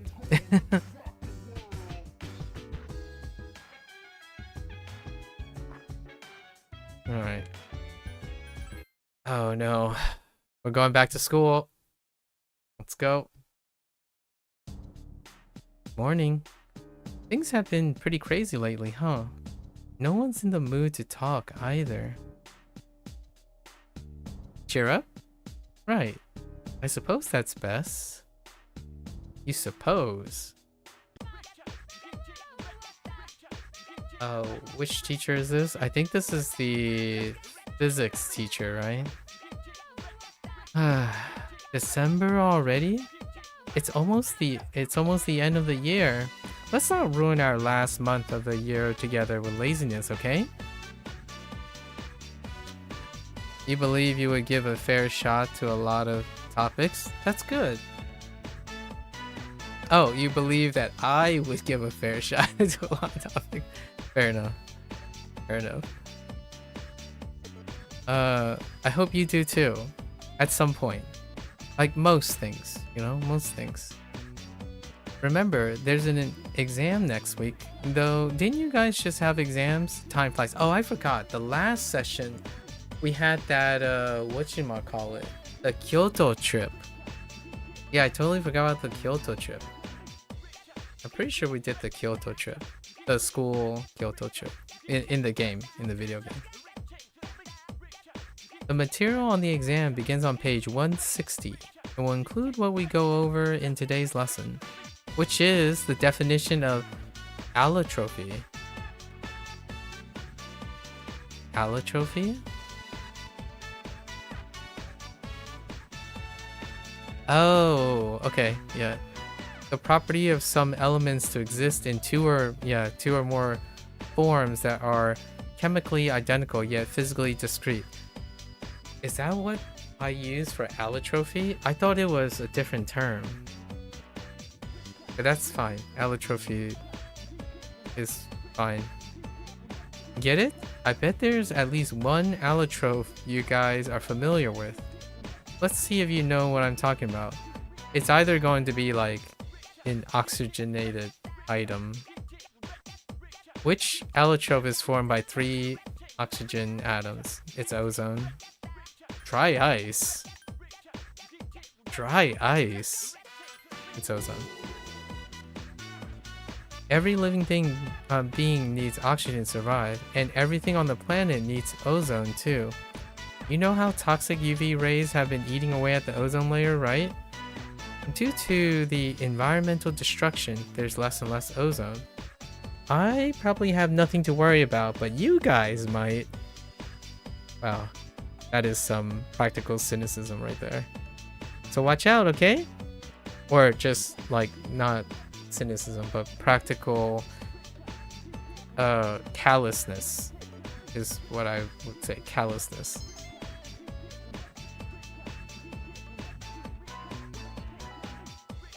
Unintentional callousness. It's one of those like stereotype tropes of that's a little redundant, but it's the tropes of objective-minded people where they can say something very objectively, but really it just comes out as cold and callous. Like, hey, you know, I know like fossil fuels are limited, but that's not my problem. You guys might run out of fossil fuel, but for my lifetime, we're just gonna consume fossil fuel. It's the most efficient thing right now. Kind of thing. Like, you know, the idea is, objectively speaking, they would not be worried about it because it doesn't happen in their lifetime. Like, for example, climate change, that's okay. I won't be here for the heat death of the universe. That kind of thing, where it can come off as incredibly callous and emotionally distant, and yet they're really objectively stating the truth. Like, I say this occasionally for disclaimers, like, I would love to live long enough to see certain things happen, like a moon base, Beth, moon base hype. I said this before when we were talking about moon bases. I hope we live long enough to see what becomes of a moon base. The prospects of a moon base and its operations. Right, here's a interesting technology, Beth, on the side of Moonbase. Right now, there's a project that's being lifted off on how to manipulate sunlight and projecting it on, like redirecting sunlight to specific places on Earth. So like, it comes with a model that you can rent sunlight or something. Now, if you're thinking about this from a business standpoint, right? Now, there are alternatives, like imagine lighting up a place that's hard to see in case of emergencies. So there's a project that's lifting where they would launch satellites. They would launch reflective modules in the sky, and they can direct and redirect sunlight onto the surface of the planet. Isn't that an interesting prospect? Now, my like kind of optimistic thing, that didn't work out well for Dr. Octavius. Yeah, no. So yeah, when he was doing fusion, right, he was doing the fusion reaction. Dr. Octavius aside, this one I can imagine, I don't know if you know, but generally speaking, sunlight has a very distinct correlation with how humans cope. How humans cope with their like lifestyle, their quality of life. So you could also argue where they can redirect where there's a lot of sun and do the opposite, or redistribute sunlight to places where there are not a lot of sunlight, which may or may not have an incredibly dubious nature of unpredictable effects on climate change. However, at the same time, the technology also presents ways to wield it in a functional, practical way. Now, obviously, you can spin it cynically and focus on all the things that can go wrong. My idea is it's interesting. It's an interesting thing, and it's an interesting thing that is happening. Much like the moon base thing. Yeah, with the power of the sun in the palm of my hands. Yeah. Otto Octavius, like Dr. Octavius was definitely one of my earlier, like, I enjoyed the character of Dr. Octavius. It really does consistently encapsulates the power of knowledge, right? The bane and like the double edge of knowledge and power.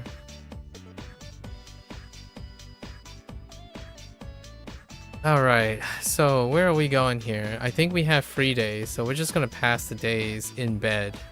Like a chronic narcoleptic person. I'm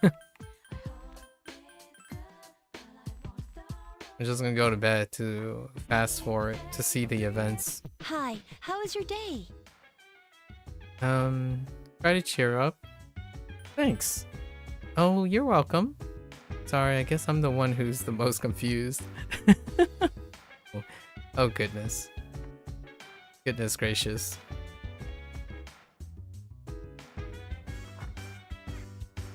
Exams are coming up. We have to do we gotta get to our final exams. School waits for no one. Okay, our box. Oh, Kotane-chan. Have you noticed what you're going to do? Have you decided what you're going to do? No? I'm scared. Even Ken-kun is down. What are we going to do? Yeah, sorry, that's the first thing that pops in your head when you hear sun manipulation. Yeah, fusion reaction. In terms of that, Otto Octavius, right? Like Dr. Doc Ock. It would blow my mind if I lived long enough to see cold fusion. There's like, when I mean see cold fusion, I mean fusion in the sense of commercially available application, like a scaled up fusion energy source. Conceptually, and then like there's a bunch of claims on how to qualify if someone achieved fusion, like cold fusion. There are like various claims and whatnot of its conceptual abilities. Now, what I want to see is like, I hope it would be interesting to live long enough to see cold fusion produce the energy that I would be consuming. That's what I mean by that. Like, conceptually, it's a thing. I'm not sure if practicality, if there was like some semblance of fusion being done. That would be the relating to the Dr. Octavius's dream. Creating fusion. and liberating energy from fusion.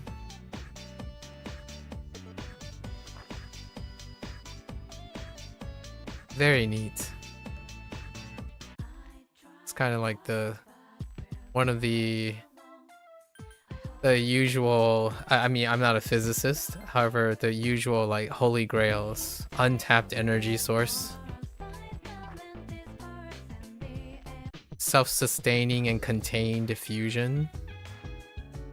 Crazy. And I'm saying this as general as possible because I don't actually know how one would go about doing that.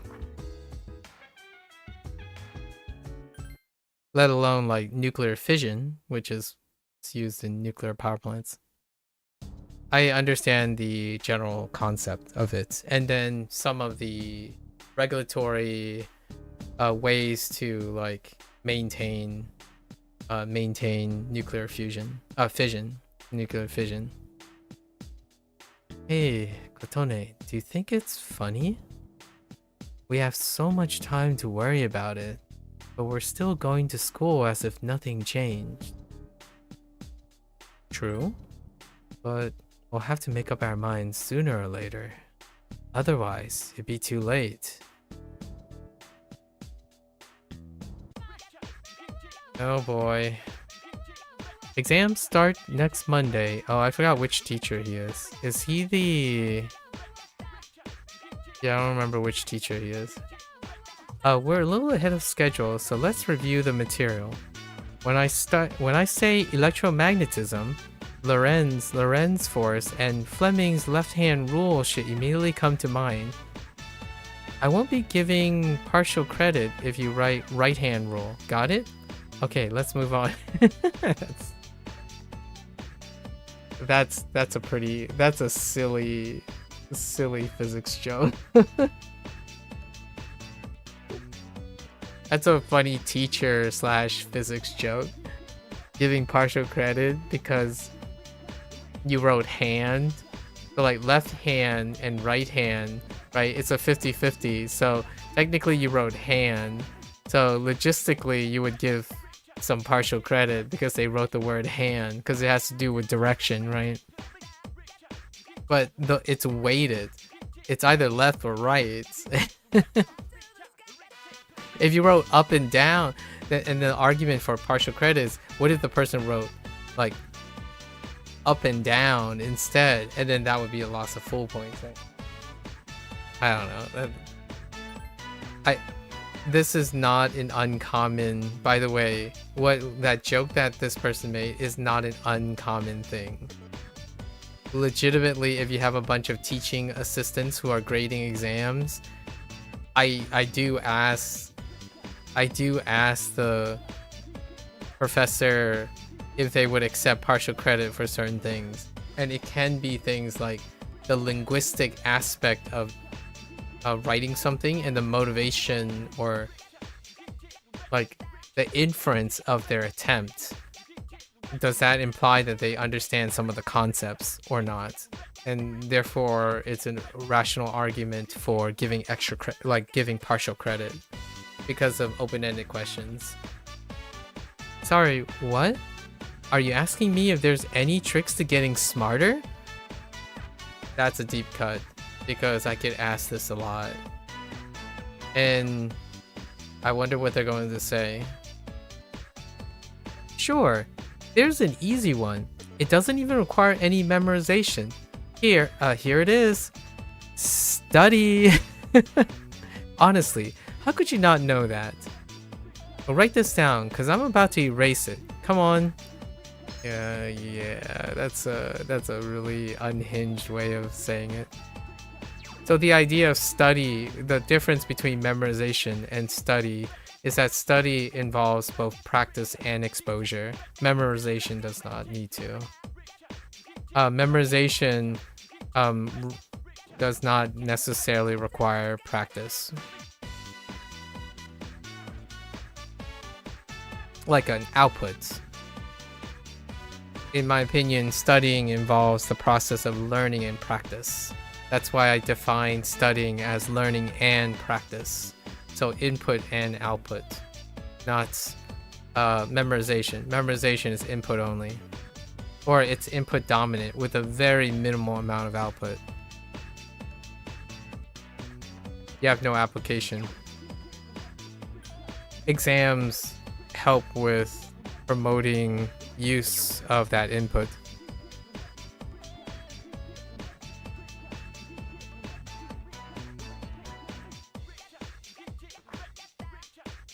That's a very jaded way of saying it, though.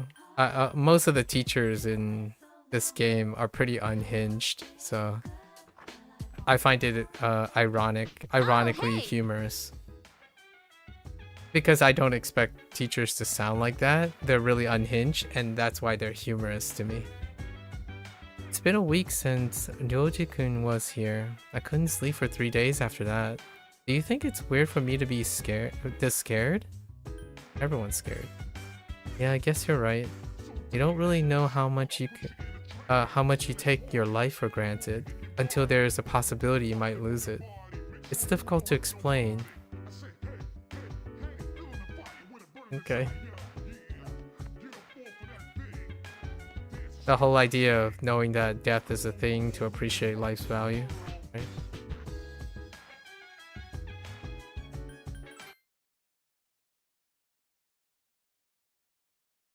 The sense of urgency.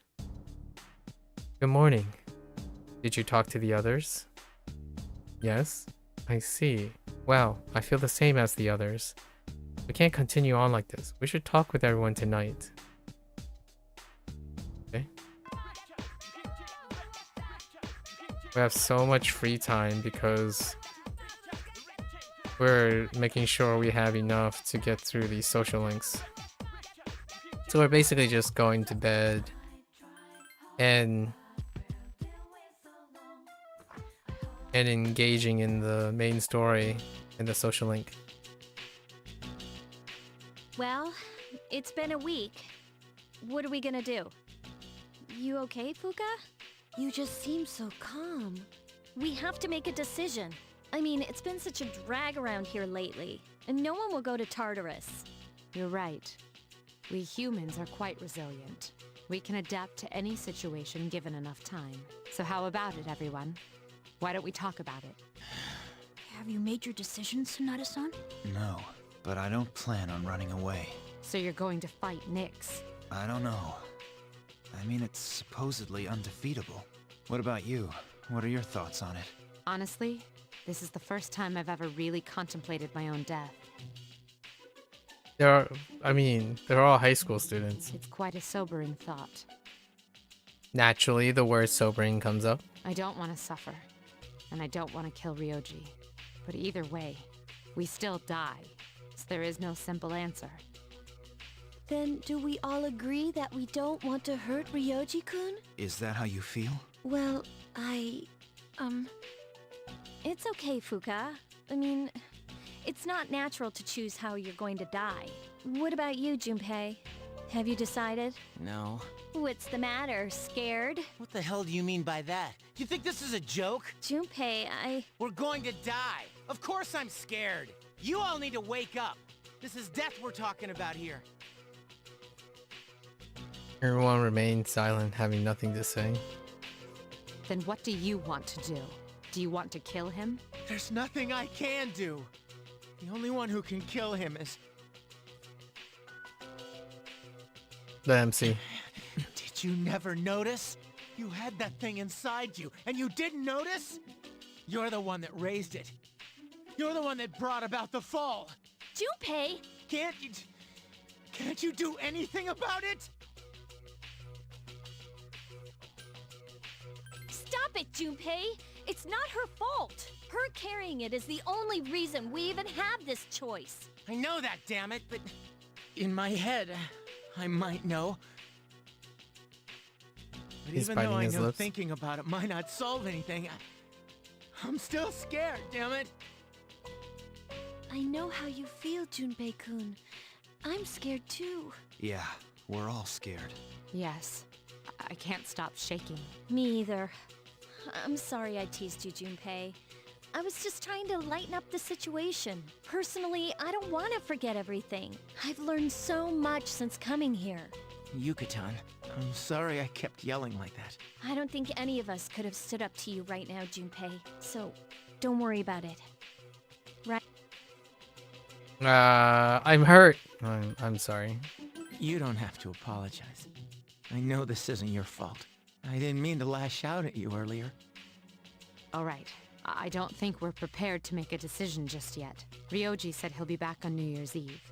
So we still have some time to think about it. So until then, let's just try to live our lives as normally as possible. Yep.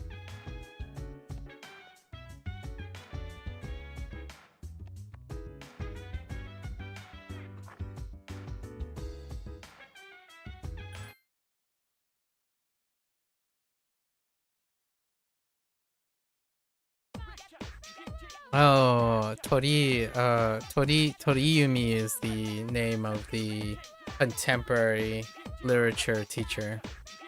Exams will begin on Monday. Have you guys studied? It's my fault if you don't get good scores, you know. So bitter. Open your textbook for today's lesson on incorrect use of the plural form. These can trip up a lot of people. SSS, okay, are the most common, yeah. Got it? However, there are some irregular plural forms. You seem confused, Junpei. Do you know which of the following is correct? Me? I wasn't listening at all. Did you hear what she said, Kodone? Do you know the answer? It's cacti. Cacti is one of the irregulars. Sheeps? Oh, technically... That's clever. It's cacti, though. Oh, so you were listening. You've got a funny way of showing it, though. But funny way? Yeah, I guess so. Yeah, cacti is one of the irregulars. They're talking about irregular plural forms.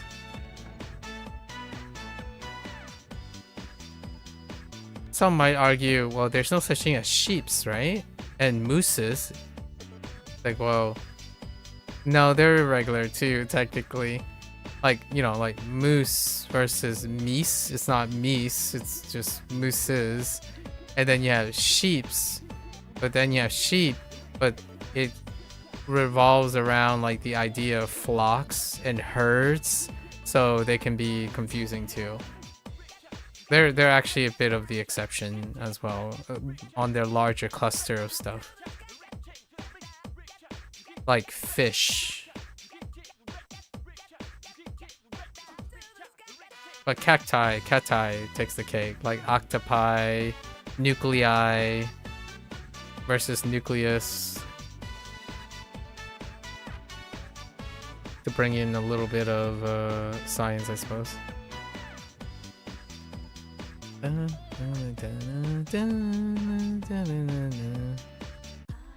We're just going to bed to advance the story. Welcome back. Exam begins next week.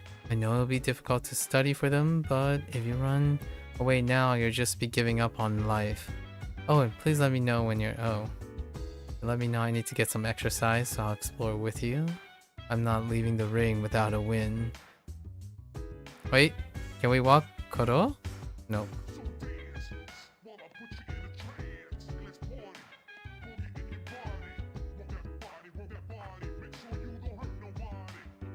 Hey. Saturday.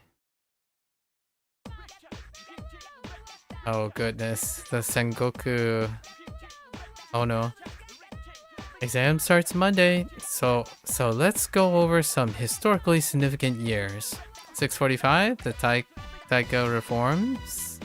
710, the Heijo Kyo was established. 794, the Heian Kyo was established. I'm going to skip forward a few hundred years to the Sengoku. 1185, Battle of Dan no Ura. Interesting. 1192, the Kamakura shogunate is established. Oh, we're getting close to the age of the samurai. So unhinged.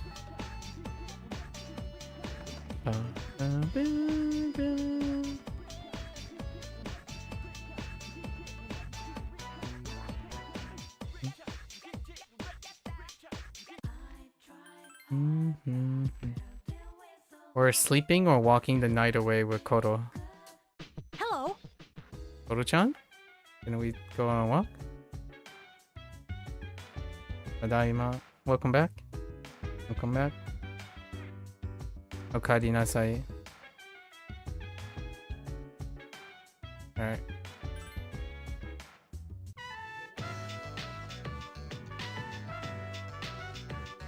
What do you got for me? A mad bull? Where are you finding these things, Koto-chan? Alright. Sunday.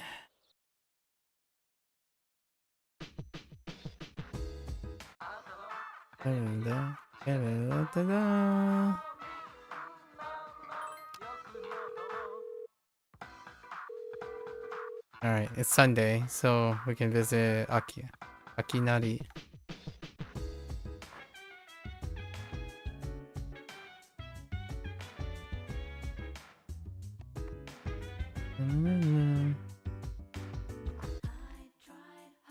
No way, you're Koro-chan too?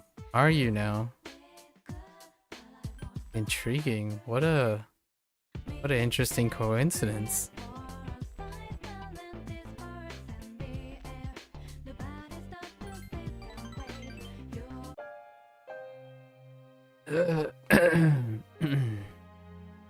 Just give me a minute so I can calm down.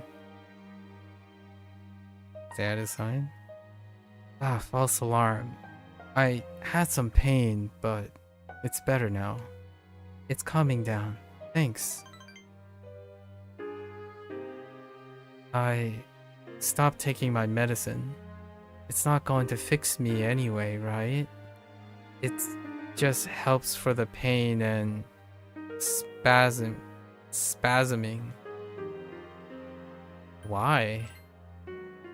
My medicine makes me drowsy, and if my hands go numb, then I can't write anything. I have to finish my story. The reason why my story is unfinished is because I haven't found the meaning of life yet. I get lost in my writing, erase it, and then don't know where to go next. When we're talking, I have a clearer picture. I can almost see it.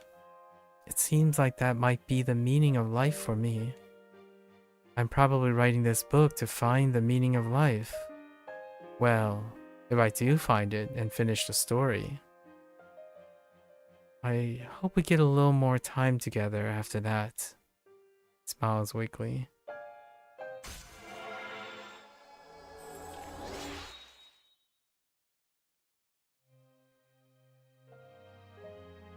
The sun is setting. I hope to see you again. What's up, dude? Exams start tomorrow, huh? Huh. This is the first time in exams taking my mind off of something else. Usually it's the other way around. Well said. Alright. So we're doing our midterm, our final exams. Just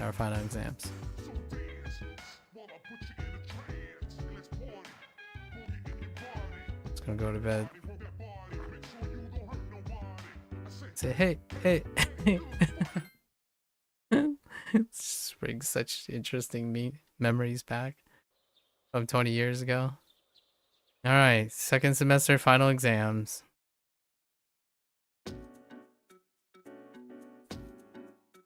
What year did the Battle of Danora begin?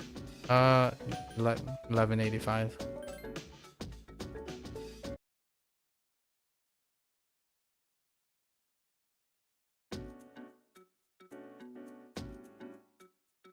What What elements found in ozone? Oxygen, right?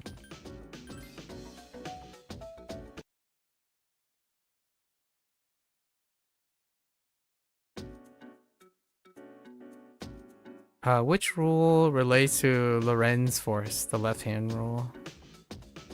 Oh, they didn't even have right-hand rule as a gag. Okay.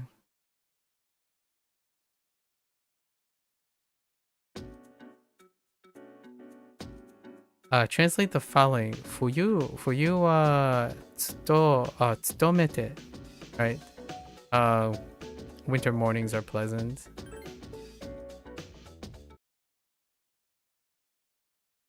I think it's probably cacti. That was the most recent question asked during class. Which plural form is correct?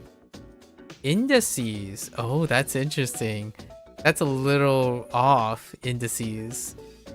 Indexes. That's indices. And then I think this is the last one. So the last one should be automatic. Oh, arrow, right. Which are already maxed out.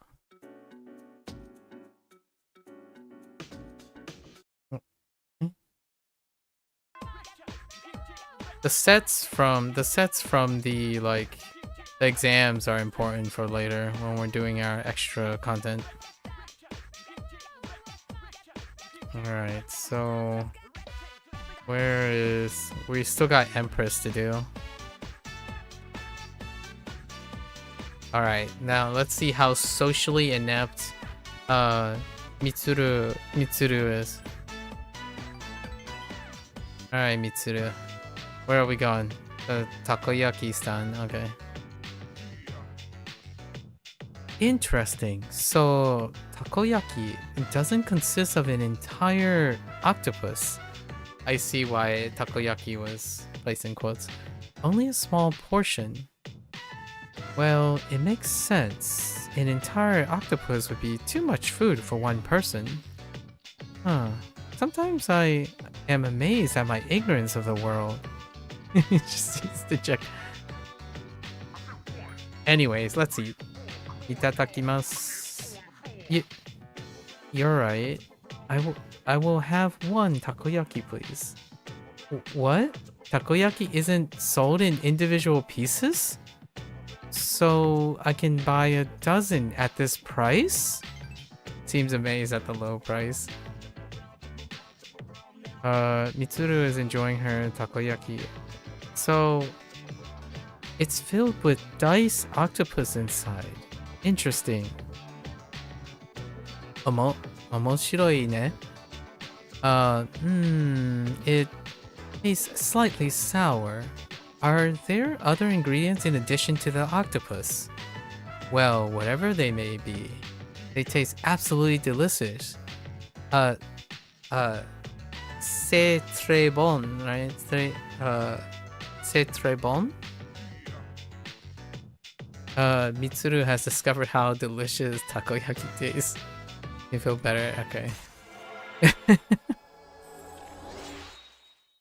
A good old socially inept, sheltered, hyper-occupied, high-functioning person establishing the necessities and curiosities of colloquial behavior. That reminds me of what Akihiko was talking about when we walked past here. Don't you think Akihiko has been acting differently lately? I didn't mean to be rude, it's just that I've known him for such a long time. Perhaps he's just maturing. Does that make you happy? Of course that makes me happy. With all we've been through, it can be difficult to get over our past. However, Akihiko is trying to learn from his experiences. I'm very impressed by him. When I look at Akihiko, I'm reminded of so many things about myself.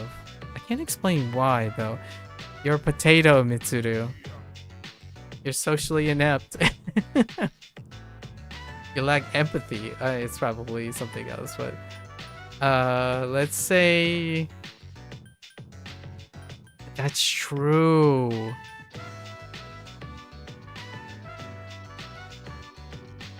Oh, dude, that's some deep cut. I think you're lonely. As graduation day approaches, I do find myself feeling sad from time to time. Huh. You may not understand because you're only a junior. That's true, she's 1 year older. Huh. I don't even know what I'm talking about. Sorry for subjecting you to my incoherent ramblings. Please forget what I just said. Nah, it's okay. Okay, I will. Thank you. The takoyaki was absolutely delicious. We should eat here again sometime. I wouldn't mind reading lines from a straight-laced person. I could sound perfectly esoteric and distinct and callous if I channel my, like, 18-year-old self. Just speak with, elevated vocabulary in a very distinct and astute and assertive way, while at the same time expressing uncertainty. Pretty excellent persona to take up. Where have you been? After exams were finished, I went for a walk around town. The number of the lost is increasing and I saw them everywhere I looked. Perhaps that has to do with the fall. Maybe. I haven't thought much about it lately, but we're the only ones who can save the world. It's all up to us. Yep. Can I walk you, Koro-chan? Oh, I can. We always walk Koro-chan when we can. What do you got for me, boy? Bone of life. Okay.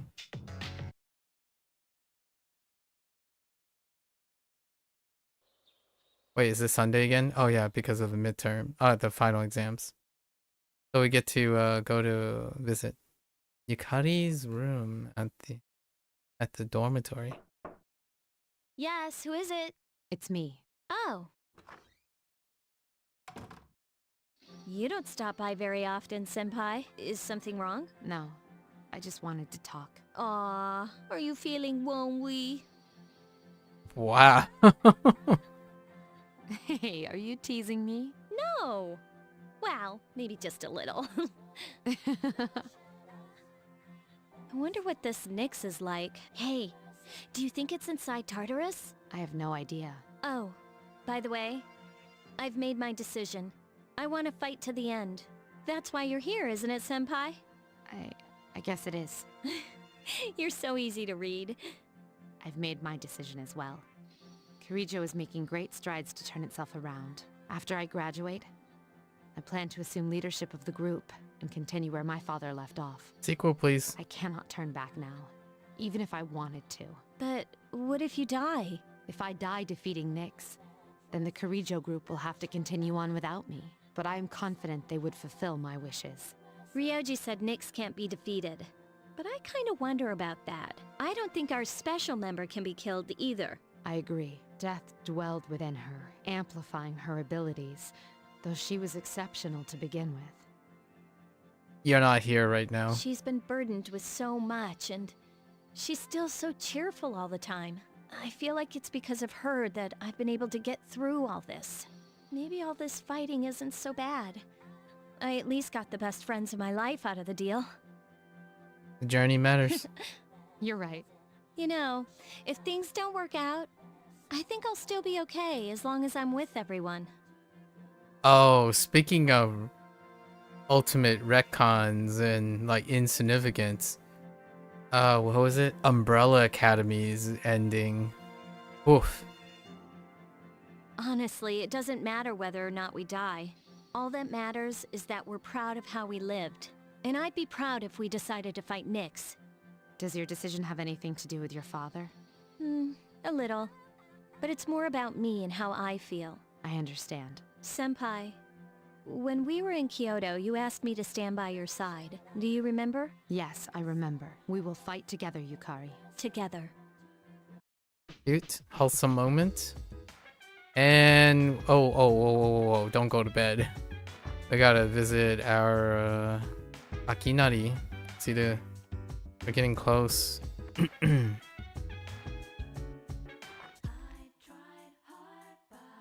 dun, dun, dun, dun.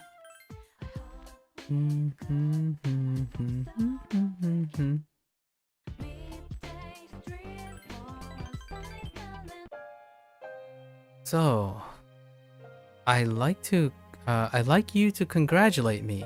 As of today, I am a free individual. You finished the story? No, not quite yet. Almost, though. He's smiling. Just got back from the hospital. They were going to admit me, but not anymore. Guess my body is too weak to undergo surgery, so I refuse any medication as well. So much for the hospital, right? Now I'm just waiting for the end. But I don't feel like I'm the only one being singled out anymore. Everyone is waiting to die if you think about it. Some just have longer to wait than others. But once the time comes, it's the same for us all. Obviously, I was already alluding to this earlier about like nihilism and determinism, right? Or deterministic nihilism. It's a coping mechanism as well. Like it's a cathartic coping mechanism for some as well, depending on your perspective. I'm still a little lonely, but I'm not sad anymore. He smiles slightly. I want to remember what you look like, Kotone. You are beautiful. You're like a pristine lake. Akari's smile is tinged with sadness.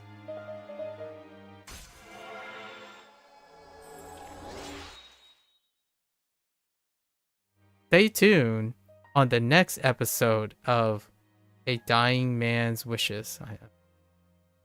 We'll get to it. We'll get to it. Thank you. I'm a little bit tired now. The story's almost done, so I can show it to you soon. Hello. I'm not sure if I remembered how it ends. Or how the social link ends, specifically. Wait. Koro?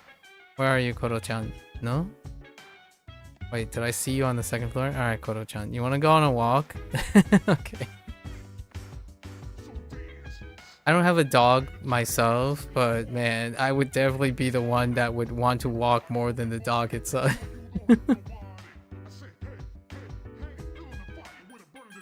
Like, I need to think about something. You wanna go on a walk? Exam results. Yeah, okay. Top marks. Clap.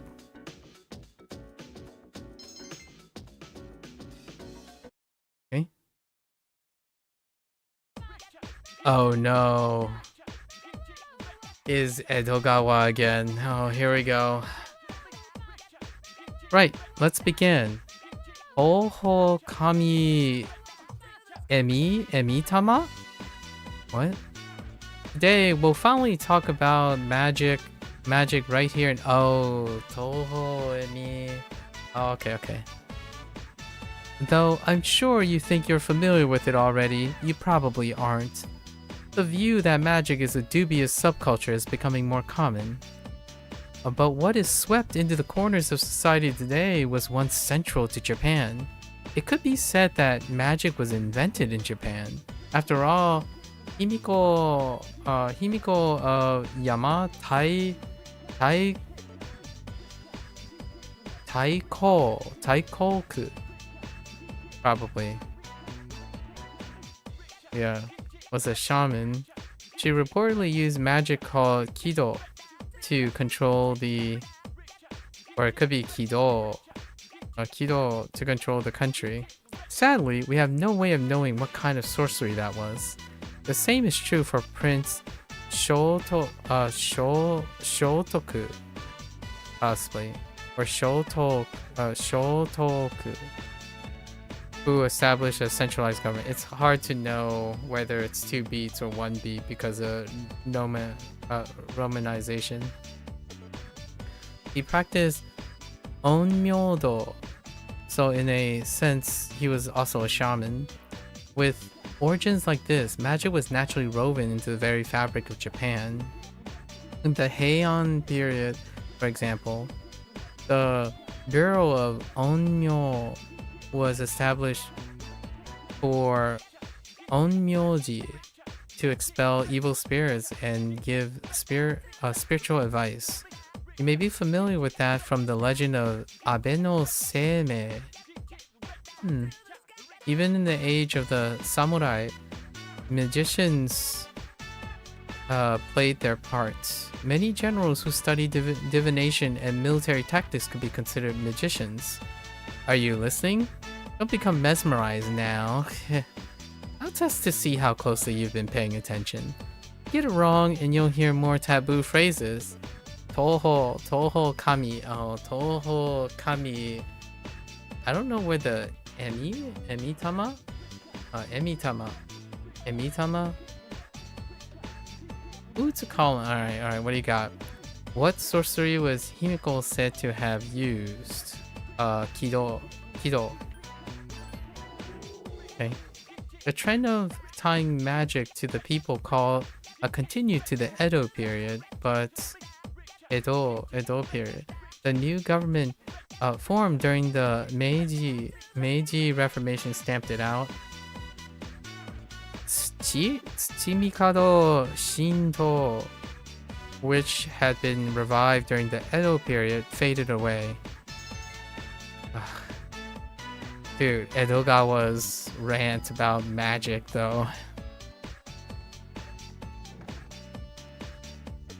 Wait, can I talk to... I'm sure I can talk to Kirijo, right? About the results? Oh, no, she's not available today. Gotta go to bed. Get to the big decision. We can probably be able to play out the bad ending today before I end my session.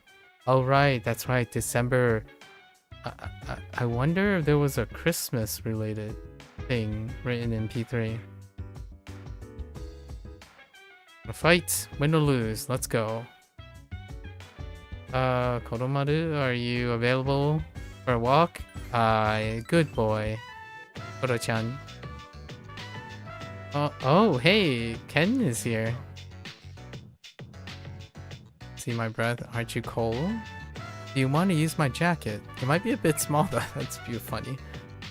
The promised day is almost here. I'm not going to run away anymore. I want you to know that. You got it, Ken. Kodomaru is affectionately licking Ken, of course. Oh no, is it about the 6th block? Oh no, the Lost Souls, right. Lost Souls. Oh no, it's Edogawa again. It's Tuesday. It's chilly today. Aith Gadol Leolam Adonai. Wait, are those? No, I have no idea. Miss, of course, she left early. Miss Onishi left early, so I'll be teaching today in her place. I think today we'll learn about near-death experiences. There's no real reason for it. They've just been on my mind. Now, a near-death experience is defined as something an individual experienced just before death. Is it true insight into the afterlife, or simply a trick of the brain?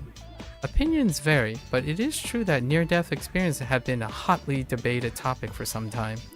There are a few surviving records of ancient near-death experiences. According to the writers of Plato, a resuscitated soldier experienced the afterlife as a spirit.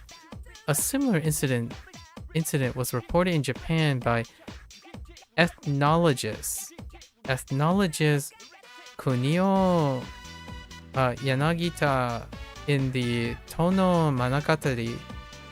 Psychologist Carl Jun wrote that Carl Jun? Jung? Interesting, right? That in his own near-death experience, he saw a vision of the Earth from afar. I'm sure you've heard your own stories from famous or infamous individuals. I have a few first-hand reports with me today. Let me read you some of them. I felt as if my soul was detached from my body. I met a friend who had already passed away. I saw my whole life flashing before my eyes. I saw the most brilliant light. I was bathed in light. I experienced complete and total happiness. This is called euphoria. These kind of reports are typical. Some have attempted to make direct recordings of near-death experiences. Researchers Kenneth Ring has tried to quantify near-death experiences with a weighted core experience index. Modern efforts had led to a new theory of near-death experiences, which goes like so. If an individual who is dying denies that fact, he eventually realizes that death is a reality that he must accept and becomes angry. As a result, he'll try to do anything he can to extend his life. But the futility of these leads to depression. In the end, he accepts his fate. Although we may initially deny death, we'll accept it in the end. That's just how we humans are. Is everyone listening? It's not every day you'll hear a lesson on this. Oh goodness.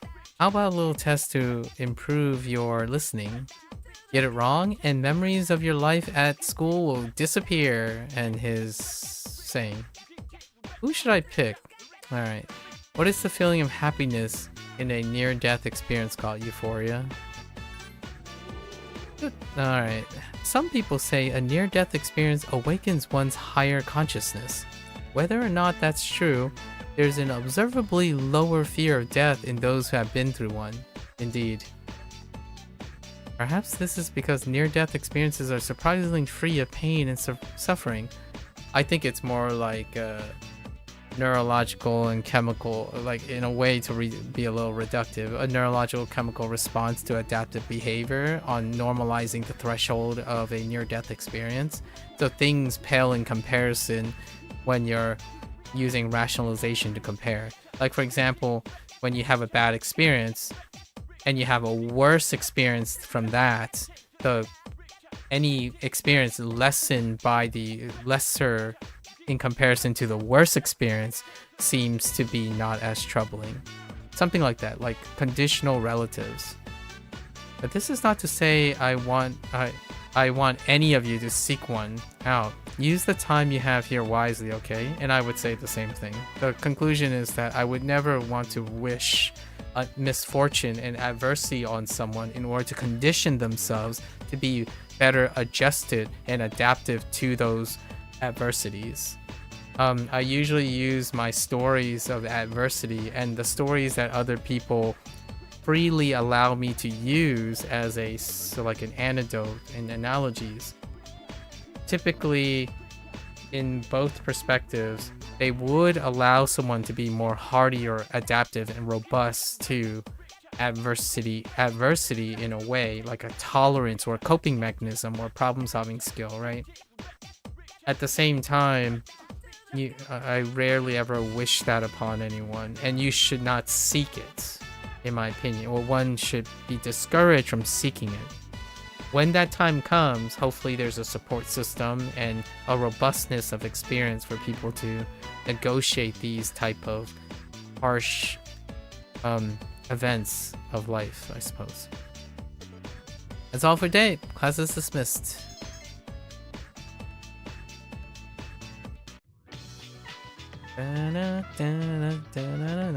It's just Kirijo at this point, right? There's no other person in school, I think.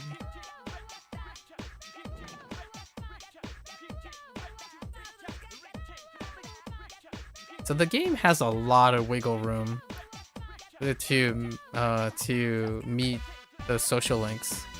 Lots of wiggle room, because we passed up like a whole 2 months or something. Our results, give me that card set, which is necessary for later. Or doing some maxing to increase our probability. Alright, we're gonna hang out with her too. Alright, let's see her next awkward situation. A library.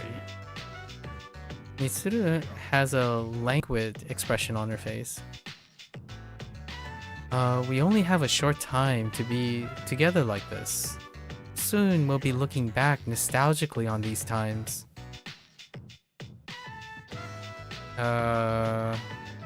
You seem troubled.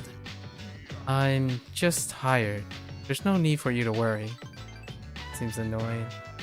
Since my father passed away, I've been faced with many difficult problems. My inheritance, the future of Kirijo, and the expectation of someone involved with both. Most likely I won't be able to attend college or begin a profession. I'll have to find another path. She looks unusually timid. Say, Shomi, what are your thoughts on marriage? To be with your true love. Huh, you're so straightforward. Seems happy. However, I'm a Kirijo. I cannot simply make a decision according to my emotions. An agreement between two parties such as marriage must be carefully considered. This is what I think. Marriage is a social contract. I've heard that before among my peers. You're not just linked body and soul, you're linked to each other's social backgrounds as well. My parents' marriage was arranged for strategic reasons. But as time passed, they slowly grew to love each other. It's a very Easternized way. I don't consider them unfortunate. Love comes in all different forms, I would agree. And we were just talking about familial love as well. But there's also obligation, duty love, social contracts. And then they can all blossom in one.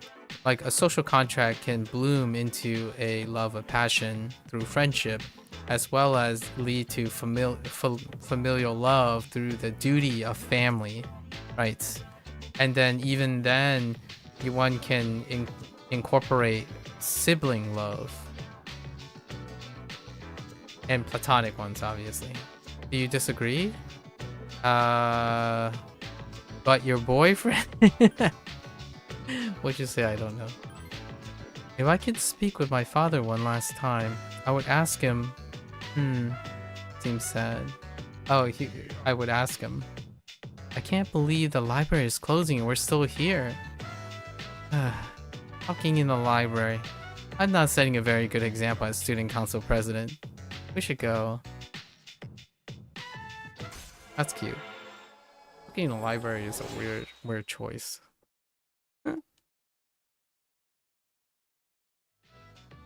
Okay.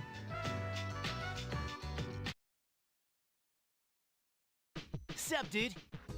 Alright. Sup, dude, you, man. Go for a walk? Koto-chan, you gotta live you gotta live it up. What do you got for me?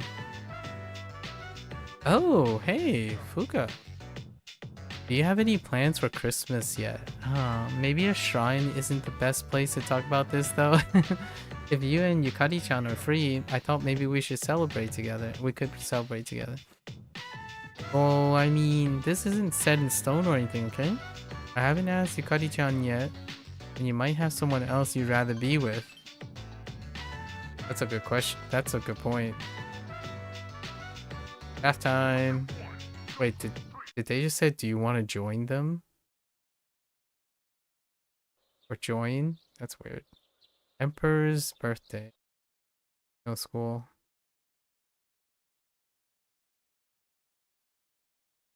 Back alley. Strega? I thought you were gonna go visit your mother's grave. Oh, hi, Sonata-san.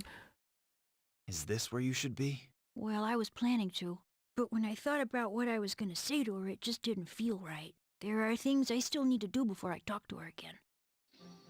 Yeah, same here. I don't have anything I need to tell Shinji right now. I have my own stuff to deal with. An undefeatable enemy, huh? Gosh, wonder what it's like. You got me. But it doesn't matter because I've made up my mind. I'm gonna look it straight in the eyes. Straight in the eyes. I like the sound of that. You can count me in too. Yeah.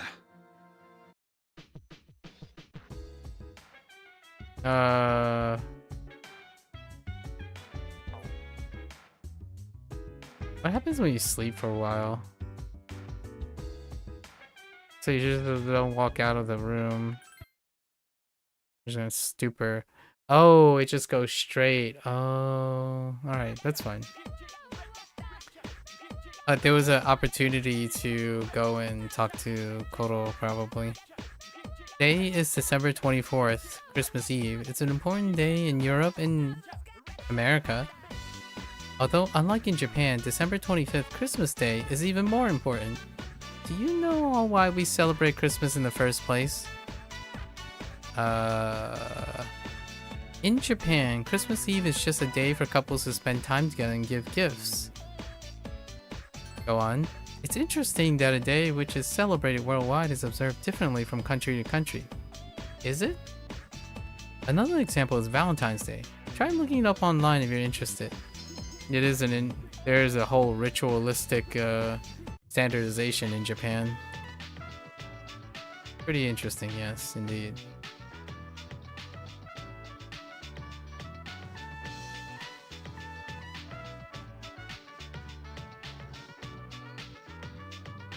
Are you free tonight? I mean, let's just go with Akihiko, right?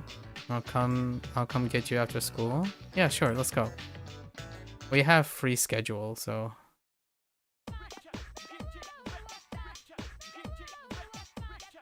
let's get going. Are squilling and cooing over Akiko's presence. You still got it. Onimo? Wow, this is impressive. Oh yeah, Christmas Eve. The Polonia Mall looks pretty fancy with all this stuff up. It does, huh? Today's a special day after all. A bit embarrassed. Hey look. There are decorations over there too. Let's go see. You walk around and enjoy the lights with Akiko. I've dragged you around enough. Let's have a seat. I have a present for you. A music box. I've never had to pick out something like this before. So, never mind. Will you give a gift? What can I give you? Homemade sweets? An antique? Oh yeah, homemade sweets.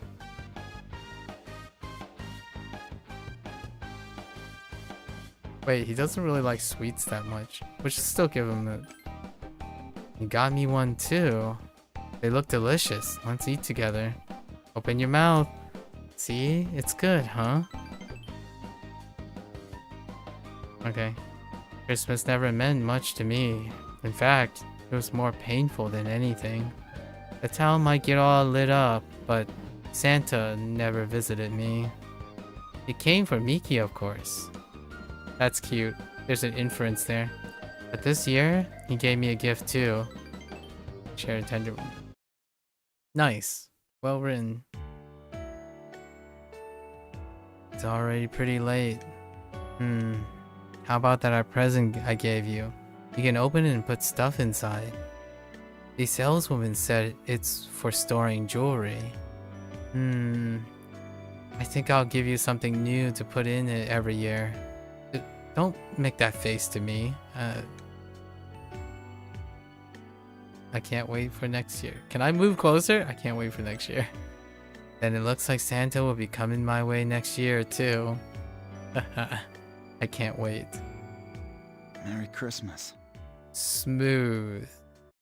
Very, very smooth. Alright. Advance.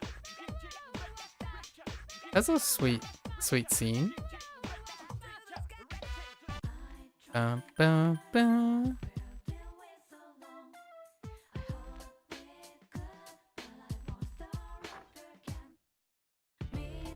Where have you been? Hey? Today's December 25th, huh? All this talk about death and fate in town. How about talk about a non-romantic Christmas? Christmas will be better next year. That's right, next year. We're not gonna let the world end. Darn straight, we're not gonna let the world end. Oh, alright. I think we finally got to, we got to the next Tartarus section. Am I gonna manage to get to the Tartarus section before?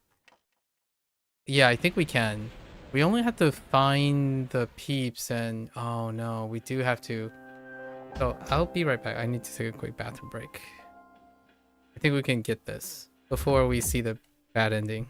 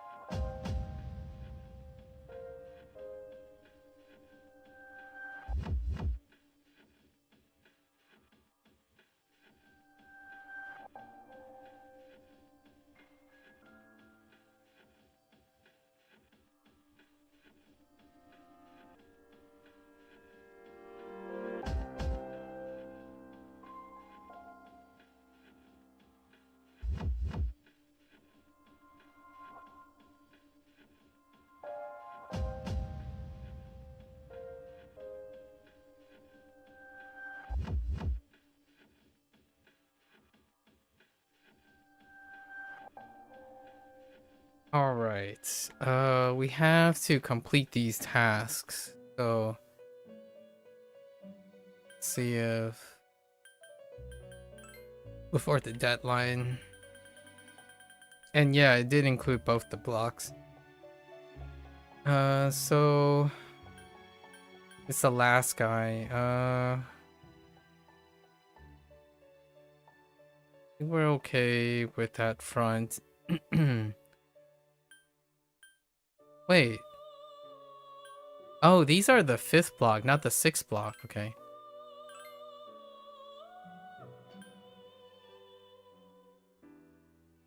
And Hands of Time. Oh, the glasses. Okay. We also need Uriel. Did we manage to use Uriel? I think Uriel has a traditional try. Let's see.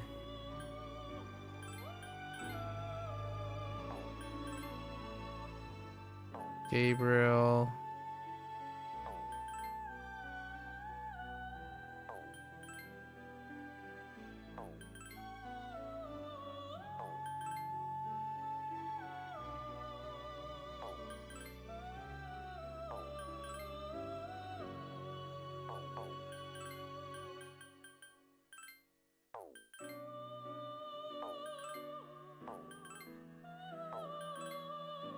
We need our first Aeon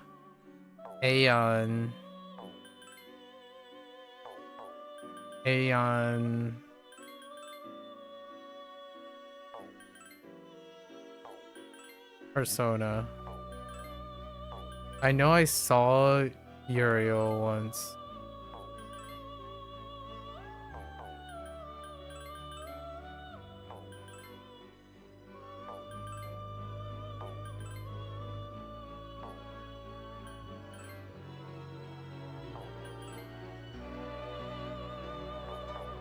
Where are you? Alright, we'll have to look for Uriel.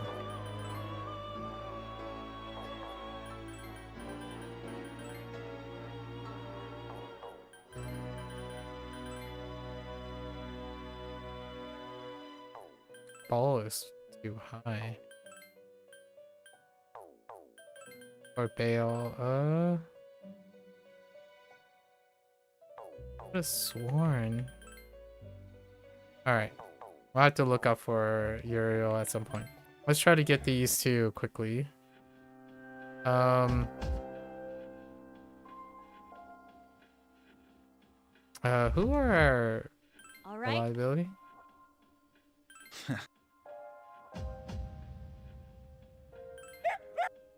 Alright. Good enough. We have to go up to 201. And we can find both.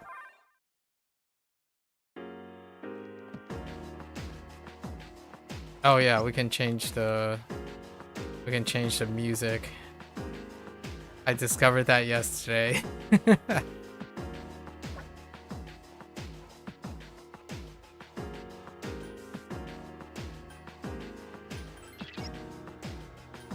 Let's do the second one.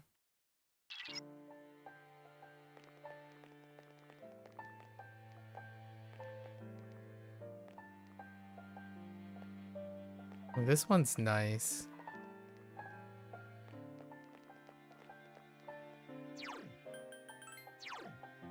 Did I get anything for you? Oh, I did.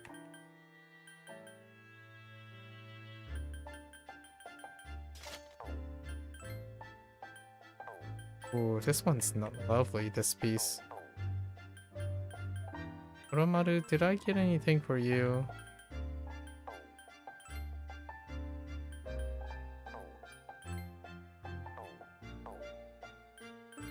Music.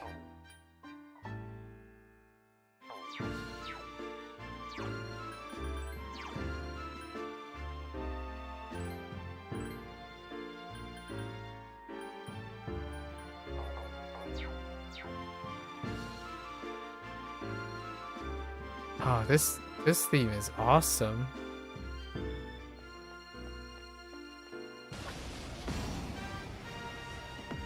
There are 3 of them. Strike first.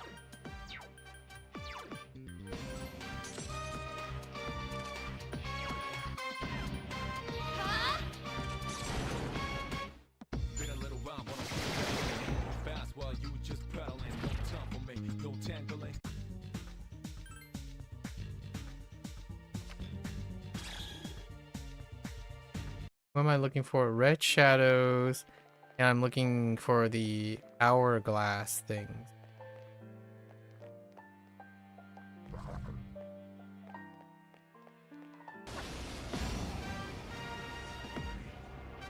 There are 3 of them. Strike first. I summon you.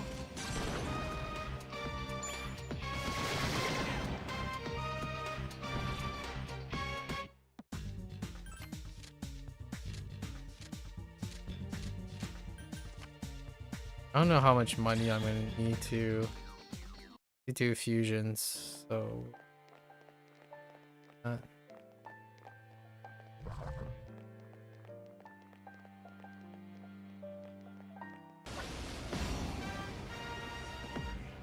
There are 2 of them. Attack! That's the last one. Wow! You're You're all so powerful! I'm not who I... Those aren't the ones we're looking for. I wonder if it's more advisable to respawn them. I think respawning doesn't lead to red shadows more so than going through the floors. So we'll go through the floors instead.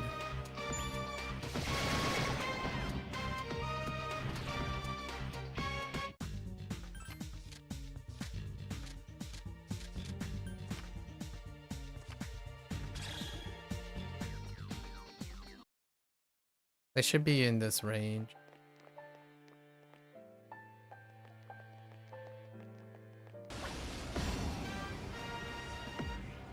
There are 2 of them! Attack! That's the last one!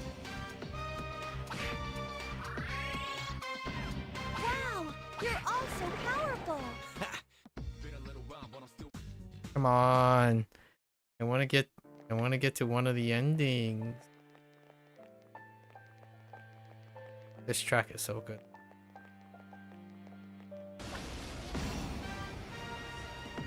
There are 3 of them! Strike first!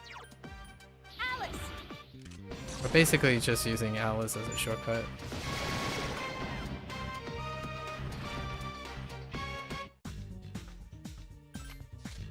Okay. And taking any wands to offset.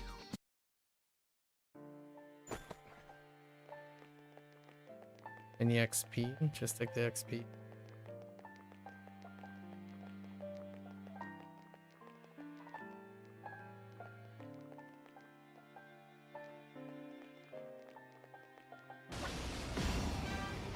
Hourglass? No hourglass. There are 4 enemies! Attack! There are 4 enemies left! I won't lose. I've been waiting for this. Okay, now! Come on. Where are those hourglasses at?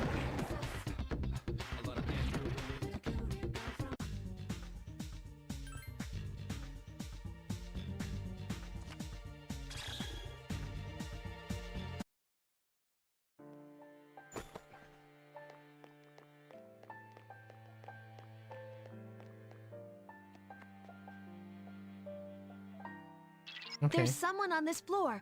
Find them, please. Yeah, that's the person that we had to find. Oh! Wow, we found them really quick. Okay.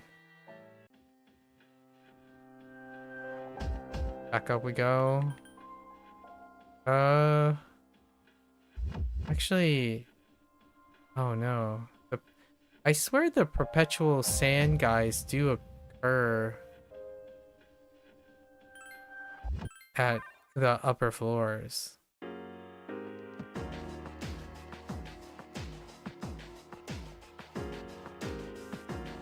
I almost feel like they occur more often in the upper floor.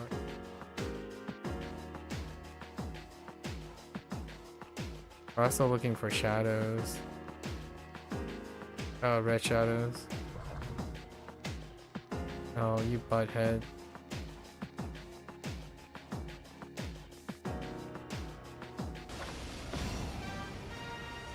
There's one enemy! Attack! Here's our chance for an all-out attack! Let me at him! Maybe not. Unless they're different. They're the different sand things.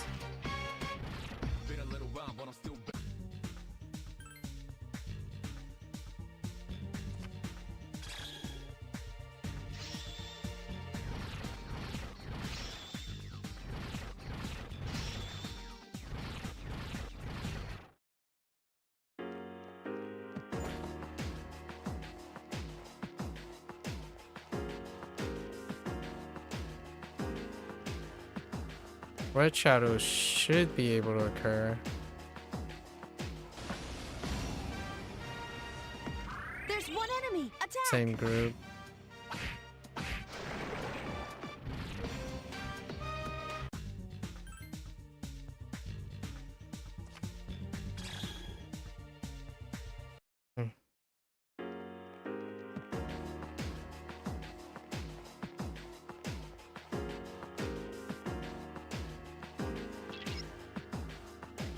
darkness. That's unhealthy. Oh. Oh, there it is. Yeah. I think it's these guys. Strike first. One more. Good boy, Koro-chan. That's the last one. Here's our chance for an all-out attack. Let me at him. Yeah, pretty sure it's these things.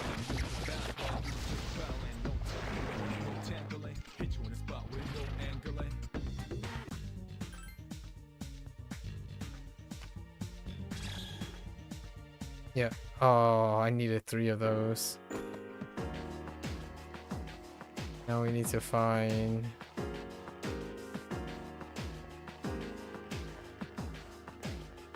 a red shadow. Alright.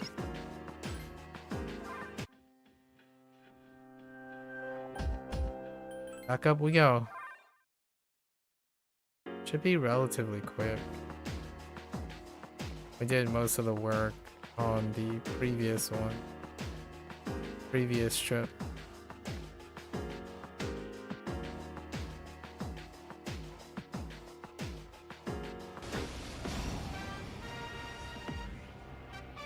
There are 4 enemies. Attack! There are 4 enemies left. Persona!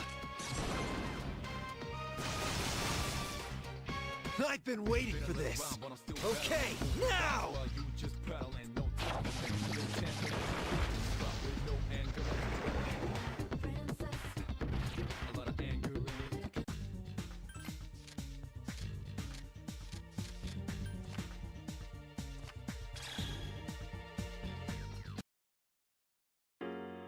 Oh, the music resets every time. Alright, let's listen to the other one. I think the third one's really great too.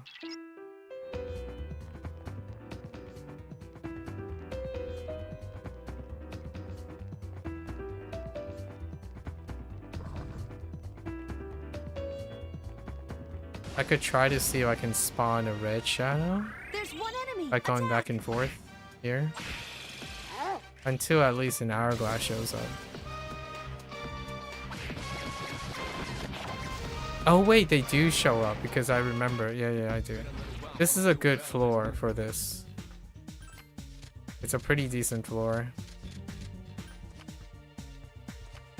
The floor layout has stairs on one end, on one of them, and the midpoint, right?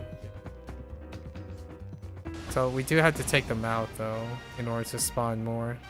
There are 3 of them. Strike first.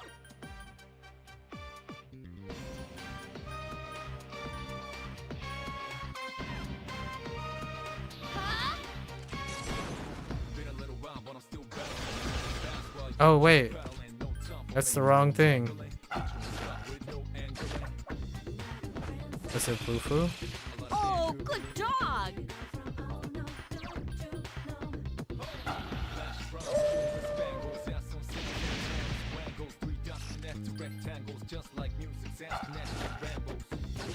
Good job, Koro-chan.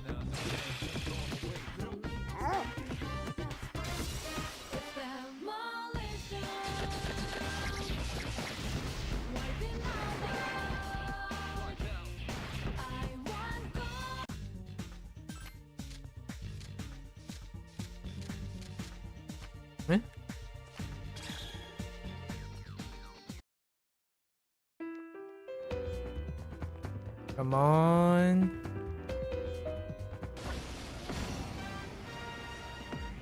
No dice. There are 3 of them. Strike first.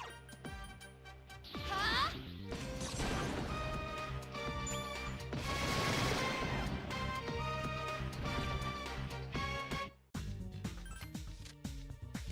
That is a death.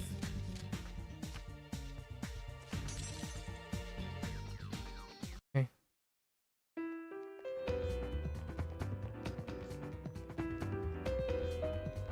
Nope. There are 3 of them. Strike first. Huh?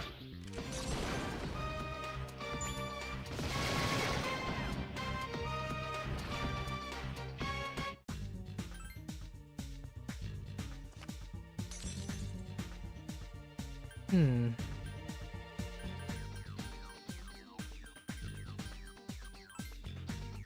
let's replace the Empress for now. I need a fusion for Yorio.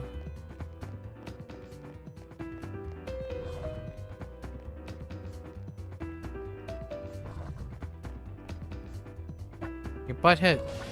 Oh. There are 2 enemies.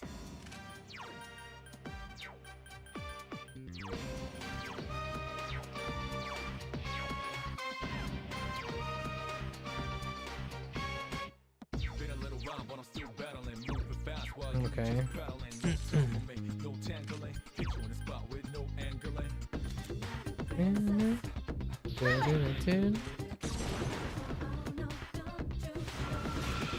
Keep it up. All right, good job.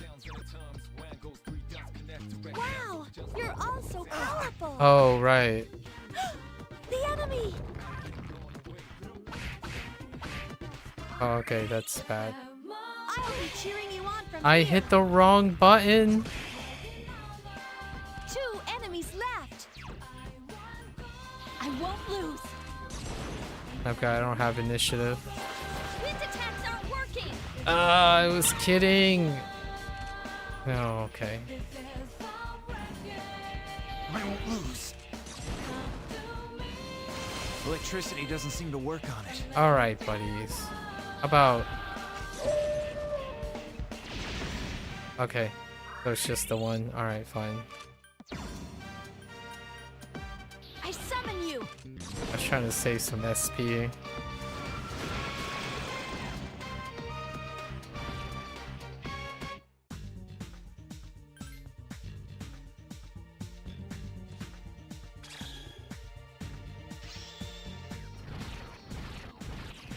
Windbreak.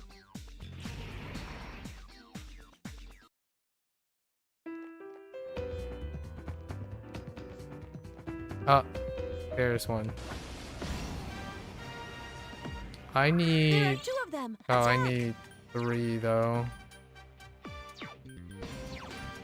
That means I need to find another red one here. ATLUS.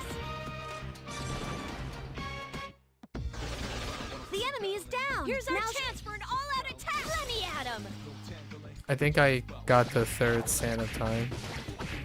Just one more.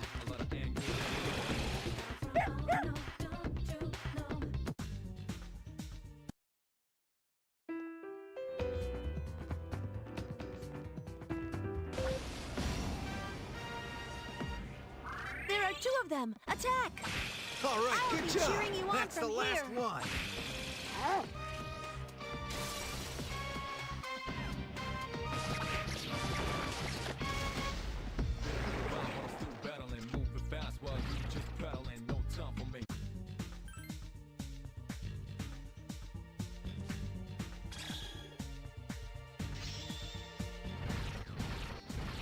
Come on.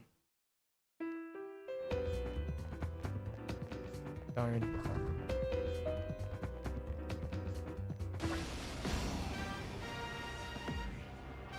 There are 3 of them. Strike first. There are 3 enemies left. Caesar! I've been waiting for this. Okay, now!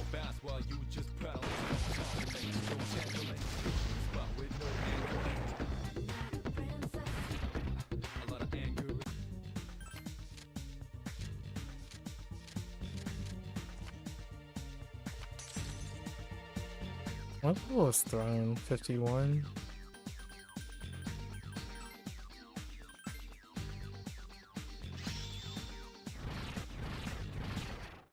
Alright.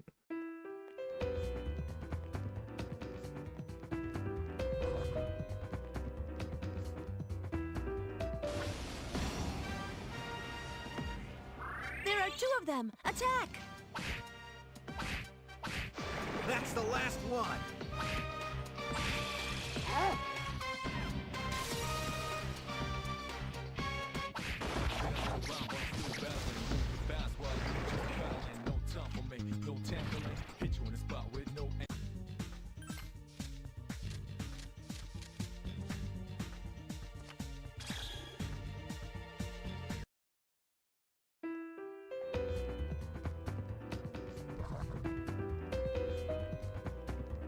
Yeah, this is ideal. There are 2 of them! Attack! Gotta spawn him. That's the last one. Good luck, everyone!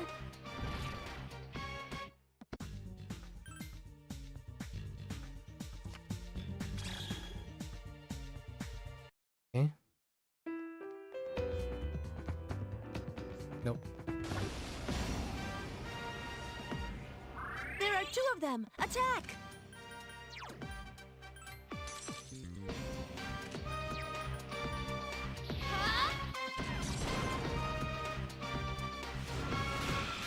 That's it! The enemy is I've down! been waiting for this.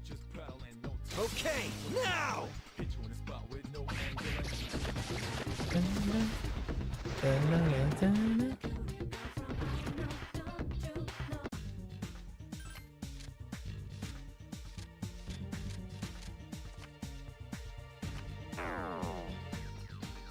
Okay.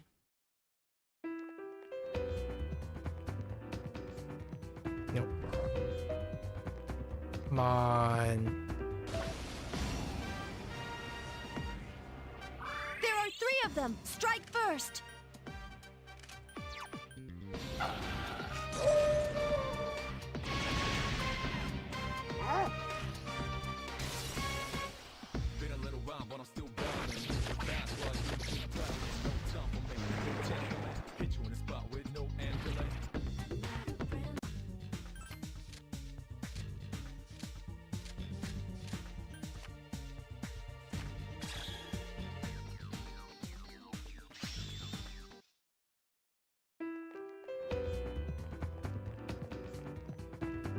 Darn. There are 2 of them! Attack! We're just gonna run from these guys.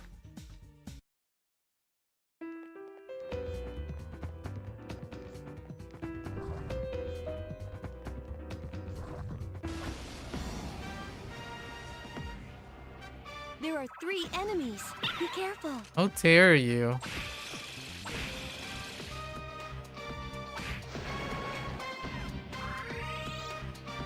If you get into All trouble, right, good job. run! Just one more!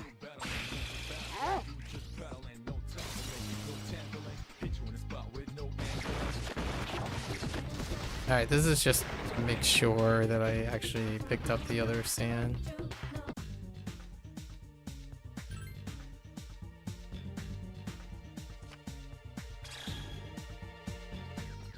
Okay.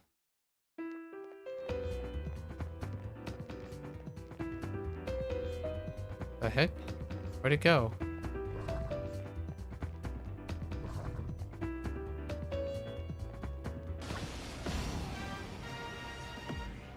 There are 2 of them! Attack! Speed it up. Retreating is quicker. Unless it's like a pretty decent mob. This one's a pretty decent mob. There are 4 enemies! Attack! There are 4 enemies left! Persona! I've been waiting for this. Okay, now!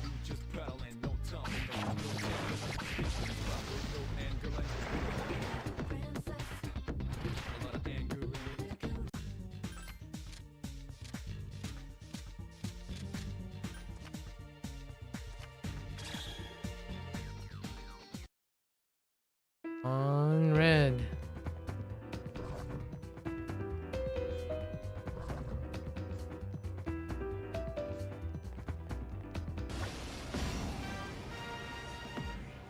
There are 2 of them! Attack!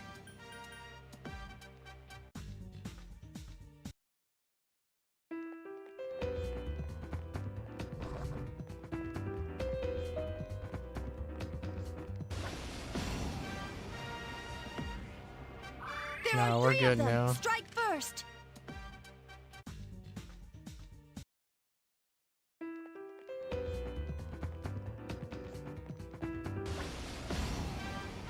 Where are you?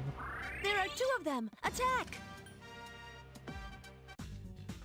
Come on.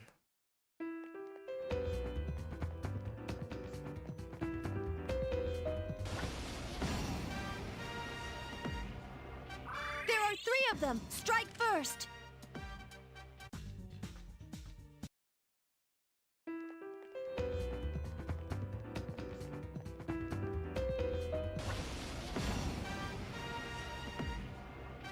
There are 3 of them! Strike first!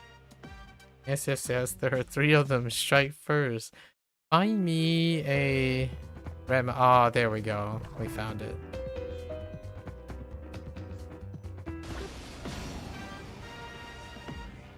There are 2 of them! Attack! After the rainbow hairs, man. Persona! Scalping. That's it! The enemy is... Alright.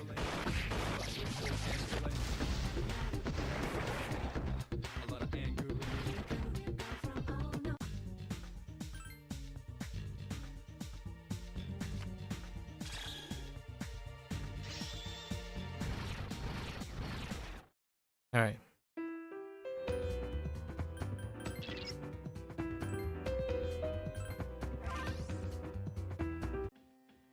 So now we have to figure out Uriel's situation. Sands of Times is a mysterious item. The sand represents time itself. However, since time does not exist in this room, the sand simply represents sand here. Atlastic. Is that rainbow hair? Is that what rainbow hair looks like? See, those colors are beautiful. Do you want to know what I plan to do with it? Well, that's a secret. I need to make a Uriel because of Aeon social link.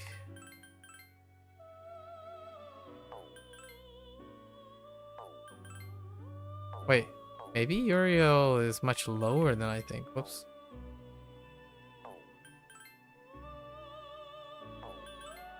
Wait, did I just see? No.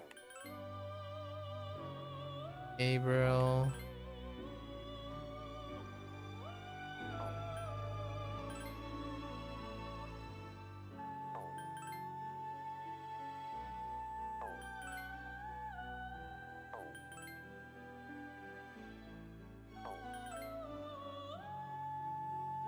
My inclination is probably that Uriel requires Gabriel? Maybe? Fine.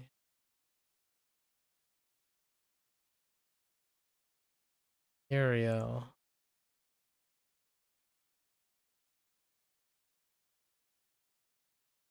Wait.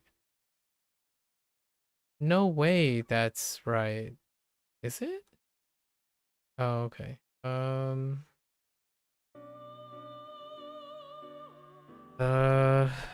Okay. This seems a little suspicious.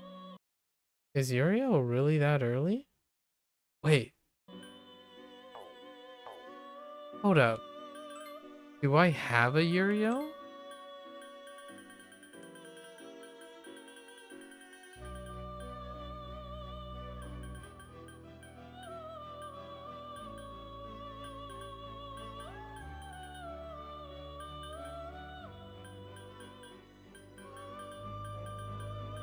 No, it would be an Aeon, right? No, there's no way.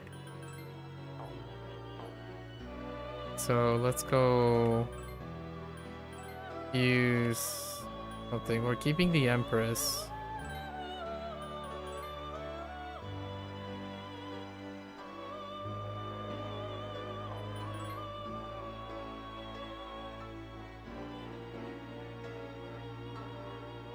There anything higher? Abaddon or yeah.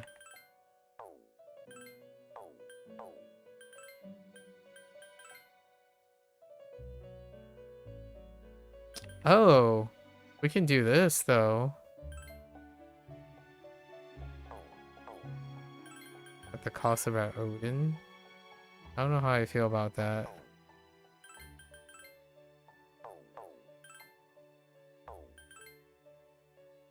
We'll need an Aeon. Okay, how about this? Oh, I kind of want to keep Siegfried as well.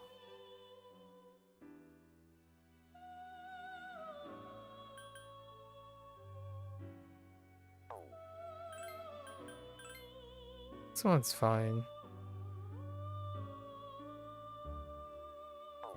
Oh, you're Nihog.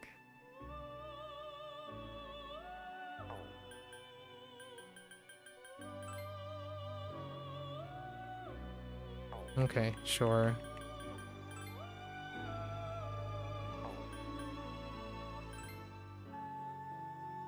Okay, fine. Can I get... Okay.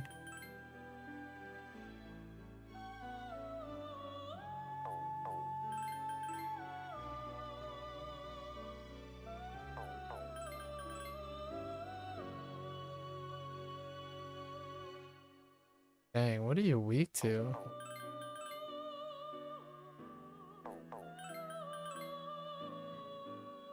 I want to have something usable.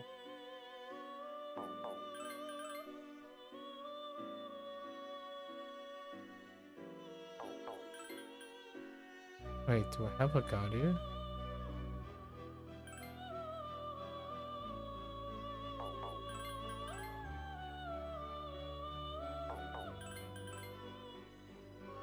Oh, no, I don't.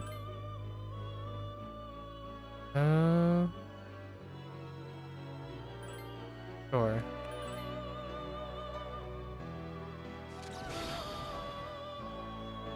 Yeah, that's him, alright. That's Nihog. Alright. We only needed an Aeon. It doesn't have to be Uriel. So we're good.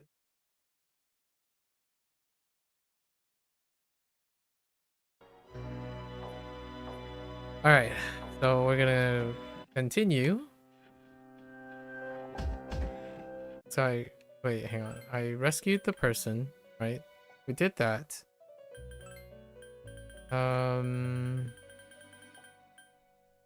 This is block 6.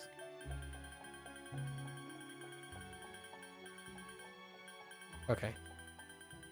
Yeah, so we still have the final block. Alright.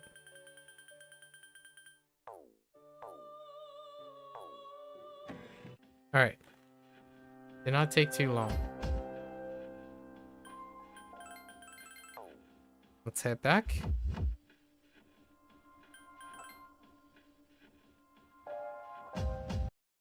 Back to our social stuff. And the big decision, right? Last day of the second semester. Still, who's the person giving the last morning? It's cold today, but it's worth for winter vacation tomorrow. What are you getting with your New Year's gift? We haven't got ours yet, but I want to get a lucky bag. I'm aiming for that purse. Oh, me too. Hey, do you want to start waiting in line today? Or could bring a Otatsu. Interesting. Winter break starts tomorrow, though I'm sure most of you are just going to sleep in during New Year's. You better stop relying on your parents so much and don't fall asleep in the kotatsu. Oh, those kotatsu. Okay. Speaking of kotatsu, I'm reminded of a passage from a famous novel, The Shutter of the East Window. Oh wait, that was a futon. Alright, that's enough out of you. A futon and a kotatsu are practically the same thing, wise guy. Are you sure? Are you having fun teasing your teacher? Look, all I'm saying is that if you're not careful when you sleep in a kotatsu, you could get burned, okay? Yeah, those things. Fair enough.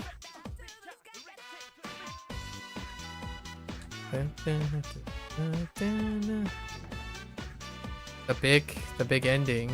We'll see the bad ending and then call it a day and we'll come back tomorrow to work on all the side stuff. Because there's quite a lot of side stuff to prep for.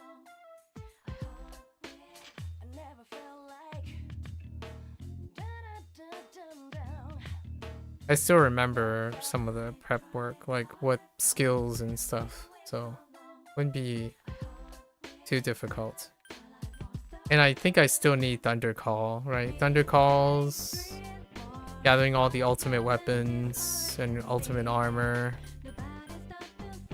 Resurrect, auto life equipment, or auto life consumables. It's quite a laundry list. And leveling to 99 and using all the sets.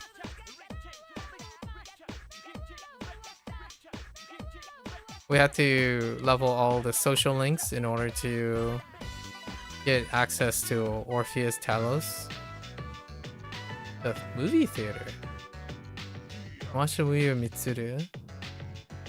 Well, I never imagined the popcorn you eat while viewing a movie could taste so good. Before I knew it, I've eaten your half too. I apologize.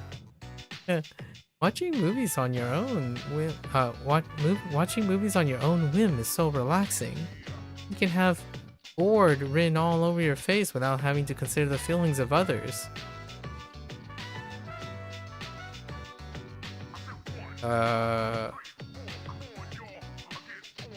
What? Was it boring? Oh no, I was speaking hypothetically. I enjoyed it. I don't think I would normally have this type of conversation. You are the type of girl who wouldn't feel uncomfortable watching a movie by herself, are you? You may be more suited to ride a motorcycle than me. Motorcycle.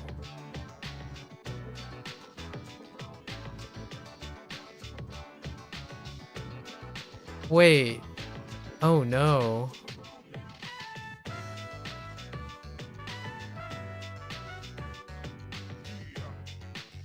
I think I missed one. Oh no. I might have missed a social link somewhere.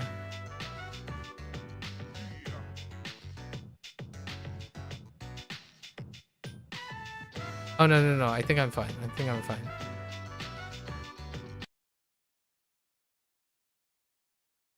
Yeah, I think I'm fine. We're good. A motorcycle?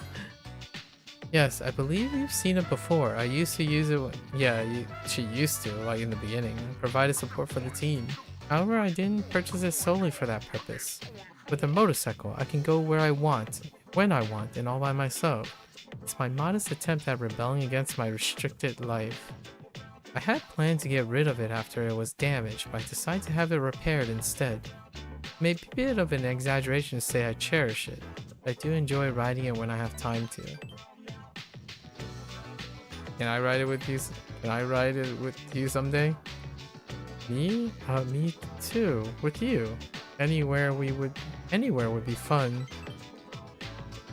Thank you. I feel much better. Okay. The solitude life, of course. If you don't have any objections, I'd like to stay here with you for a while longer. Intriguing. Sup, dude? The second term has finally ended. There are only 5 days left until New Year's Eve. My fear and anxiety still remains, but I'm no longer confused. I'll fight until the end. I've made up my mind. Alright, we're gonna go on a relaxing walk with Oromaru while we talk about that. Anyone here? Nope. Okay. Fair enough. I think it's Sunday. Right. Huh? Junpei-kun? Aw, hey, Fuka. What are you doing here? Nothing, really. I come here when I'm feeling down. Is that Chidori's sketchbook? Fuka points to the sketchbook Junpei is holding. Oh, yeah. This is where I first met her. What are you doing here, Fuka? Oh, No, I went home for a bit. I've been going back there a lot lately. I see. Hmm. You know, you've really changed, Fuka. She went to visit her parents. You're totally different from when you first came to the dorm. Really? Yeah, you were so timid back then. But now you're so strong. You've changed too, Junpei-kun. Yucatan said the same thing. But I don't think so. I mean, just the other day I got all freaked out about being scared. I even lashed out at the leader. I'm one piece of work, aren't I? That's not true. But I really was scared. Actually, I'm still scared. But after thinking about it, I realized that I don't want to lose my memory. If I forget everything, that means I'll forget Chidori too. And I wouldn't even be alive right now if it wasn't for her, you know? So I say F that. You're scared because you're not running away. That's nothing to be ashamed of. Fuka. That's why I want to protect everyone. Think about it. The dark hour is really scary too, isn't it? But our persona's awakened, and we're here today. The future hasn't been decided yet, and I want to be true to myself. True to yourself. You're really something, Fuka. We should fight. I agree. Okay. It's Sunday, so first we gotta buy some stuff.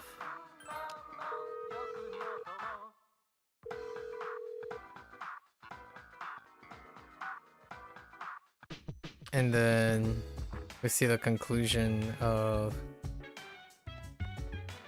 our Sun Arcana.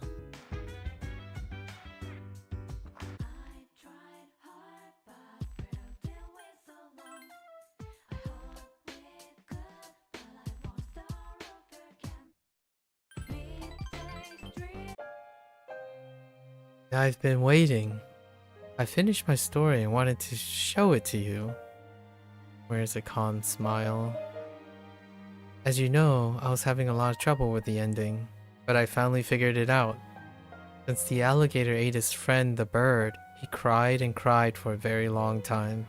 In fact, he was so sad that he drowned in his own tears. His tears became a beautiful lake, around which grew beautiful flowers and a tree with delicious fruits.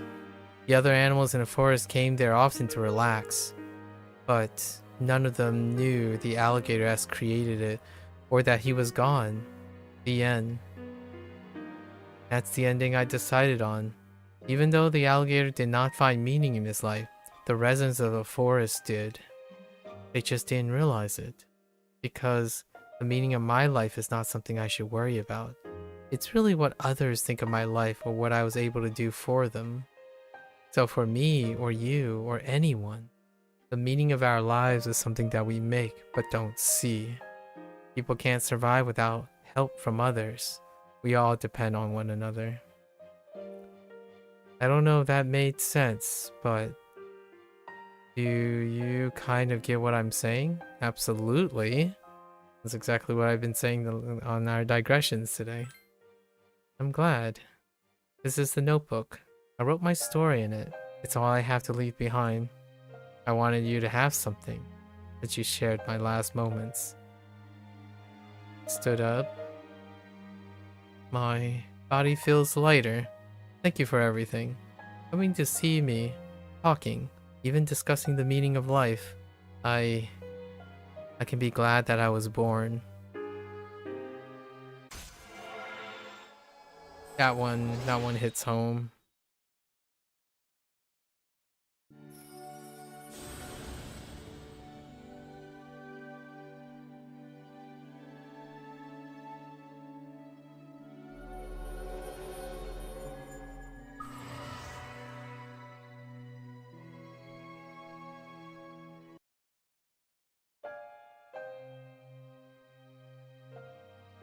I have to go now. Otone, maybe, someday, I hope, we meet again. Oh. Akinari disappeared into the afternoon sun. He gripped his notebook tightly and decided to head back to the dorm. Hi, how was your day? 4 more days until New Year's Eve. I've been thinking about what I'm going to do on the 31st. I was afraid I might go crazy from fear, but I was wrong. I feel strong because everyone is with me. Walk? Nice. It's freezing out here. Hey, Kodomaru, let me borrow your fur. You already made your decision, right? Yeah, I made mine too. I just wanted to let you know. I saw Fuka today. She's pretty tough. She wasn't like that before, but she's gotten way stronger. Talking to her was like that last little shove I needed. Girls are tough, and that's no joke. How are you? Are you saying me too? Don't worry, dude. Everyone knows what a tough doggy you are. Okay.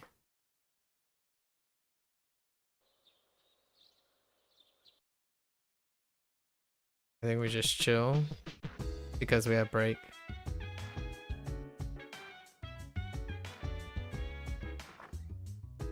I think we're just sleep in.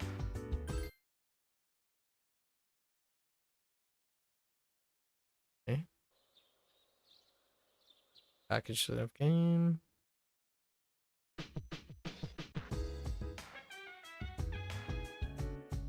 I think today we get to walk Koro-chan, so we're just gonna walk outside and walk back in. Sup, dude? Day's almost here. I made up my mind I'm gonna fight all I got. I know we're gonna win. I got so confused thinking about it, but then I figured it out. Whatever Nyx is, all we have to do is take it out. Right. Koro, walk? Oh, no walk. It's hard. I thought it was like every other day. Let's go to bed.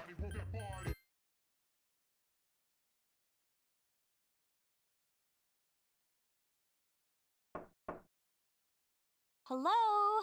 Are you awake?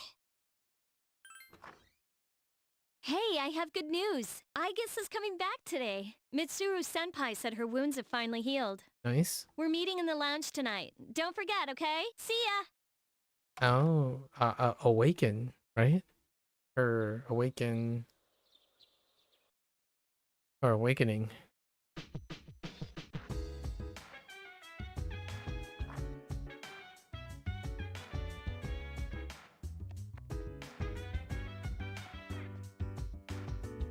I got nothing other than coming in and going back out. Going back out and coming back in. Everyone's gathered around Aigis, who has finally returned. I'm back, everyone. Sorry to have worried you all. Man, I'm glad to see you. I was getting nervous. Me too. I was fearing the worst. I'm a machine, so I can always be rebuilt. Even if I was completely destroyed, the programming data necessary to recreate me would still exist. Hey, don't talk about yourself like that. They said another week would be required for a complete recovery, but I had the process expedited. Tomorrow is New Year's Eve. I'm sorry for all the trouble I've caused. Mitsuru-san visited me at the lab and told me everything. That must have been difficult for you all to hear. Have you been well? I mean, considering the circumstances. Welcome back. I've come back. 10 years ago, what I did to you was... What's the only... Don't worry about but it. If I hadn't done that to you, you wouldn't be suffering like this. Ryoji has presented you with a difficult choice. Have you made your decision? I have a favor to ask of you. Tomorrow, when Ryoji comes, please, please kill him. I can't bear to see everyone hurting like this. Please choose to have your memories erased, even if even if it means forgetting everything and everyone. I guess, what are you talking about? Yeah, this isn't like you. What's wrong, I guess? Why? Why did I come back here? My mission is to protect humanity from shadows. But now I know that I can't defeat them. So then, why am I here? I'm useless. I cannot even shed a tear for you all. Oh, I guess. Why fight when you know that you can't win? What is the purpose of that? Why are you wasting your lives? We don't plan to Yeah, waste. she's right. We're just planning for the future, right, Ken? Right. I don't understand. It must be because I don't possess a life. This has nothing to do with having a life. I'm a machine. A machine that was created to protect humans from shadows. But I can't fulfill that mission with the powers I was given. So then, what is my purpose now? Could someone please tell me? We don't know the answer, I guess. The only one who can tell you what your purpose is you. That's why we're having such a hard time making our decision. There's just no easy answer. But as long as we're alive, we have to do something. When we see others hurting, we want to help them. So that's our purpose. I'm not too good at explaining it, but that's what we all think. Can finding one's purpose really be so simple? When I saw you collapse, I realized something. I want to protect you. I don't want to forget about you. Fuka-san. There are times when you will lose sight of your goal, and you will have to search for it. But if you can't find it again, then you must set your heart on a new goal. I'm not really one to talk, but I feel that I've come to understand something important this year. To truly live, you will need to make changes sometimes. Do you think I can do that? Do you think I can change? Yes. I mean, you've changed so much already. Haven't you noticed? In fact, you're changing even as we speak. I know what my purpose is. I'm a machine who is here to live. And the one who has given me this new purpose is me. This is the promise I've made to myself. I don't know how I'll do it, but I guess that is part of living too. Yes. I'm sure that it is.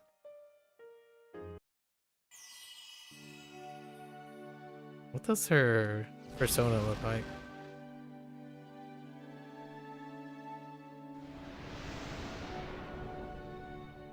Oh, that looks nice. Athena. Will you allow me to join with you all? Of course. Thank you. I will be with you all, no matter what happens. And I'll see you in the 4th year anniversary of P5X when they re-release every single P3 character with their awakened personas, right? That's the spirit. I could see that happening. Second wave of banners. Alright. So, this is where we make our decision. Right. And we'll see the bad ending.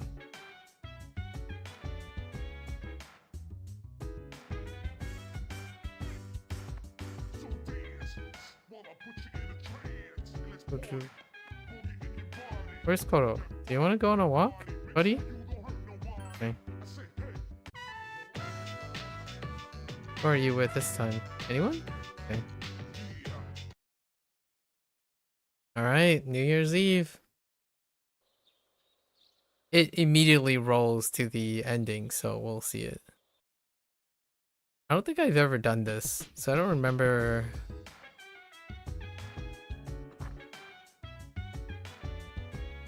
I don't remember how this works, or like what the ending is. So let's look. We just walk back in. Here we go. As promised, Yoji has finally come. The moment has arrived for you to make a decision. Hey, long time no see. Midnight's just around the corner. At midnight, I will change from this form into something unrecognizable. So, have you reached a decision? Everyone's silent. Okay. I'll be waiting in her room until midnight. Come see me when you have your answer. Ryoji-kun. Oh, and one more thing. Don't let the fact that you'll have to kill me influence your decision. As I said before, I'm going to disappear anyways. I won't feel any pain by dying, so there's no need to worry about me. I'll be waiting.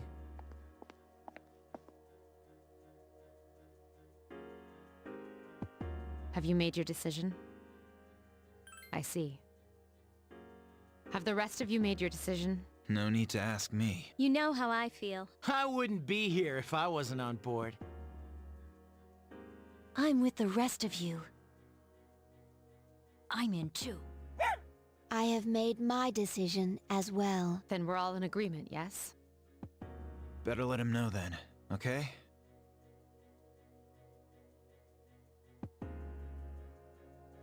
Hey, it's been a long time since we talked like this in your room.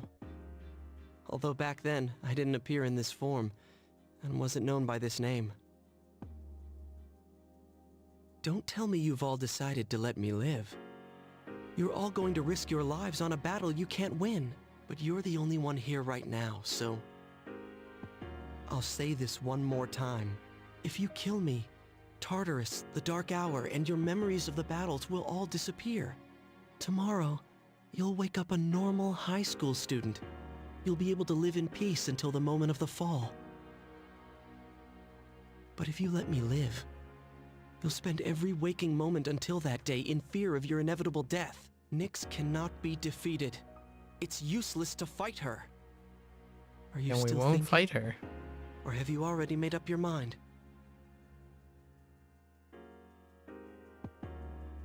Alright, so we'll see the bad ending. Wow, they actually put it at the second one. We'll see the bad ending to see what it is. So, you understand. I think that looking to the future is a great way to live, but that doesn't mean that other ways of living are wrong. No one knows which road leads to happiness. I'm glad I met you. This must be what it means to feel happy. Thanks for everything.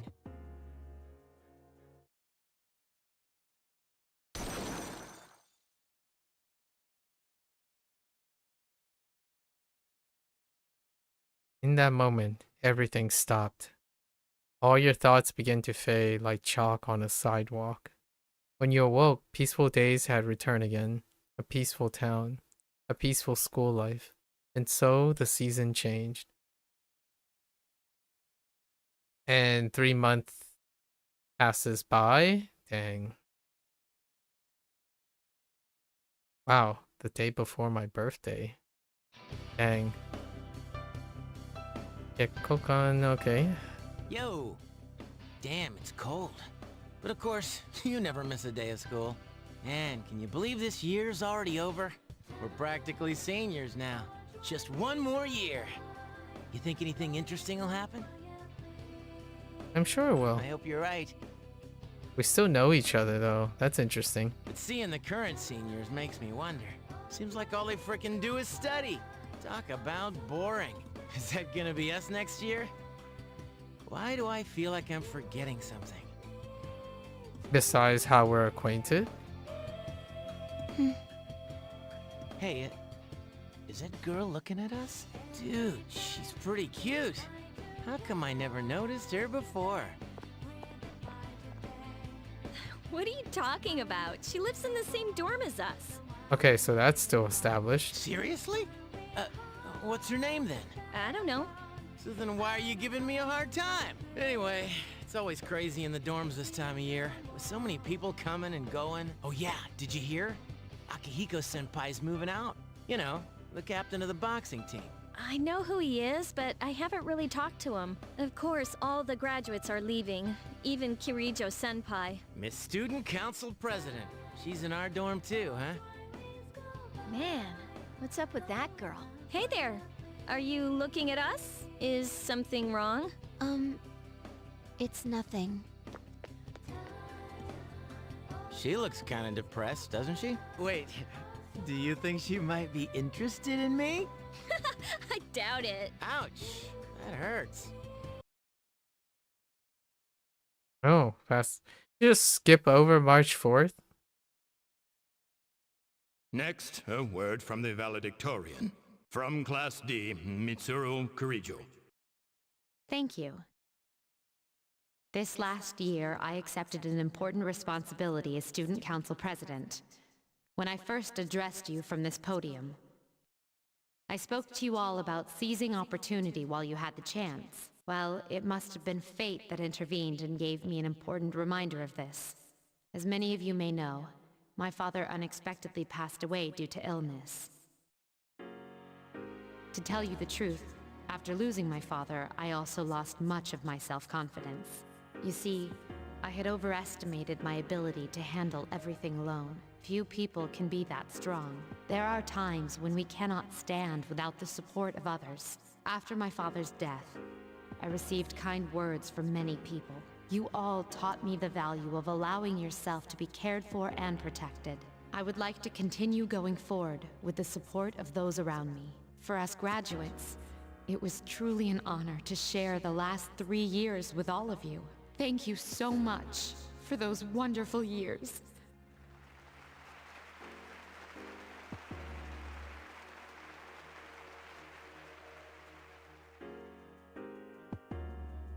She seems kind of bummed, doesn't she? I guess even presidents cry too. She's only human. Where's that girl? What are you talking about? You know, the girl we saw the other day. I assume she'd be here. Oh, her. Well, there's a lot of people who aren't here. Actually, I'm surprised you didn't skip. Heh, I thought about it. Anyway, next year'll be our turn. What have you got planned, Yucatan? College? Sequel, please. I haven't really decided yet. What about you?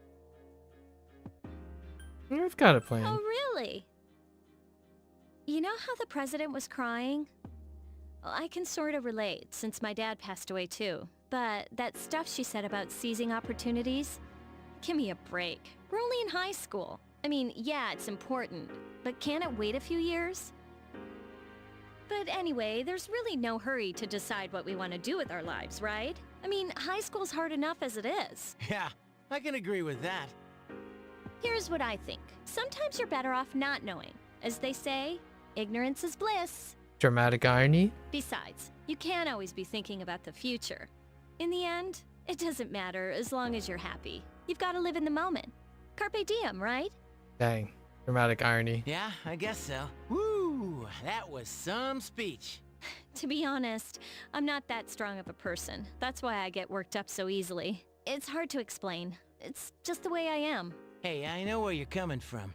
Thinking about stuff like that just gives me a headache. So I try to avoid it as much as possible. Now that's the Junpei we all know and love.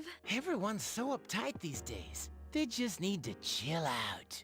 You know, take it easy for a change. What are you gonna do if that plan backfires? Well, that'll be that. But for now, let the good times roll. Karaoke, anyone? Let's celebrate our future. A graduation party, huh? Well, that does sound like fun. Why don't we all go? It's decided then? Cool. You decide to go to karaoke with everyone?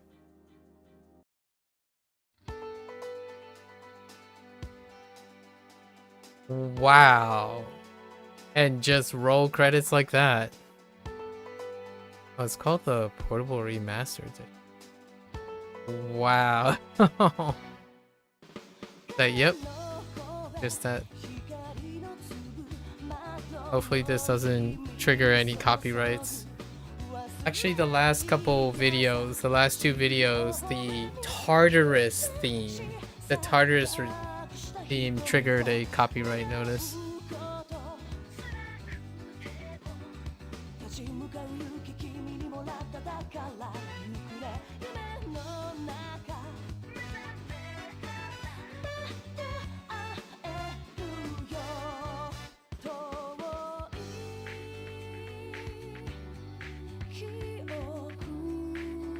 Those the members of the team and their awakened personas. Because that's ISIS.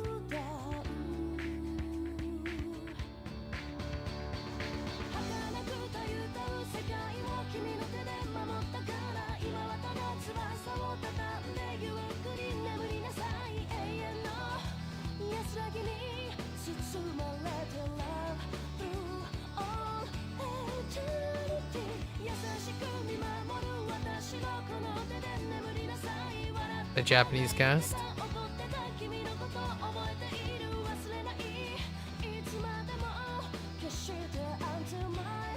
We'll be listening to the Japanese cast in the second playthrough of Makoto Yuki as the MC.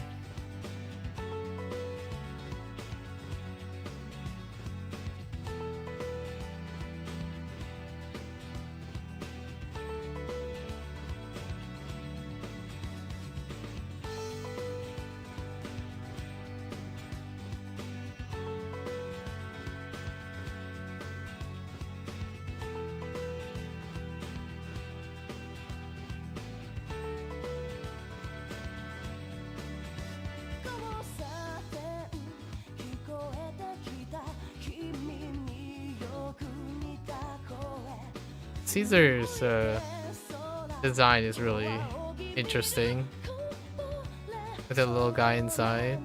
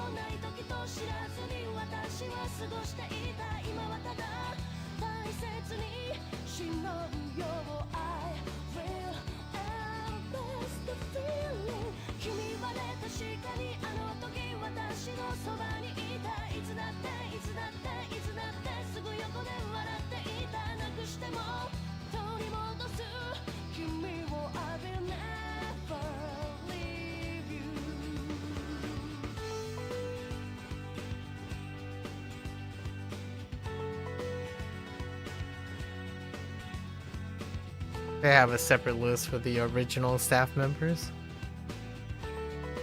at near the end. More important credits, right? Typically, like the, or you know, they should have. That's interesting. They didn't start with the original staff member.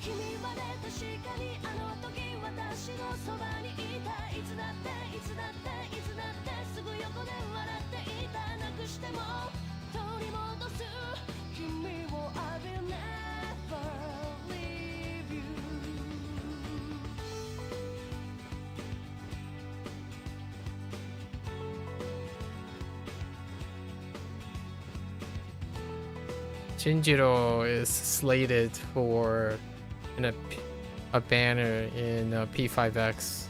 Curious how they're gonna write Shinjiro in it. I'm still getting used to like the names that are involved in the Stadio, so I can get their names. Curious what happens at the end. Is there anything else? Okay.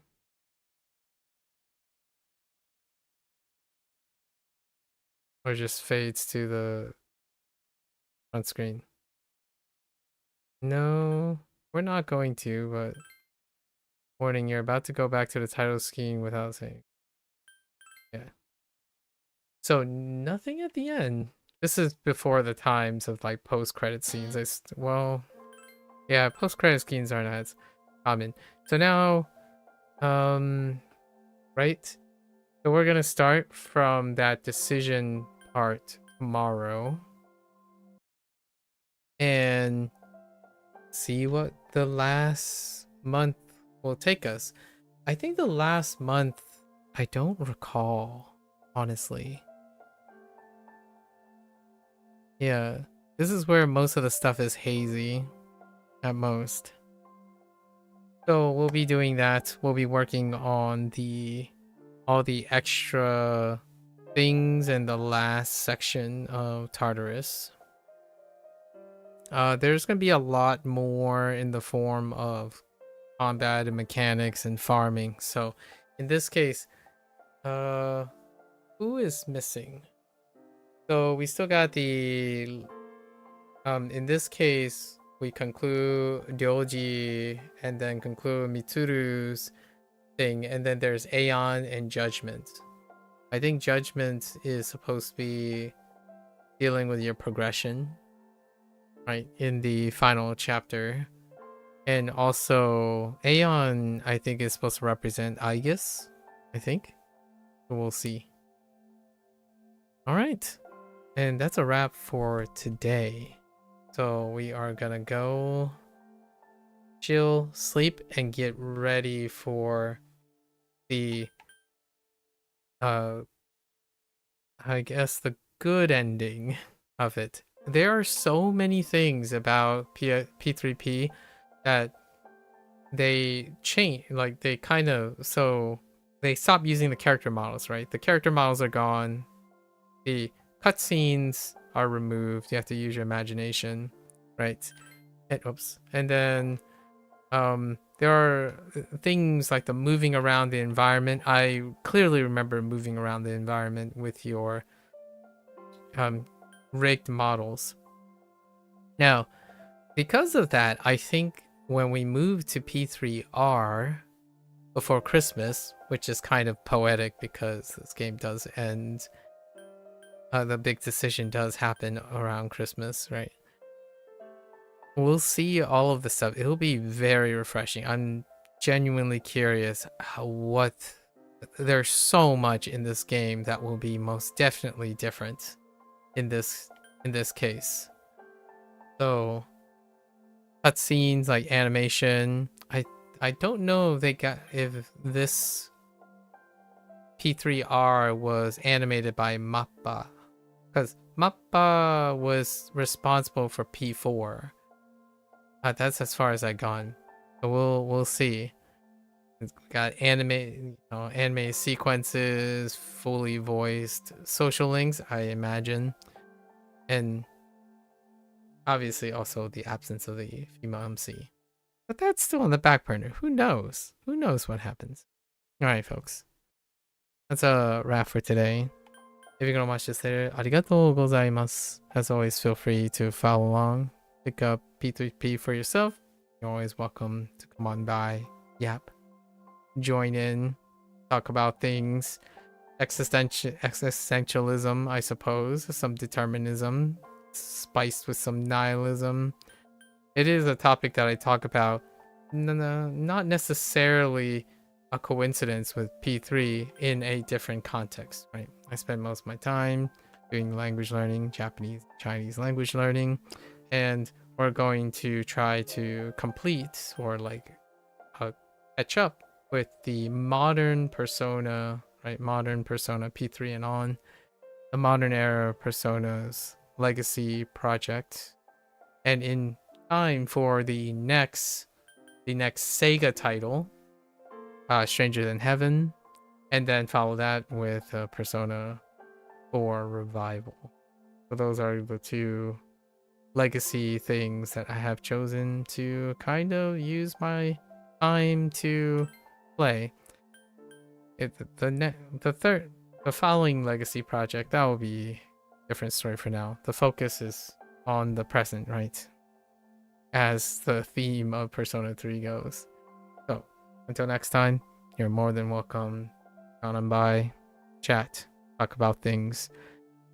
Know that someone out there can reinforce your existence, right?